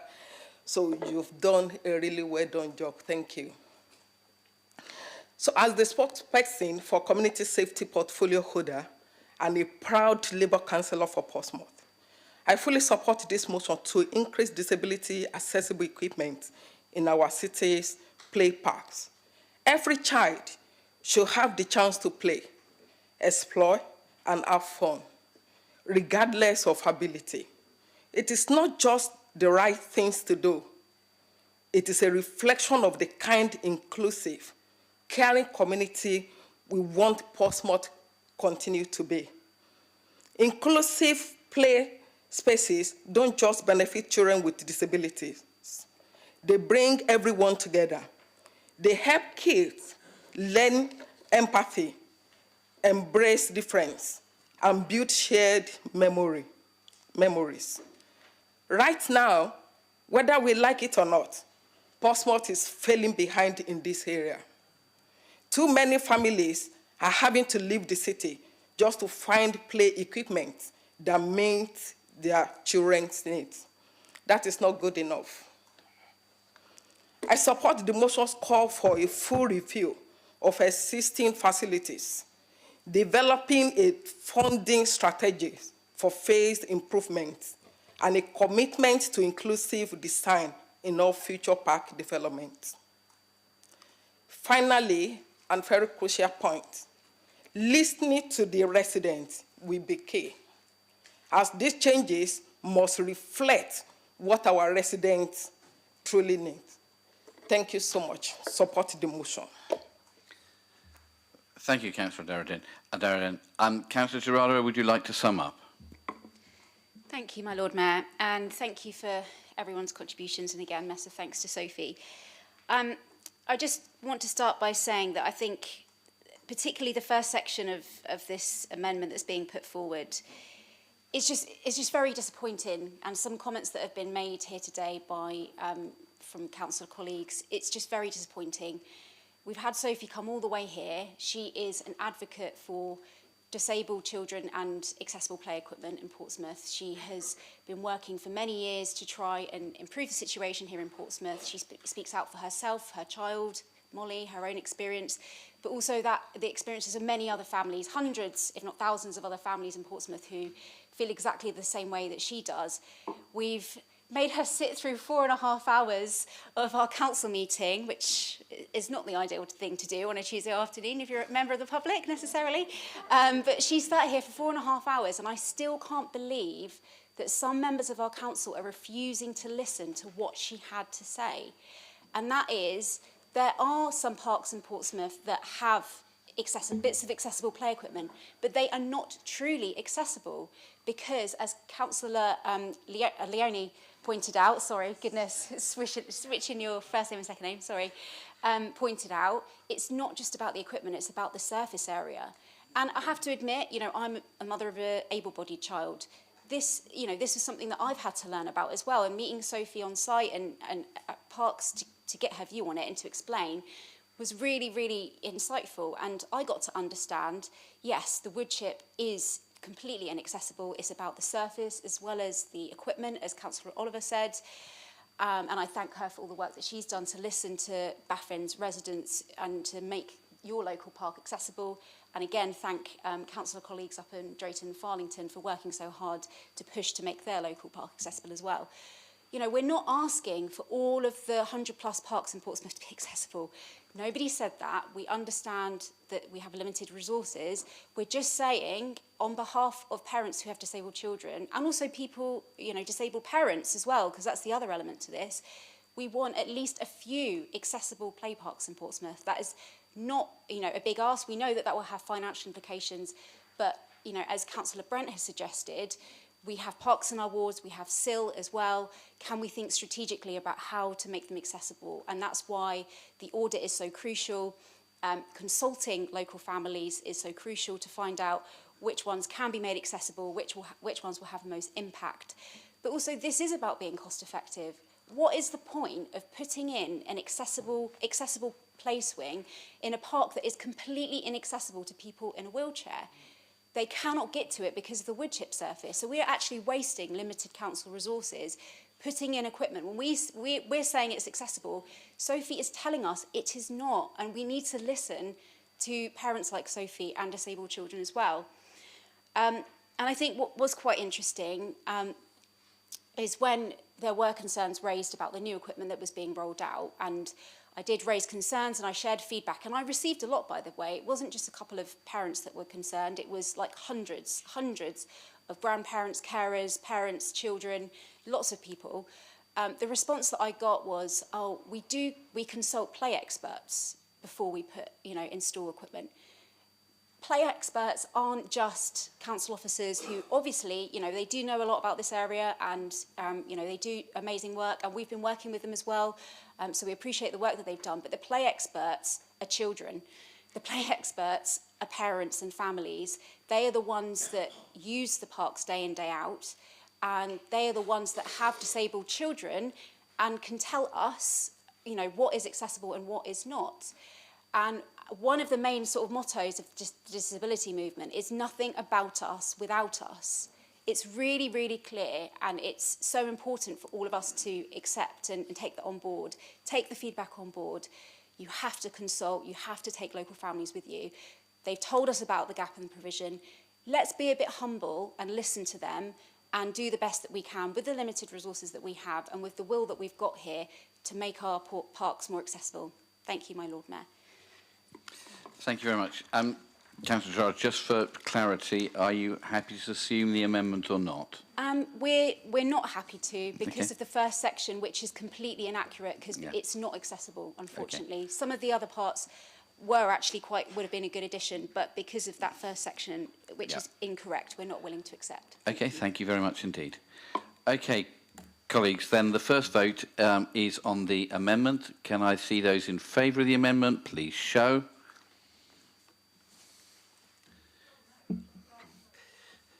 Shall we, people who want to vote in favour of the amendment, please put your hands up. James, if you can. And those against, please show. A larger number. So the amendment falls. Can I see those in favour of the motion as originally put in? Please show. I think that is unanimous. Thank you very much indeed. Okay.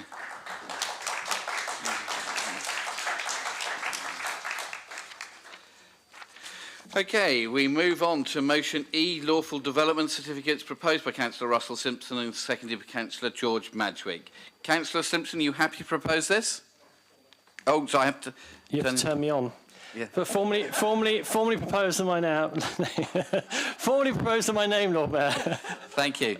Councillor Madgwick... So I didn't stand up either. I'm okay with you not turning me on. I'll happily second. Okay. I'm sure I can cope with that, George.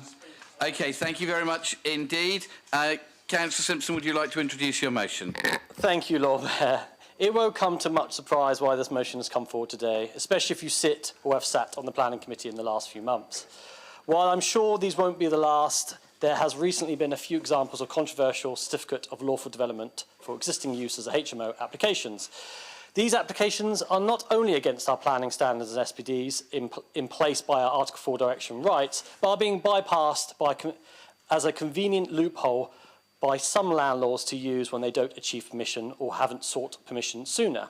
That's not to say there isn't landlords that don't follow our process, and even companies tend to avoid such certificates as they believe our standards are good and high. I will give the Chamber a few examples that have come to Planning Committee recently. Firstly, number 1 Shifford Road, an HMO that predates our 2011 Article 4 direction, however, leaves our standards and SPDs in a dilemma. While it's completely reasonable for the current landlord to retain its use as is, a HMO, they sought a lawful development certificate so that the new owner can adopt the privilege of its previous owner, therefore can bypass all our standards and SPDs. I'm also sure if the owner did not have this certificate, they would be forced to sell the property at a loss because its known property surrounded by HMOs lower the value. This property is not only one of 5 in a row, but the spacing standards are under our current standards, and the communal space being a mere 10.75 square metre, over 50% under our requirements.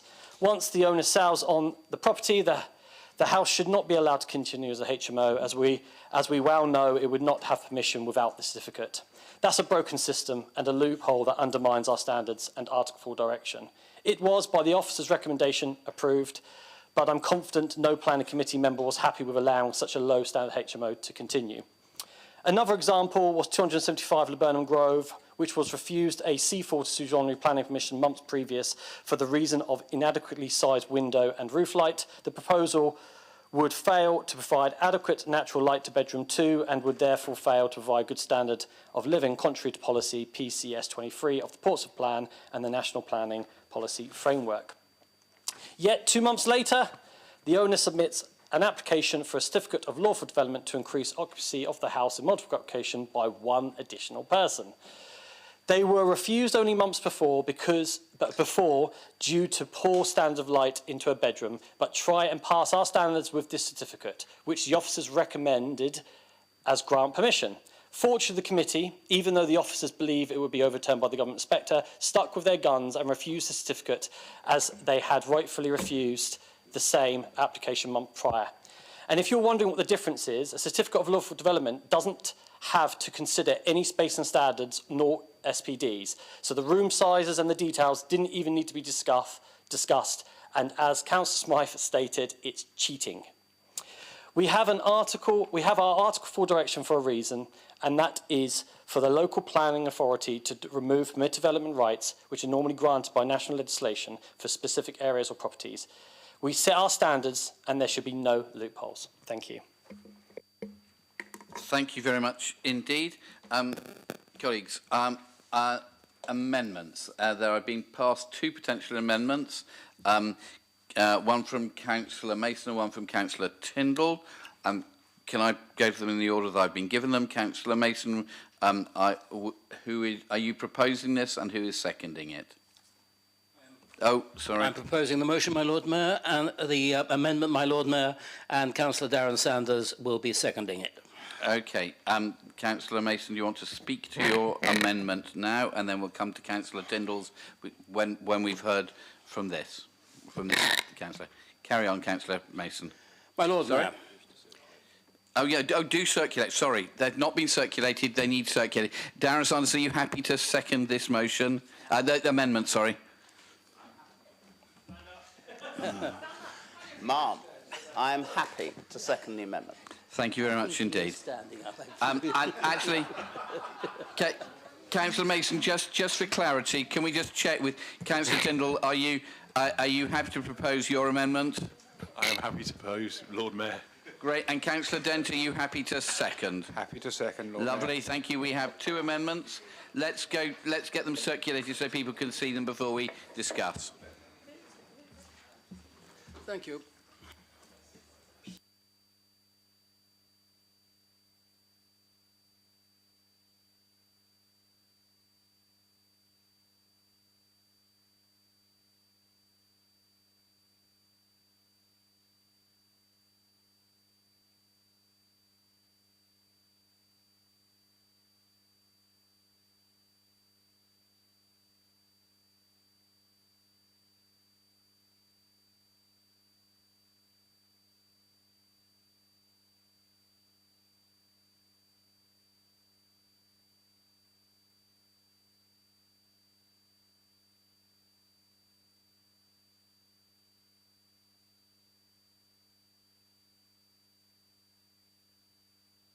Yeah, do. Yep.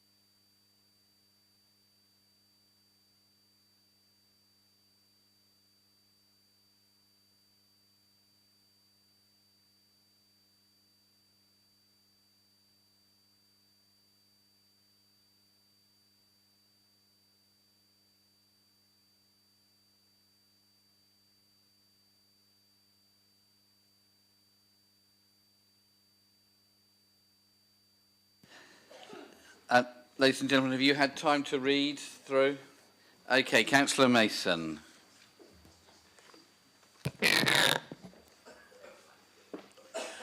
My Lord Mayor, the issue at the heart of both this motion and of the amendment the amendment which we're proposing, number 1, is a matter of public confidence in the planning system. Through this amendment, we are seeking to extend the scope of the motion as is permitted under Standing Order 41C. However competent and professional the planning officers may be, and I believe we have a team who are second to none in their professional capabilities, if the public are to have confidence in the system, they expect that the people whom they have elected to the council will be able to represent them, take their concerns seriously, and in the final analysis will be the decision-making body on an application, subject always to the opaque subsequent decisions of the Planning Inspectorate. The motion is correct in its assertion that the certificate of lawfulness is merely a statement of the existing legal position, but also that this can be used in certain circumstances to circumvent the consideration of concerns of local residents about minor, and sometimes not so minor, changes to the use or intensity of use of a property. This circumventing will undoubtedly erode public confidence.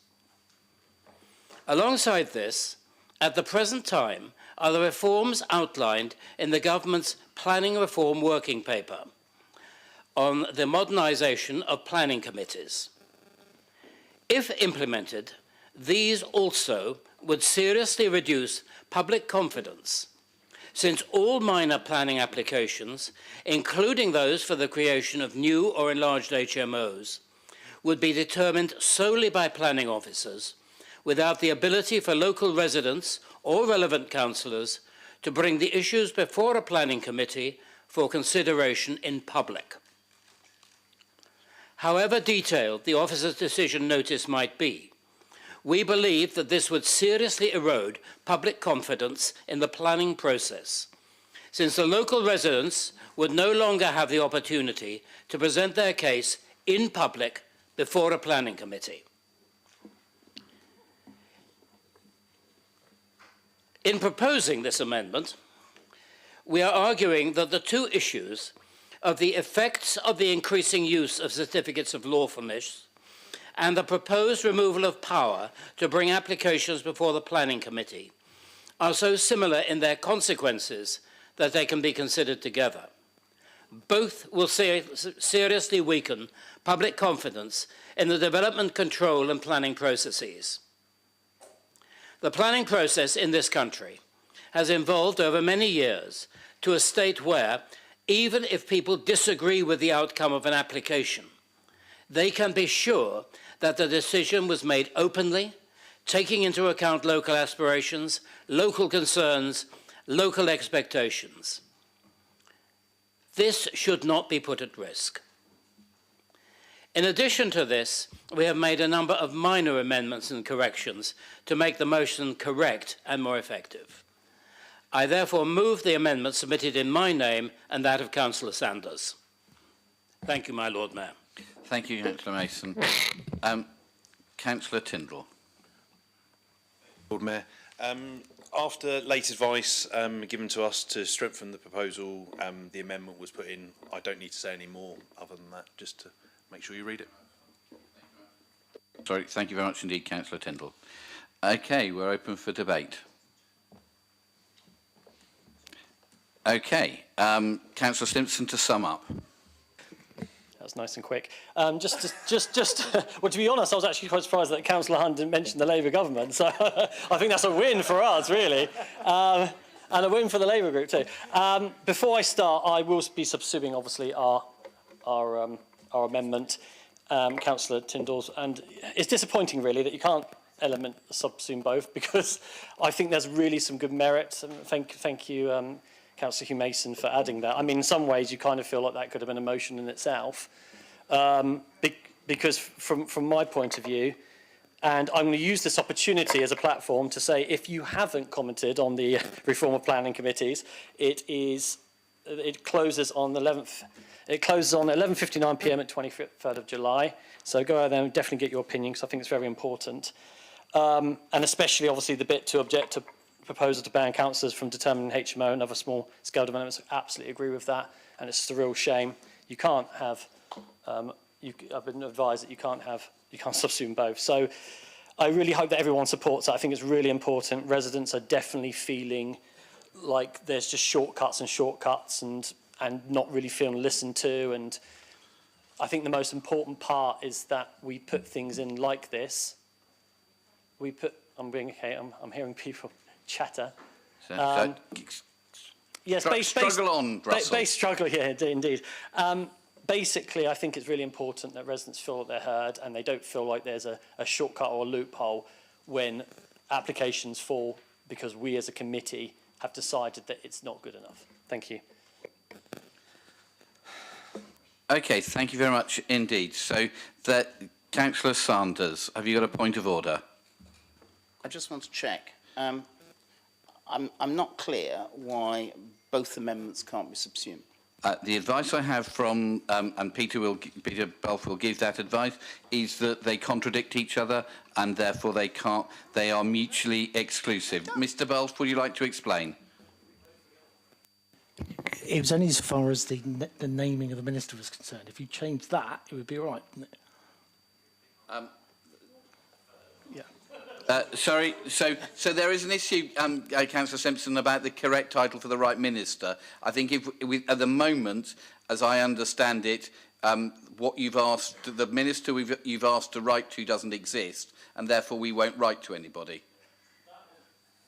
Sorry, That was actually part of what was changed about an hour before because of advice from the planning officer. So I know the planning officer sometimes gets the advice wrong to some of our councillors, Sanders.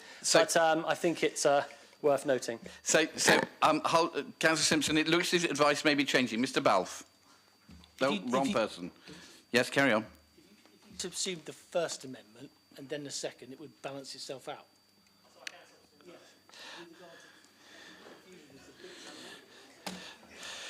Councillor Simpson, would you like to reconsider? Right, so I'm going to subsume R1 first, and then I'm going to subsume the second one too. Okay. Yeah. All right. I think we've got to the point which is helpful that. So we're doing a double subsume. Yeah, it's a bit of a tandem. Yes.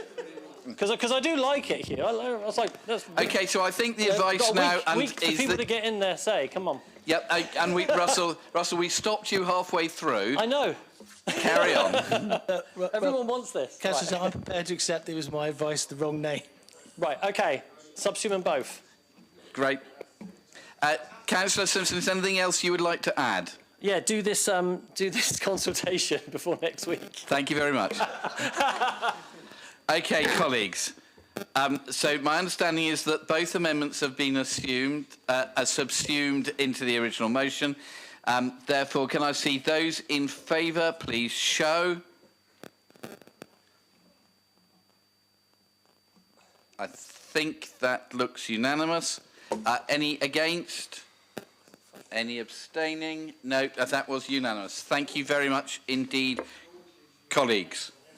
Okay. I don't think George was allowed to abstain on that one. Okay, motion F, tackling illegal tobacco vapes and associated road triggers in Portsmouth. Councillor Fielding, Councillor Ghosh. Oh, wrong person. Formally proposing the motion, Lord Mayor. Thank you. Rajan? Happy to second my Lord Mayor and reserve my right to speak. Thank you. Thank you very much indeed. Councillor Fielding. Thank you, Lord Mayor. The topic of the motion before you is a pressing issue that affects our city's well-being. The rise of illegal tobacco products and vapes, especially targeting young people. The Council's Trading Standards has conducted several crackdowns revealing the scale of the issue affecting the city.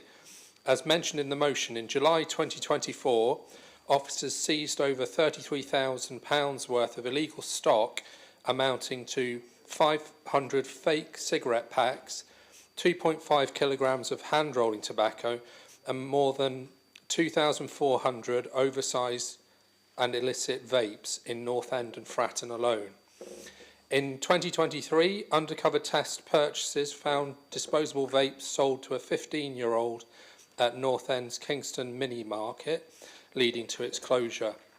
August 2024 saw 2 Southsea shops, Albert Food Store and Portsmouth General Market Store shut down after illegal cigarettes and vapes were sold, including one to a child, and seizures amounting to £47,000 worth of illegal goods.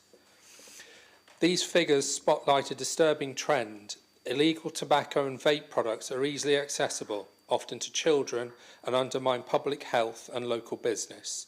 So why does this matter? Many of the vapes exceed the legal e-liquid capacity, a maximum of 2 millilitres, and deliver up to 9,000 puffs, far beyond legal limits. They often contain hazardous chemicals and metals.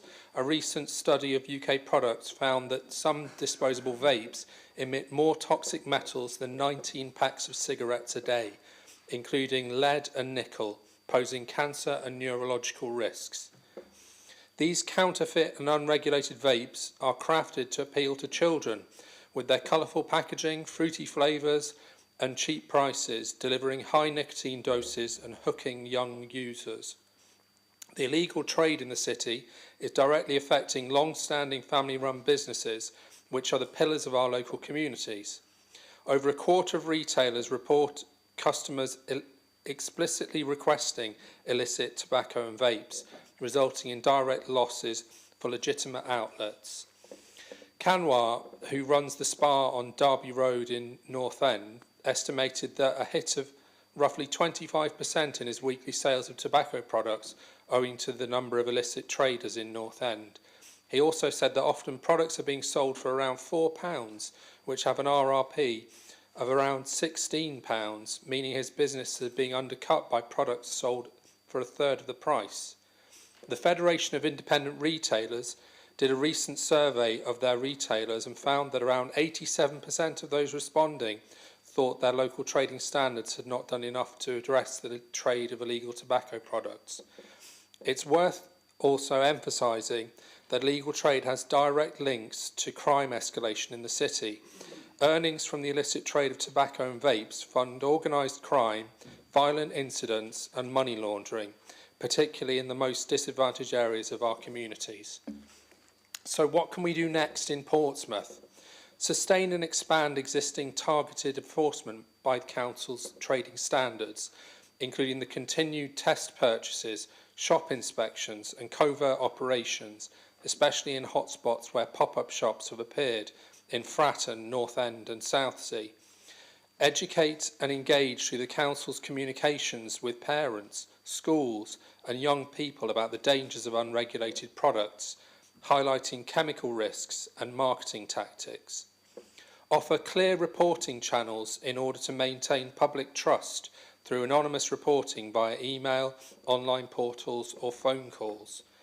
Collaborate across the councils and agencies, coordinating with trading standards, HMRC, the police and local health teams to disrupt supply chains and illegal importation. The challenge of illegal tobacco and vapes in Portsmouth isn't just about the products, it's about protecting our children, safeguarding public health and ensuring fair trade for our struggling local businesses. We have made important strides, but there's more to do, including strengthening enforcement with local and national funding, increased public awareness and resilience, continued legislative support and policy innovation. Together, we can build a safer, healthier Portsmouth, free from the grip of illegal and harmful nicotine products. Thank you. Thank you very much, Councillor Fielding. Ladies and gentlemen, amendments. Are there any amendments to this? There is one in the name, I understand, of Councillor Hunt. Is that correct? No, Councillor Winnington is. So, Councillor Hunt, are you happy to propose your amendment? Yes, Lord Mayor. Councillor Winnington, are you happy to second it? Happy to formally second and reserve my right to speak. Thank you. Shall we circulate it? Yes, please.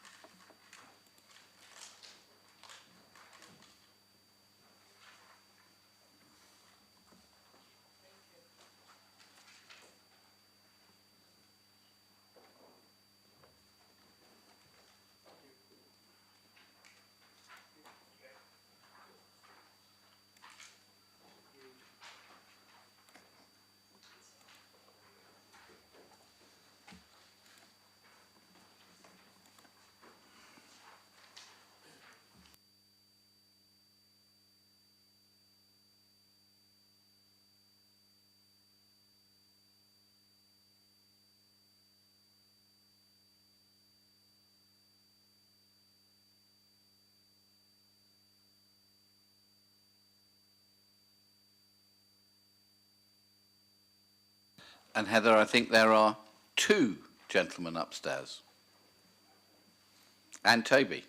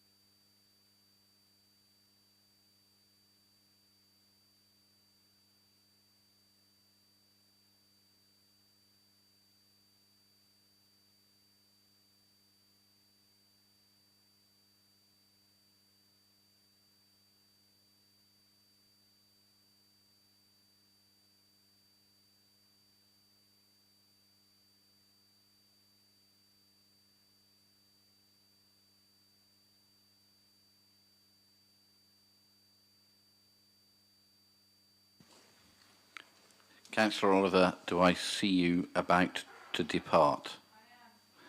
We wish you well. We've only got another 2 hours to go.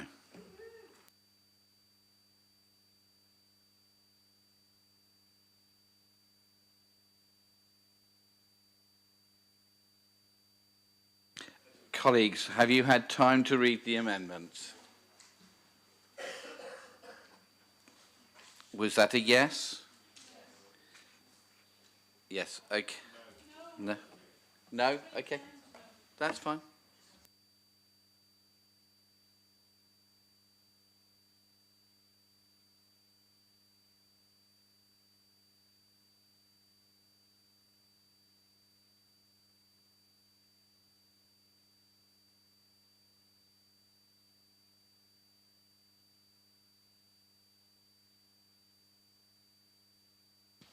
Okay, colleagues.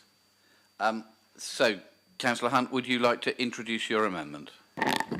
Yeah, I'm sorry so many members are out of the room. Just to announce that today, for all the members here, there's no Labour bashing in this one, all right? Today, 3 people have been, just to announce it, today 3 people have been charged with illegal tobacco offences relating to 2 shops in Portsmouth, sniffer dogs, uncovered, large-scale, and a prolific operation using concealment to attempt to avoid detection. So the work goes on day in and day out. First, I'd like to thank Councillors Fielding and Ghosh for bringing this notice of motion to full council, recognising the brilliant efforts of our Lib Dem run council around the issue, strongly evidenced in their own words in paragraph 7.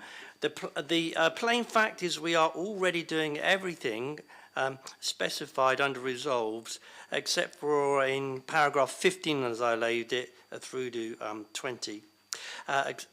And we have to, including in those paragraphs, but we do have to take you to task because you put in a deliberate mistake. See if we are actually reading the notice of paragraph 19. So it's either, you know, it's something that's been got wrong in the rather circuitous notice of motion. It's just that vape shops aren't requiring a licence. And that's incorrect in the notice of motion. We just put it right. Yes, it does say it. Yeah. Or I've got it at 19. They don't need licensing. In our amendment, we've fixed that. Our amendment also thanks Portsmouth Trading Standards for their excellent work looking after the welfare of Portsmouth residents, tackling road traders and these vape shops and the other criminality, and we put that in too. So I'm certain that Councillor Shah and Fielding will want to join with us to congratulate Portsmouth Trading Standards team on winning at the acclaimed Anti-Counterfeiting Enforcement Awards, which is a UK award for their excellent enforcement work that is taking place around the UK to fight the trade in counterfeit goods.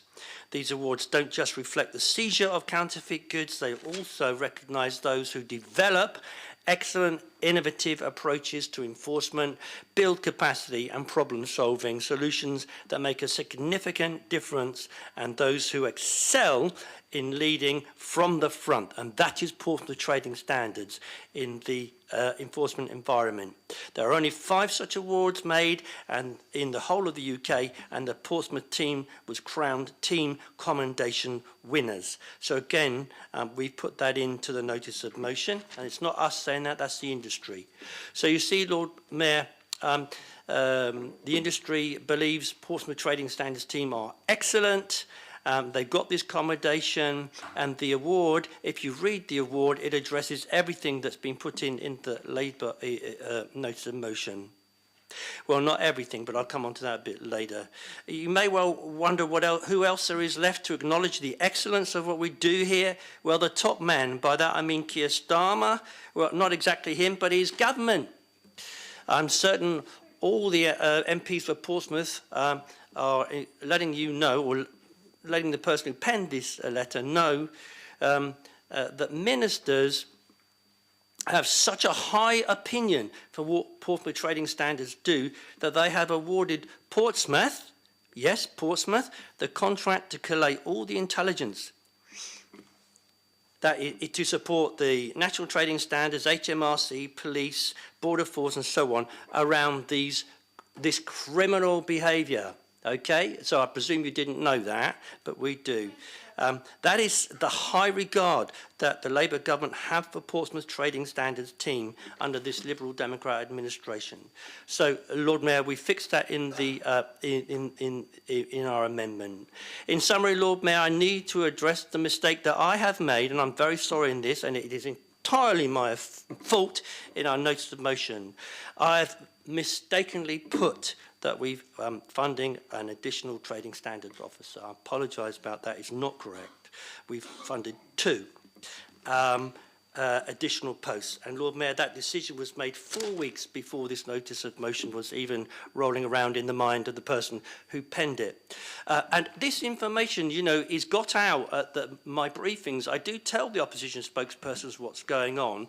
So I'm just a little surprised it wasn't in these things weren't in the notice of motion, although some of that is lately.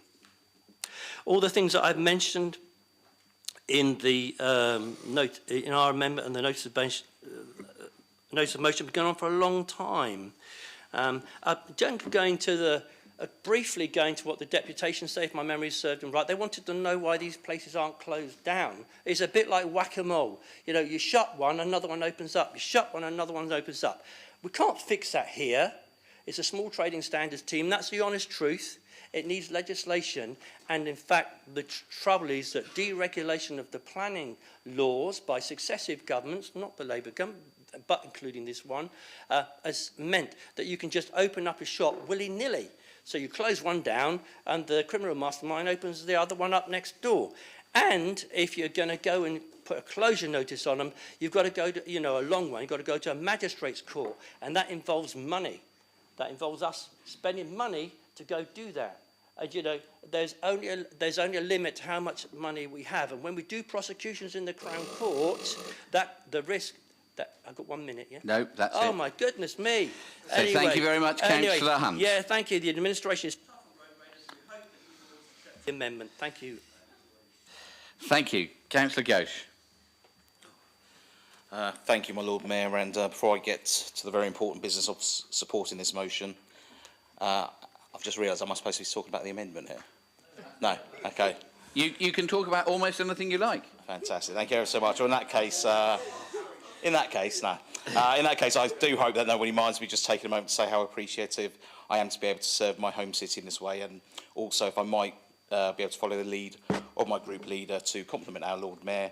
I'd also like to say how appreciative I am to be able to make my maiden speech in the chamber with such a long-standing stalwart of this council and someone who I've had known and had a positive relationship for so long in the chair. And I'd like to wish the Lord Mayor all the best for the year in his long overdue role. On to business, and as councillors committed to the safety and well-being of our community, we should support such a motion to tackle illegal tobacco, potentially dangerous vapes and rogue traders who sell them in our city.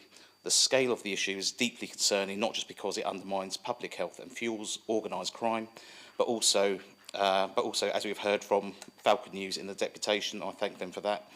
Falcon News, of course, a business in our city centre, in the Charles Dickens ward, but also because it directly harms our local businesses, many of which are family-run and already under financial pressures. The data speaks for itself, as we've heard. Millions of illegal cigarettes and vapes are being seized across the country, and our city is not immune to this. Our trading standards team, as we heard, is trying to take action and succeed in lots of cases, but they need continued support and resources to keep up with the growing need. And businesses want better communication with trading standards, better enforcement, and raised awareness of the dangers of such illegal products. These illegal products are often targeted at children or young people, posing serious health risks and bypassing laws designed to protect children. As mentioned, also troubling is the impact on law-abiding businesses. These traders pay their taxes, comply with laws and regulations, and contribute to the life of our high streets and wider communities. It is unacceptable that they are being undercut by criminal operations, illegally selling dangerous products at a fraction of the price. As we have heard from our local guest traders in their deputations, businesses are being asked to price match rogue traders, something not possible even if they wanted to, which they obviously don't, particularly in the case of when being asked by children. And some businesses are reporting such a drop in income that it might have to make difficult decisions like cutting back on staff or at least cutting back staff hours. Furthermore, we obviously do not know what is in these illegal products, which may not have gone through the full regulation safety process. Are they safe? And if not, what will be the impact on the health of those who buy and use these unregulated or illegal products? This motion offers a clear and proactive path forward, stronger enforcement, better public awareness, improved collaboration with schools and health services, and a firm commitment to support legitimate traders. It's about protecting our traders, it's about protecting our residents, especially the young and vulnerable. It's about taking a stand against organised crime, and it's about safeguarding the integrity of our local economy. I urge my fellow councillors to back this motion and send a strong message that Portsmouth will not be a safe haven for rogue traders or illegal products. Let's work together to protect our communities and uphold that wonderful British value that is the rule of law. Thank you.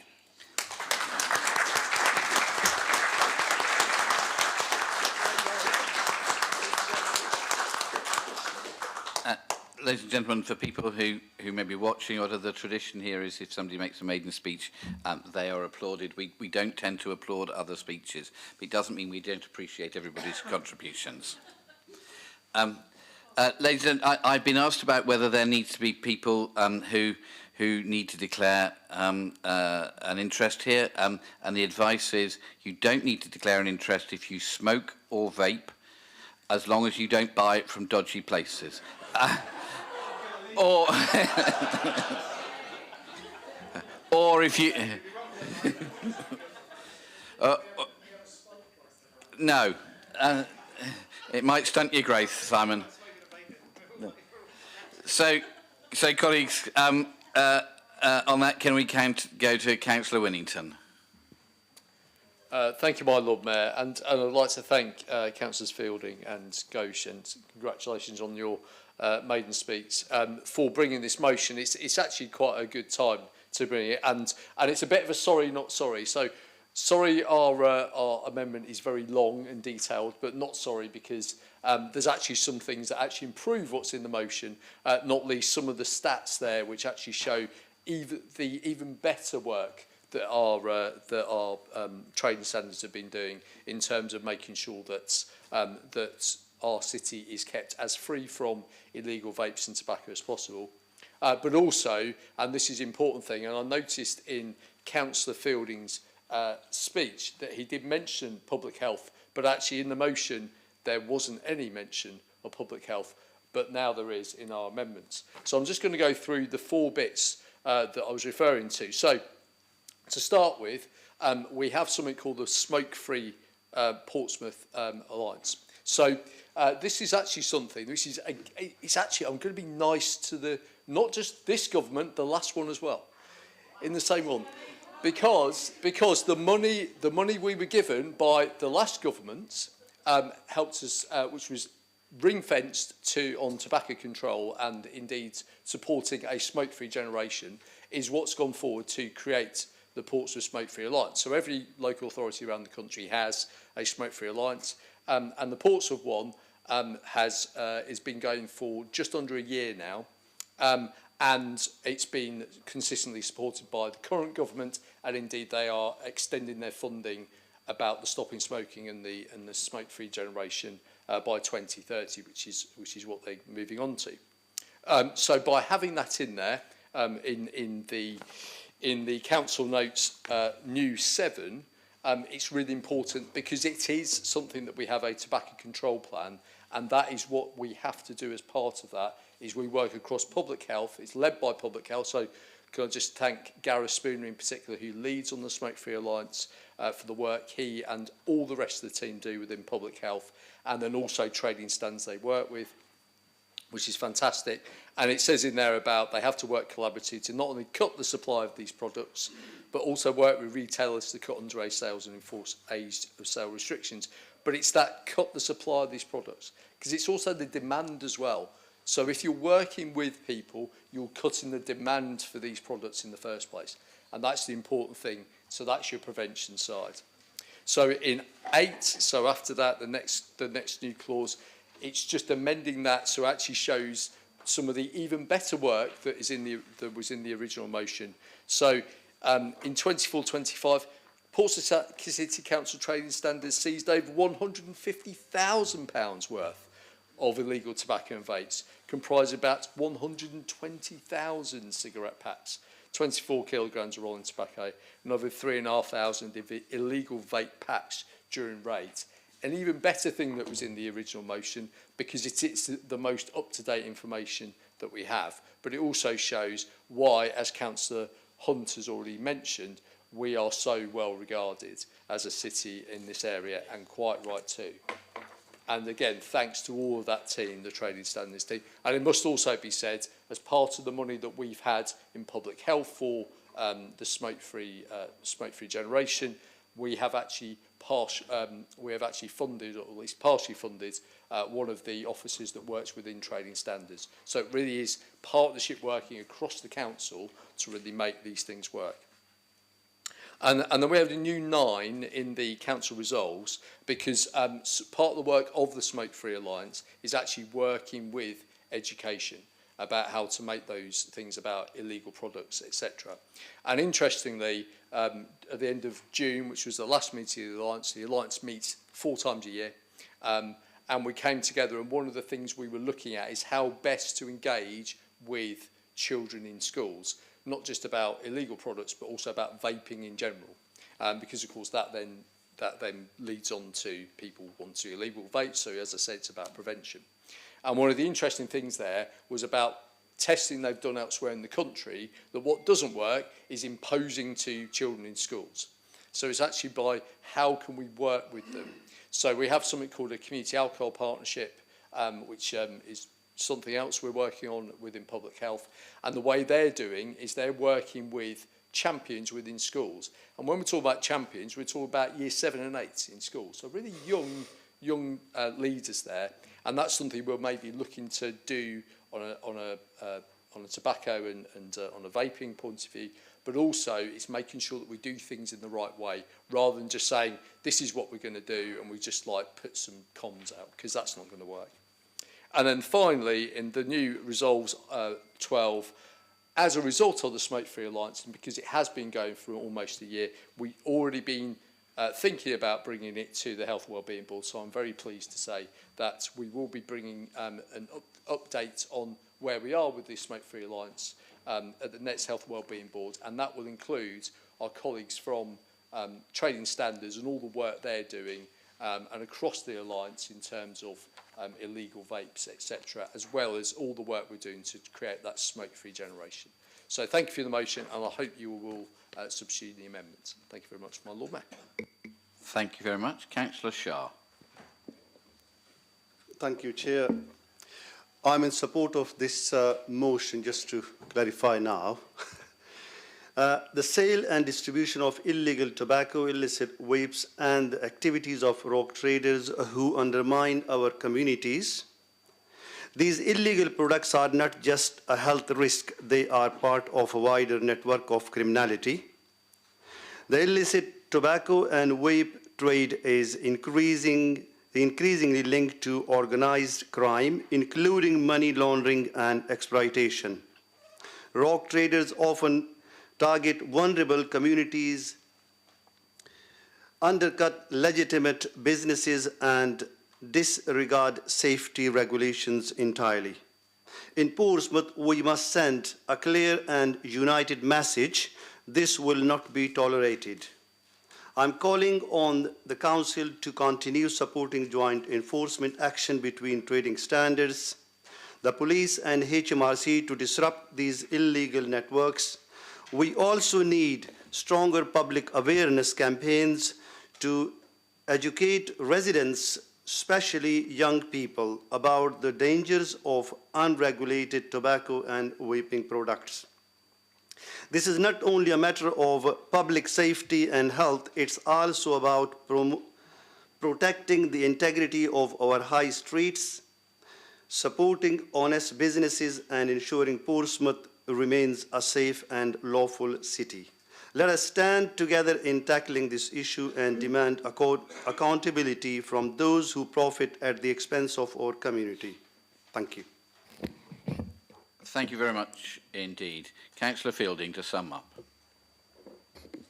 Thank you, Lord Mayor. Yes, we will be subsuming the amendment into the main motion.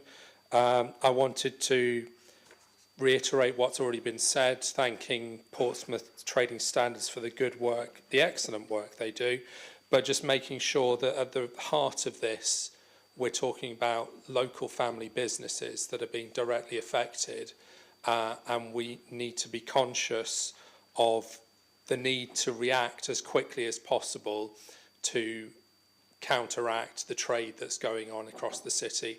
We don't want to be in national headlines all the time for the wrong things. We want to be heralding all the good stuff that we're doing.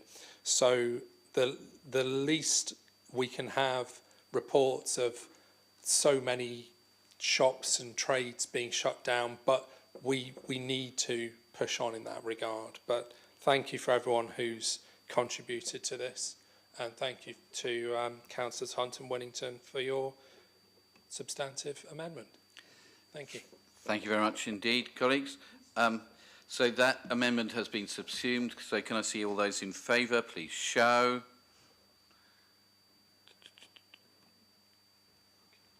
That, I think, is unanimous. Can I see, just for safety's sake, any against? Any abstentions? No. Colleagues, I would recommend, there's a BBC thing recently about this issue in Hull, a really interesting and terrifying report on what's going on there in terms of illegal tobacco and what's going on there. Okay, moving on. Motion G, Southern Water, proposed by Councillor Hugh Mason, seconded by Kimberly Barrett. Councillor Mason, are you happy to confirm that you're proposing this? Yes, my Lord Mayor, I'm happy to confirm I'm proposing it. Councillor Barrett, are you happy to confirm you're seconding it? Happy to second, and would like to speak on it later. Thank you. I'm sorry to call you to stand again, Councillor Mason, but would you like to propose your motion? First of all, I would like to give the thanks to Dr. Alan Waring, who made the deputation. He laid out a framework about the problems of Southern Water, within which this motion stands, and it was very useful. This is a concise and very straightforward motion.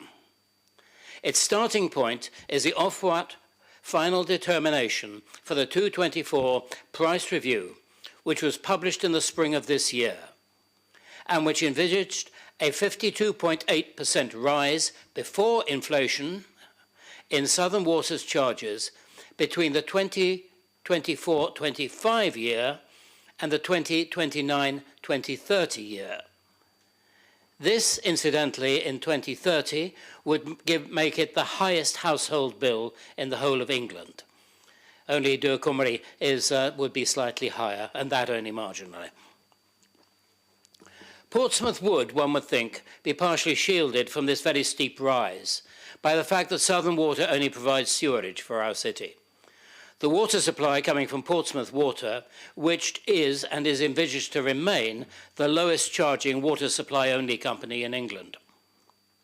Nonetheless, we are faced with Southern Water's charges for our sewerage. Southern Water has this year raised its sewerage charge to Portsmouth residents, not by an equitable proportion of its 52.8% five-year rise, as envisaged by Ofwat, but even more, by a massive 56.16%, which equates to just short of £200 for an unmetered D-band property. I don't know how other councillors felt on receiving their bill from Southern Water this year. I looked at it and thought there must be a mistake.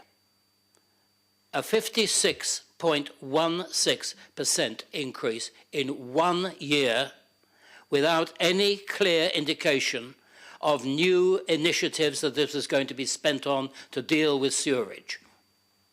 Just promises. So for this increase, I think we have a right to expect a substantial improvement in the service provided, and particularly a substantial decline in the discharges direct into Langston Harbour.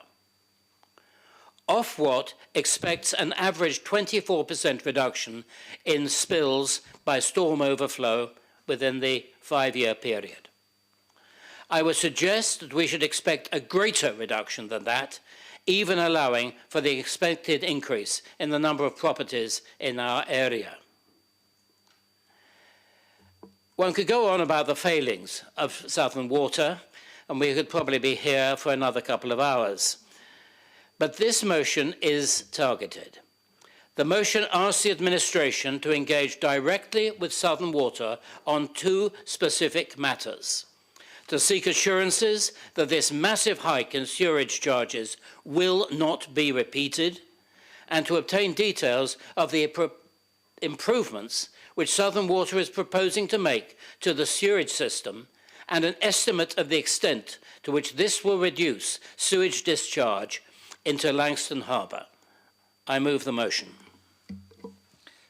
Thank you very much, Councillor Mason. Councillor Heaney, I understand there is an amendment in your name. Would you like to propose it? Yes, Lord Mayor, there is a minor amendment in my name and I'd like to propose it. Excellent. And I understand that that's seconded by Councillor Gerarda. Yes, my Lord Mayor, formally second. Thank you very much indeed. Were you happy to have that circulated?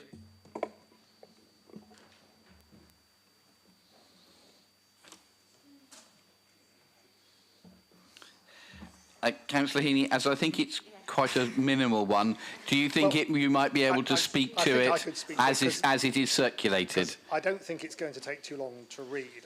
I do just want to add one item to the last paragraph, where we not only engage with Southern Water, but also engage with the regulator Ofwat. And the reason for that, of course, is it's Ofwat who has the power to actually take action against Southern Water if they don't do what they do. I just want to briefly make a couple of quotes from the determination that they made in April.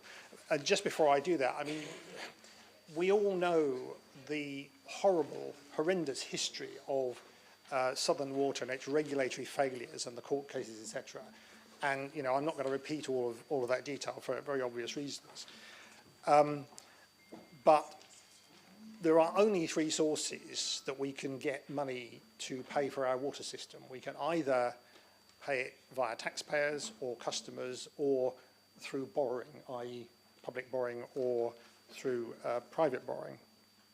And the determination that they says this, and I think it's quite important to say, our aim is to ensure the recovery of investment over a time period that broadly aligns with the benefits that customers receive from that investment. Because we spread the recovery of these costs over the long term, companies must first finance their planned expenditure by attracting investment from both debt and equity providers. They go on then to say, we want customers to be protected from non-delivery or undelivery improvements. The delivery mechanism protects customers from paying upfront for benefits that companies may not be able to deliver to schedule. Once the company shows that it can deliver a scheme, we will use this mechanism to release the pre-agreed scheme funding. This is the point at which scheme costs could be reflected in customer bills. And the final thing I wanted to quote from the determination, which I think is why reinforces my point about why Ofwat's worth talking to, is we will continue to hold Southern Water to account against its targets for improved service for customers and the environment, and expect it to report on its performance every year. If the company does not deliver the expected outputs and outcomes, this will be reflected in lower bills for customers. So they are saying that if they don't deliver, we may well see reductions in bills. So that really is my point. I think, given the evidence that I've suggested from the report, they are ones we should engage with in order to make sure Southern Water are held to account. Thank you. Councillor Barrett, you are seconding the proposal. Thank you very much, my Lord Mayor. Firstly, like Councillor Mason, I wanted to take the time to thank Dr Waring for coming down to speak to this motion today. It has been a pleasure to work with him on this, and although we did have to cut it down a little bit, I'm so pleased he was able to do a deputation. I truly believe what he has said is extremely important, and his words were and are very powerful. I'm sure that every single one of us in this room have been affected by the hikes that Southern Water have placed onto all of our households. And while some of us can foot the bill relatively easily, there are a lot of our residents that cannot do that. On top of that, our residents have faced a cost of living crisis, which is still ongoing, and that's on top of other utility bills that have risen in price. It's just not making life any easier for any of our residents at all. We have all watched over the years while many inept water companies across the country have plunged themselves into unprecedented levels of debt, which is therefore leaving customers to pay the bill, which is completely and utterly outrageous. Especially as they seem sometimes, and the public perceive them, that they've got away scot-free with polluting British waters with huge amounts of sewage, and also failing to invest in fixing leaky infrastructure, whilst company executives are stuffing their pockets with their bonuses. It is absolutely unacceptable that a management bonus or shared dividend is paid out when we still have incidents happening, such as the incident recently that I'm sure many of you saw over the weekend on the Leon Solent, which was awful. That is why at a local level we will continue to do what we can to make lives easier for any of our residents. Officers have been interacting with Southern Water to discuss the infrastructure upgrade plans and how that will affect us as a city. I know I've been frustrated and I don't drive, having to go around the city and, you know, Southern Water or someone else has dug up a whole entire road. It's, you know, we're trying to open conversations about that, and I know Councillor Candlish is doing well with that. We are trying to have conversations with them, and at the moment that's going quite well, regarding work about SUDS, which is Sustainable Urban Drainage, and how they can help with that. But I think something very important, and I think that's something that we should be really proud of, is that we acknowledge that our residents are facing real problems with these bill hikes. And Councillor Pitt has worked hard to see that over 5,000 residents on low incomes or in receipt of benefits across the city who have been found to be eligible for a discount on their bills will now see a cut in their bills as part of a data sharing agreement between the council, and therefore it will save people money. So at least that is one step in the right direction. The figure suggested, so the overall figure suggested would see around about £886,000 set to be cut from the bills of our most vulnerable residents across the city. However, more can be done. I was fairly hopeful with the Water Special Measures Bill coming to Parliament recently that we could see a bit of a change. And I did believe the bill could be more ambitious. And we did table some amendments at the committee stage, but that wasn't accepted. But regardless, I think most of us, or all of us party-wise, are on the same, across parties, are on the same level. I know that we would have asked for greater regulation in the water industry, the creation of a public benefit model and a new water regulator with even more powers to hold these companies to account.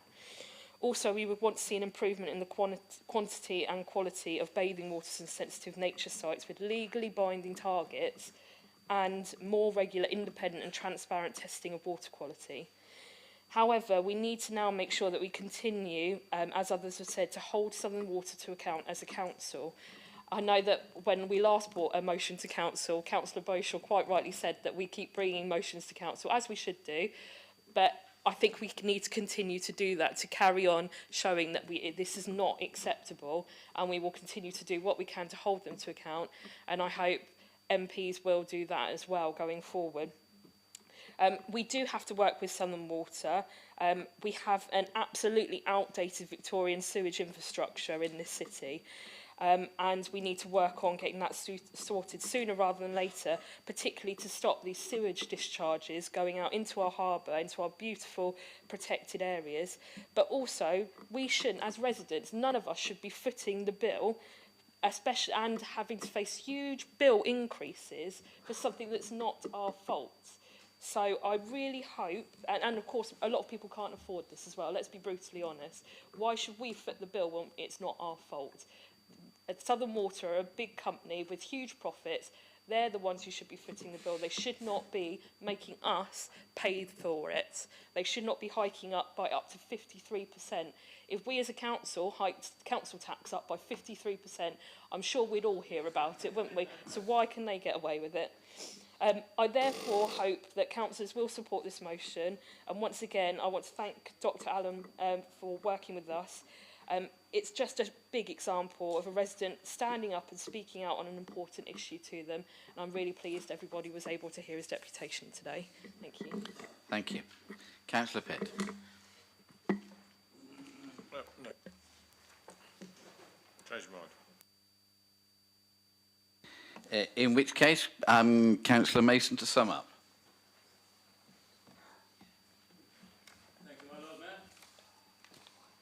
Thank you, my Lord Mayor.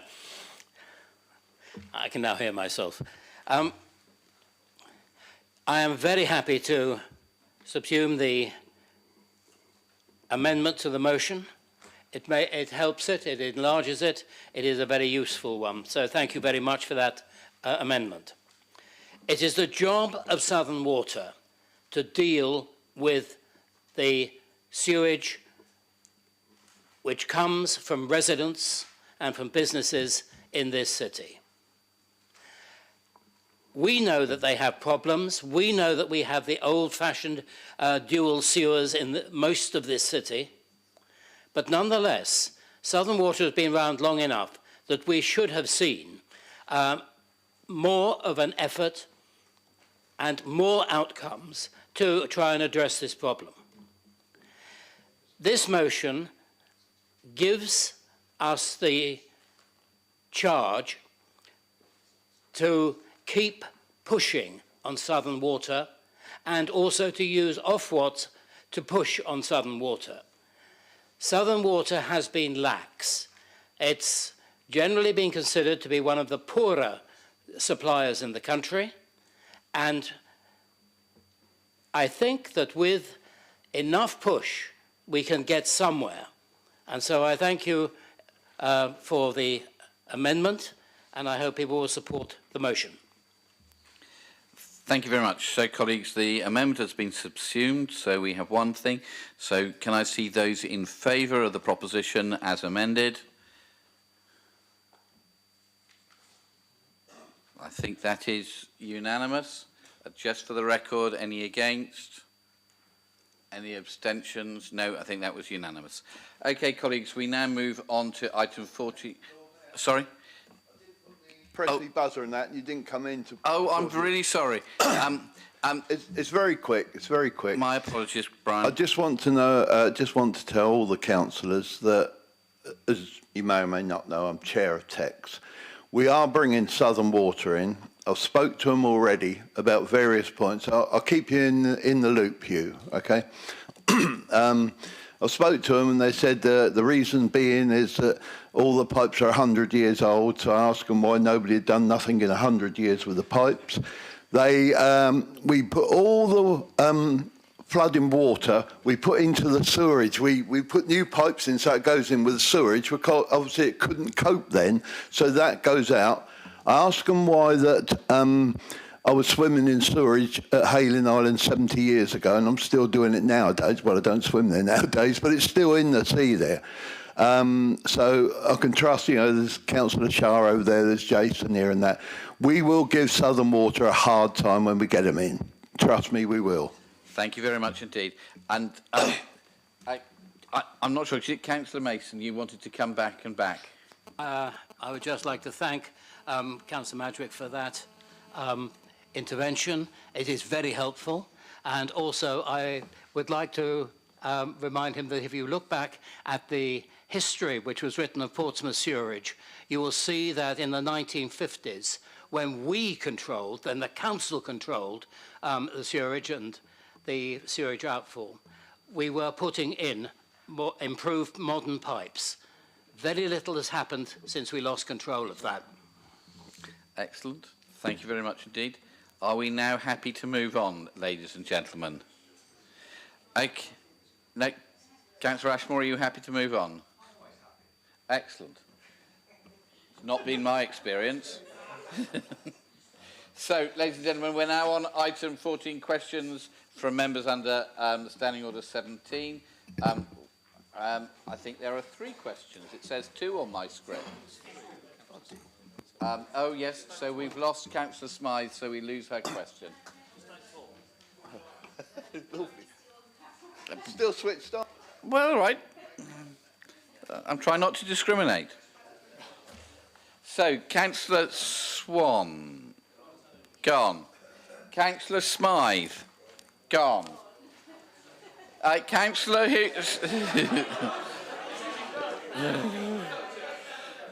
Councillor Horton, you have 45 minutes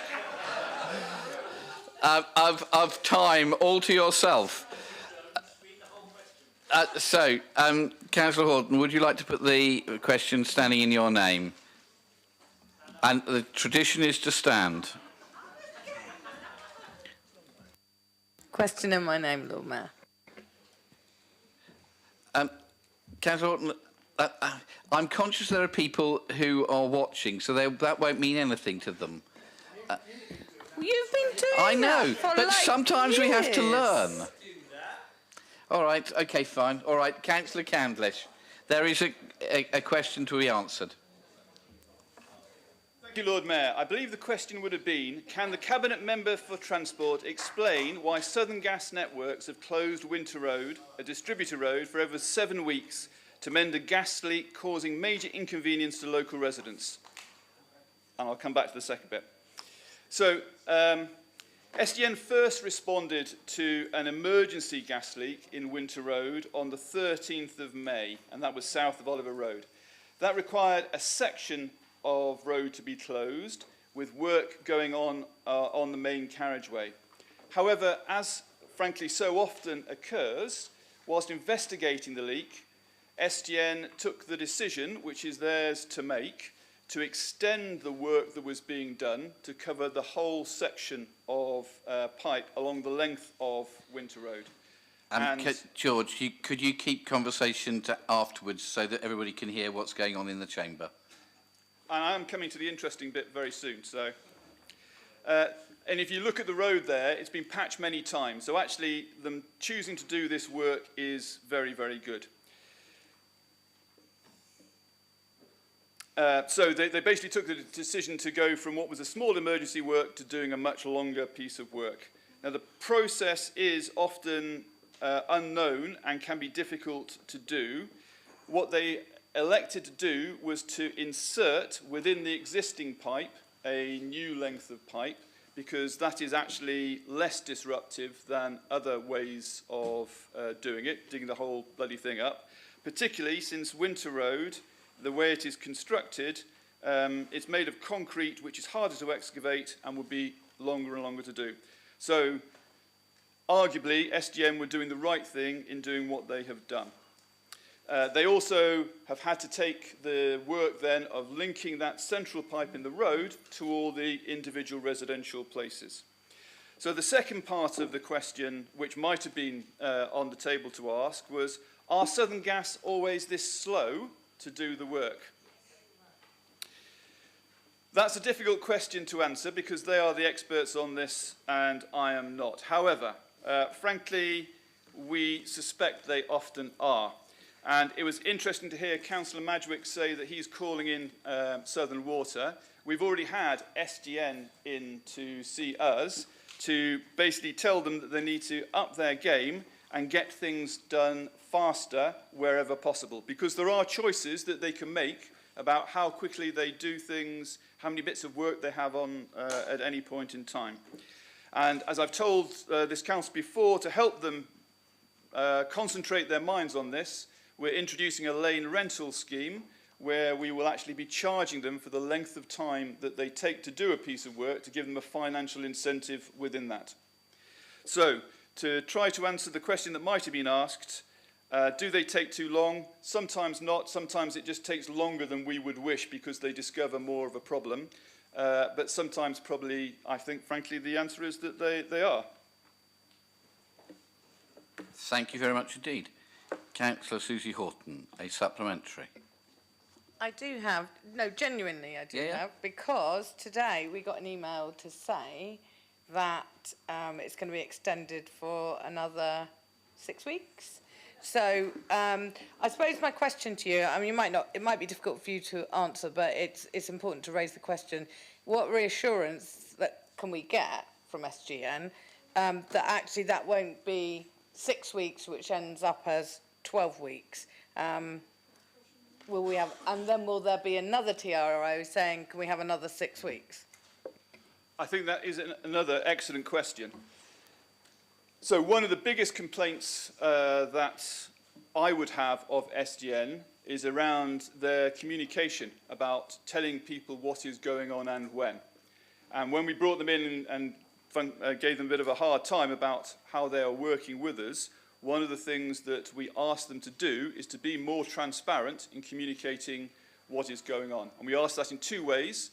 Firstly, that they communicate to people on site through having better signage, just saying that this is what is going on. At the moment, holes suddenly appear in the road. There might be a sign saying road closed, but there is no other indication about who is doing the work there and why. We're also asking them to have information more easily available, not just in tiny font 10 writing, about how someone can go and get more information on a website or through telephoning a number. And we're also pushing them to try to do more letter drops in areas that are affected so residents do know what is going on. There was a second part I had to answer to. Could you repeat your question, please? No, I think that was it. Because there is one thing, it was about how the reassurance, could I be certain? So I cannot be certain. The information that we have is what we try to pass on where it is available to us to do so, and 6 to 8 weeks is the current estimate within the current scope of work. But as I've explained, sometimes they discover a wider scope of work when they do that work, so there may be a little bit up or down. I think I'm also going to take the opportunity to very, very briefly tell the Council that I have also seen the future, and it is not all good. So SGN have to replace certain types of iron pipe across the city by 2032. Now, the good news is that they have done 70% of their work in residential areas. These are the individual pipes going to homes. There are still some places where this obviously still has to be done. There are residents in Baffins who are currently enjoying that at the moment.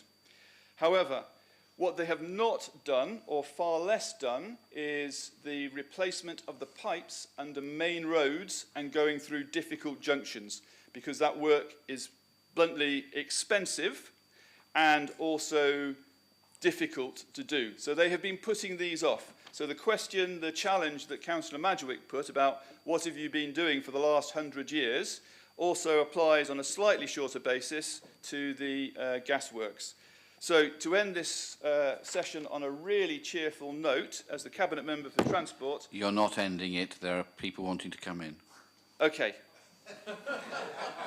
Were I to be ending it, I would be ending on the notification to everyone, to tell everyone that unfortunately we can expect a lot of roadworks from SDN over the next couple of years, but we will be holding them to account and pushing them to be as fast and as resident-friendly in what they do as possible. Thank you.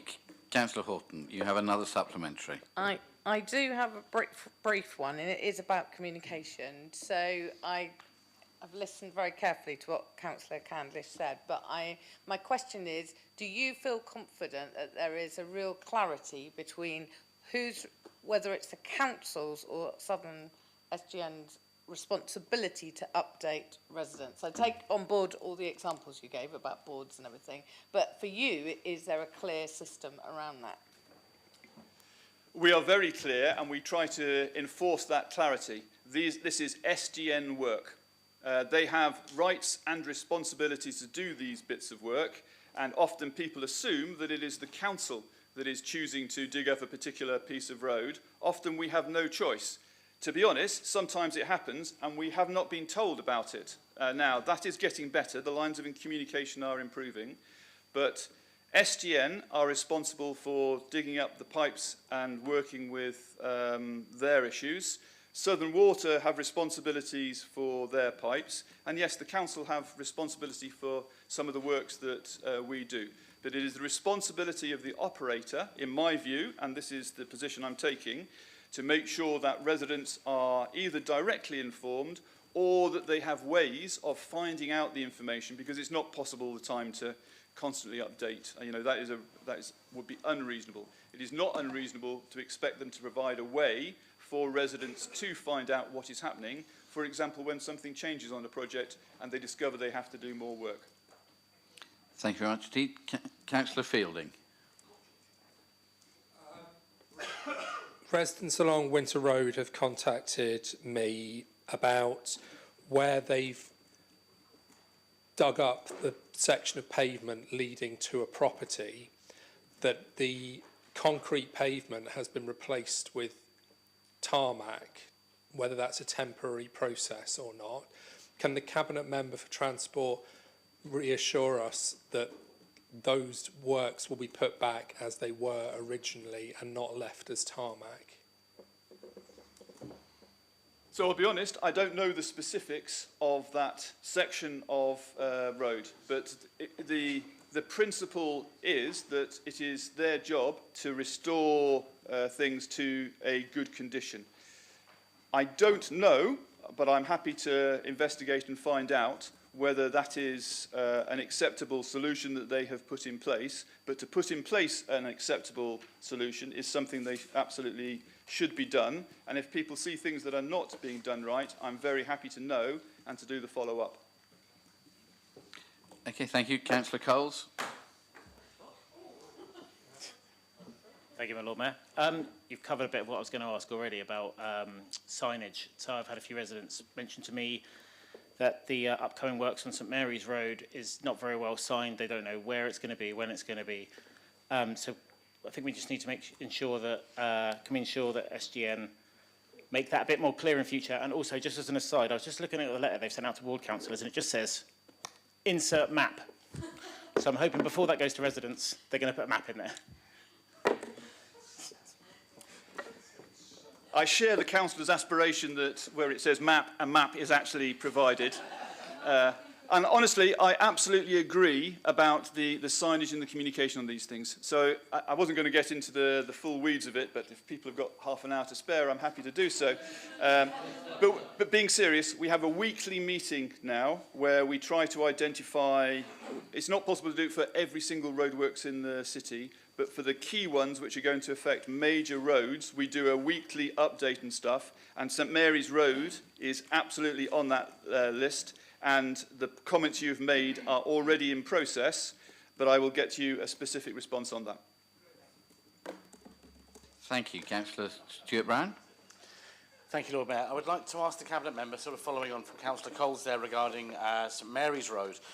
We've been contacted as Fratton Ward councillors today by SGN that the iron pipe upgrades on St Mary's Road will see the eastbound carriageway closed for over a month. Obviously, I hope that the Cabinet member's previous comments that the timescales will stick to timescales. Given that St Mary's Road is a busy east-west thoroughfare in the city and this closure has the possibility of causing major disruption, what I would like to know is, have SGN been working with the transport team to ensure that any works being planned that have impacts on those major thoroughfares have at least some sort of plan that avoids leaving residents without an alternative route that can deal with the volume of traffic? So they're not going to be closing off all of the east-west ones at the same time, leaving people with no way of travelling east-west, all of the north-south ones at the same time. Is there some sort of scheme to make sure there is still an open route for residents to use? So, if only I had the map to point to as a visual aid on this. The good news on this is twofold. So firstly, we have worked with them to suggest that the least bad time for doing this work, because it's opposite a school, is during the summer holidays. I also know that the work will not completely close the road, so there will be a line of traffic. However, if we are frank amongst ourselves as councillors, there is no doubt that that kind of disruption on what is a key route is going to be difficult for people. There was also a question embedded there about have we considered what the implications are on the network. The answer is yes, we always look to do these things and we try to marry them up so that work is done at the right time or in the right sequence. So for example, when we did some work up in Paulsgrove recently on the major traffic lights junction, we held off some other work that was being done because we didn't want two things going on at the same time. The problem with that is that we don't have ultimately the power to stop them doing things. So if they or one of the other utilities suddenly decide to do something, then it is possible that the two things will overlap. We try to monitor that, and we talk about it being like a radar. So we try to have these kind of big schemes. You know, St Mary's Road has been circulating for some time. We know it's going to land and be a problem when it does so. So that gives us an opportunity to try and move the pieces that we can influence around. I would say that it is getting better, and we are trying to do that, but there is still no direct way of forcing the utilities to work together, and we're actually trying to bring them together so they actually meet with each other, and bluntly, sometimes parts of the utility company get to meet other parts of the utility company, and they're quite grateful for the opportunity that we've brought them together, because otherwise they don't get to talk to themselves across the way. So I think there is a lot of improvement opportunity here. But the sad answer to your question is St Mary's Road will be difficult, but we are trying to do what we can. I remember the day when we got married, two different bits of Colas shut 3 of the lanes of the M275 leaving the city because they didn't speak to each other, which caused complete and absolute chaos. I think including Susie having to abandon her high heels and run through the city. Councillor Bosher. Thank you very much, Lord Mayor. I've been looking for the last 6 hours to see how I can crowbar this one in, but as the Cabinet member mentioned signage, and you've mentioned the M275, can the Cabinet member investigate a sign that's currently on the M275, which says, for GP sales event, please follow directions to Portsmouth Naval Base, spelt N-A-V-E-L.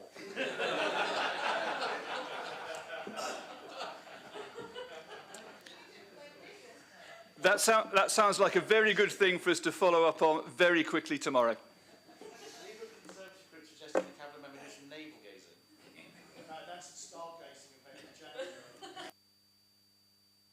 Okay, ladies and gentlemen, I have nobody else asking to speak and ask questions. So that is the end of it. Thank you very much indeed, everybody, for your forbearance. And if people are getting away for the summer, have a good summer holiday. Thank you.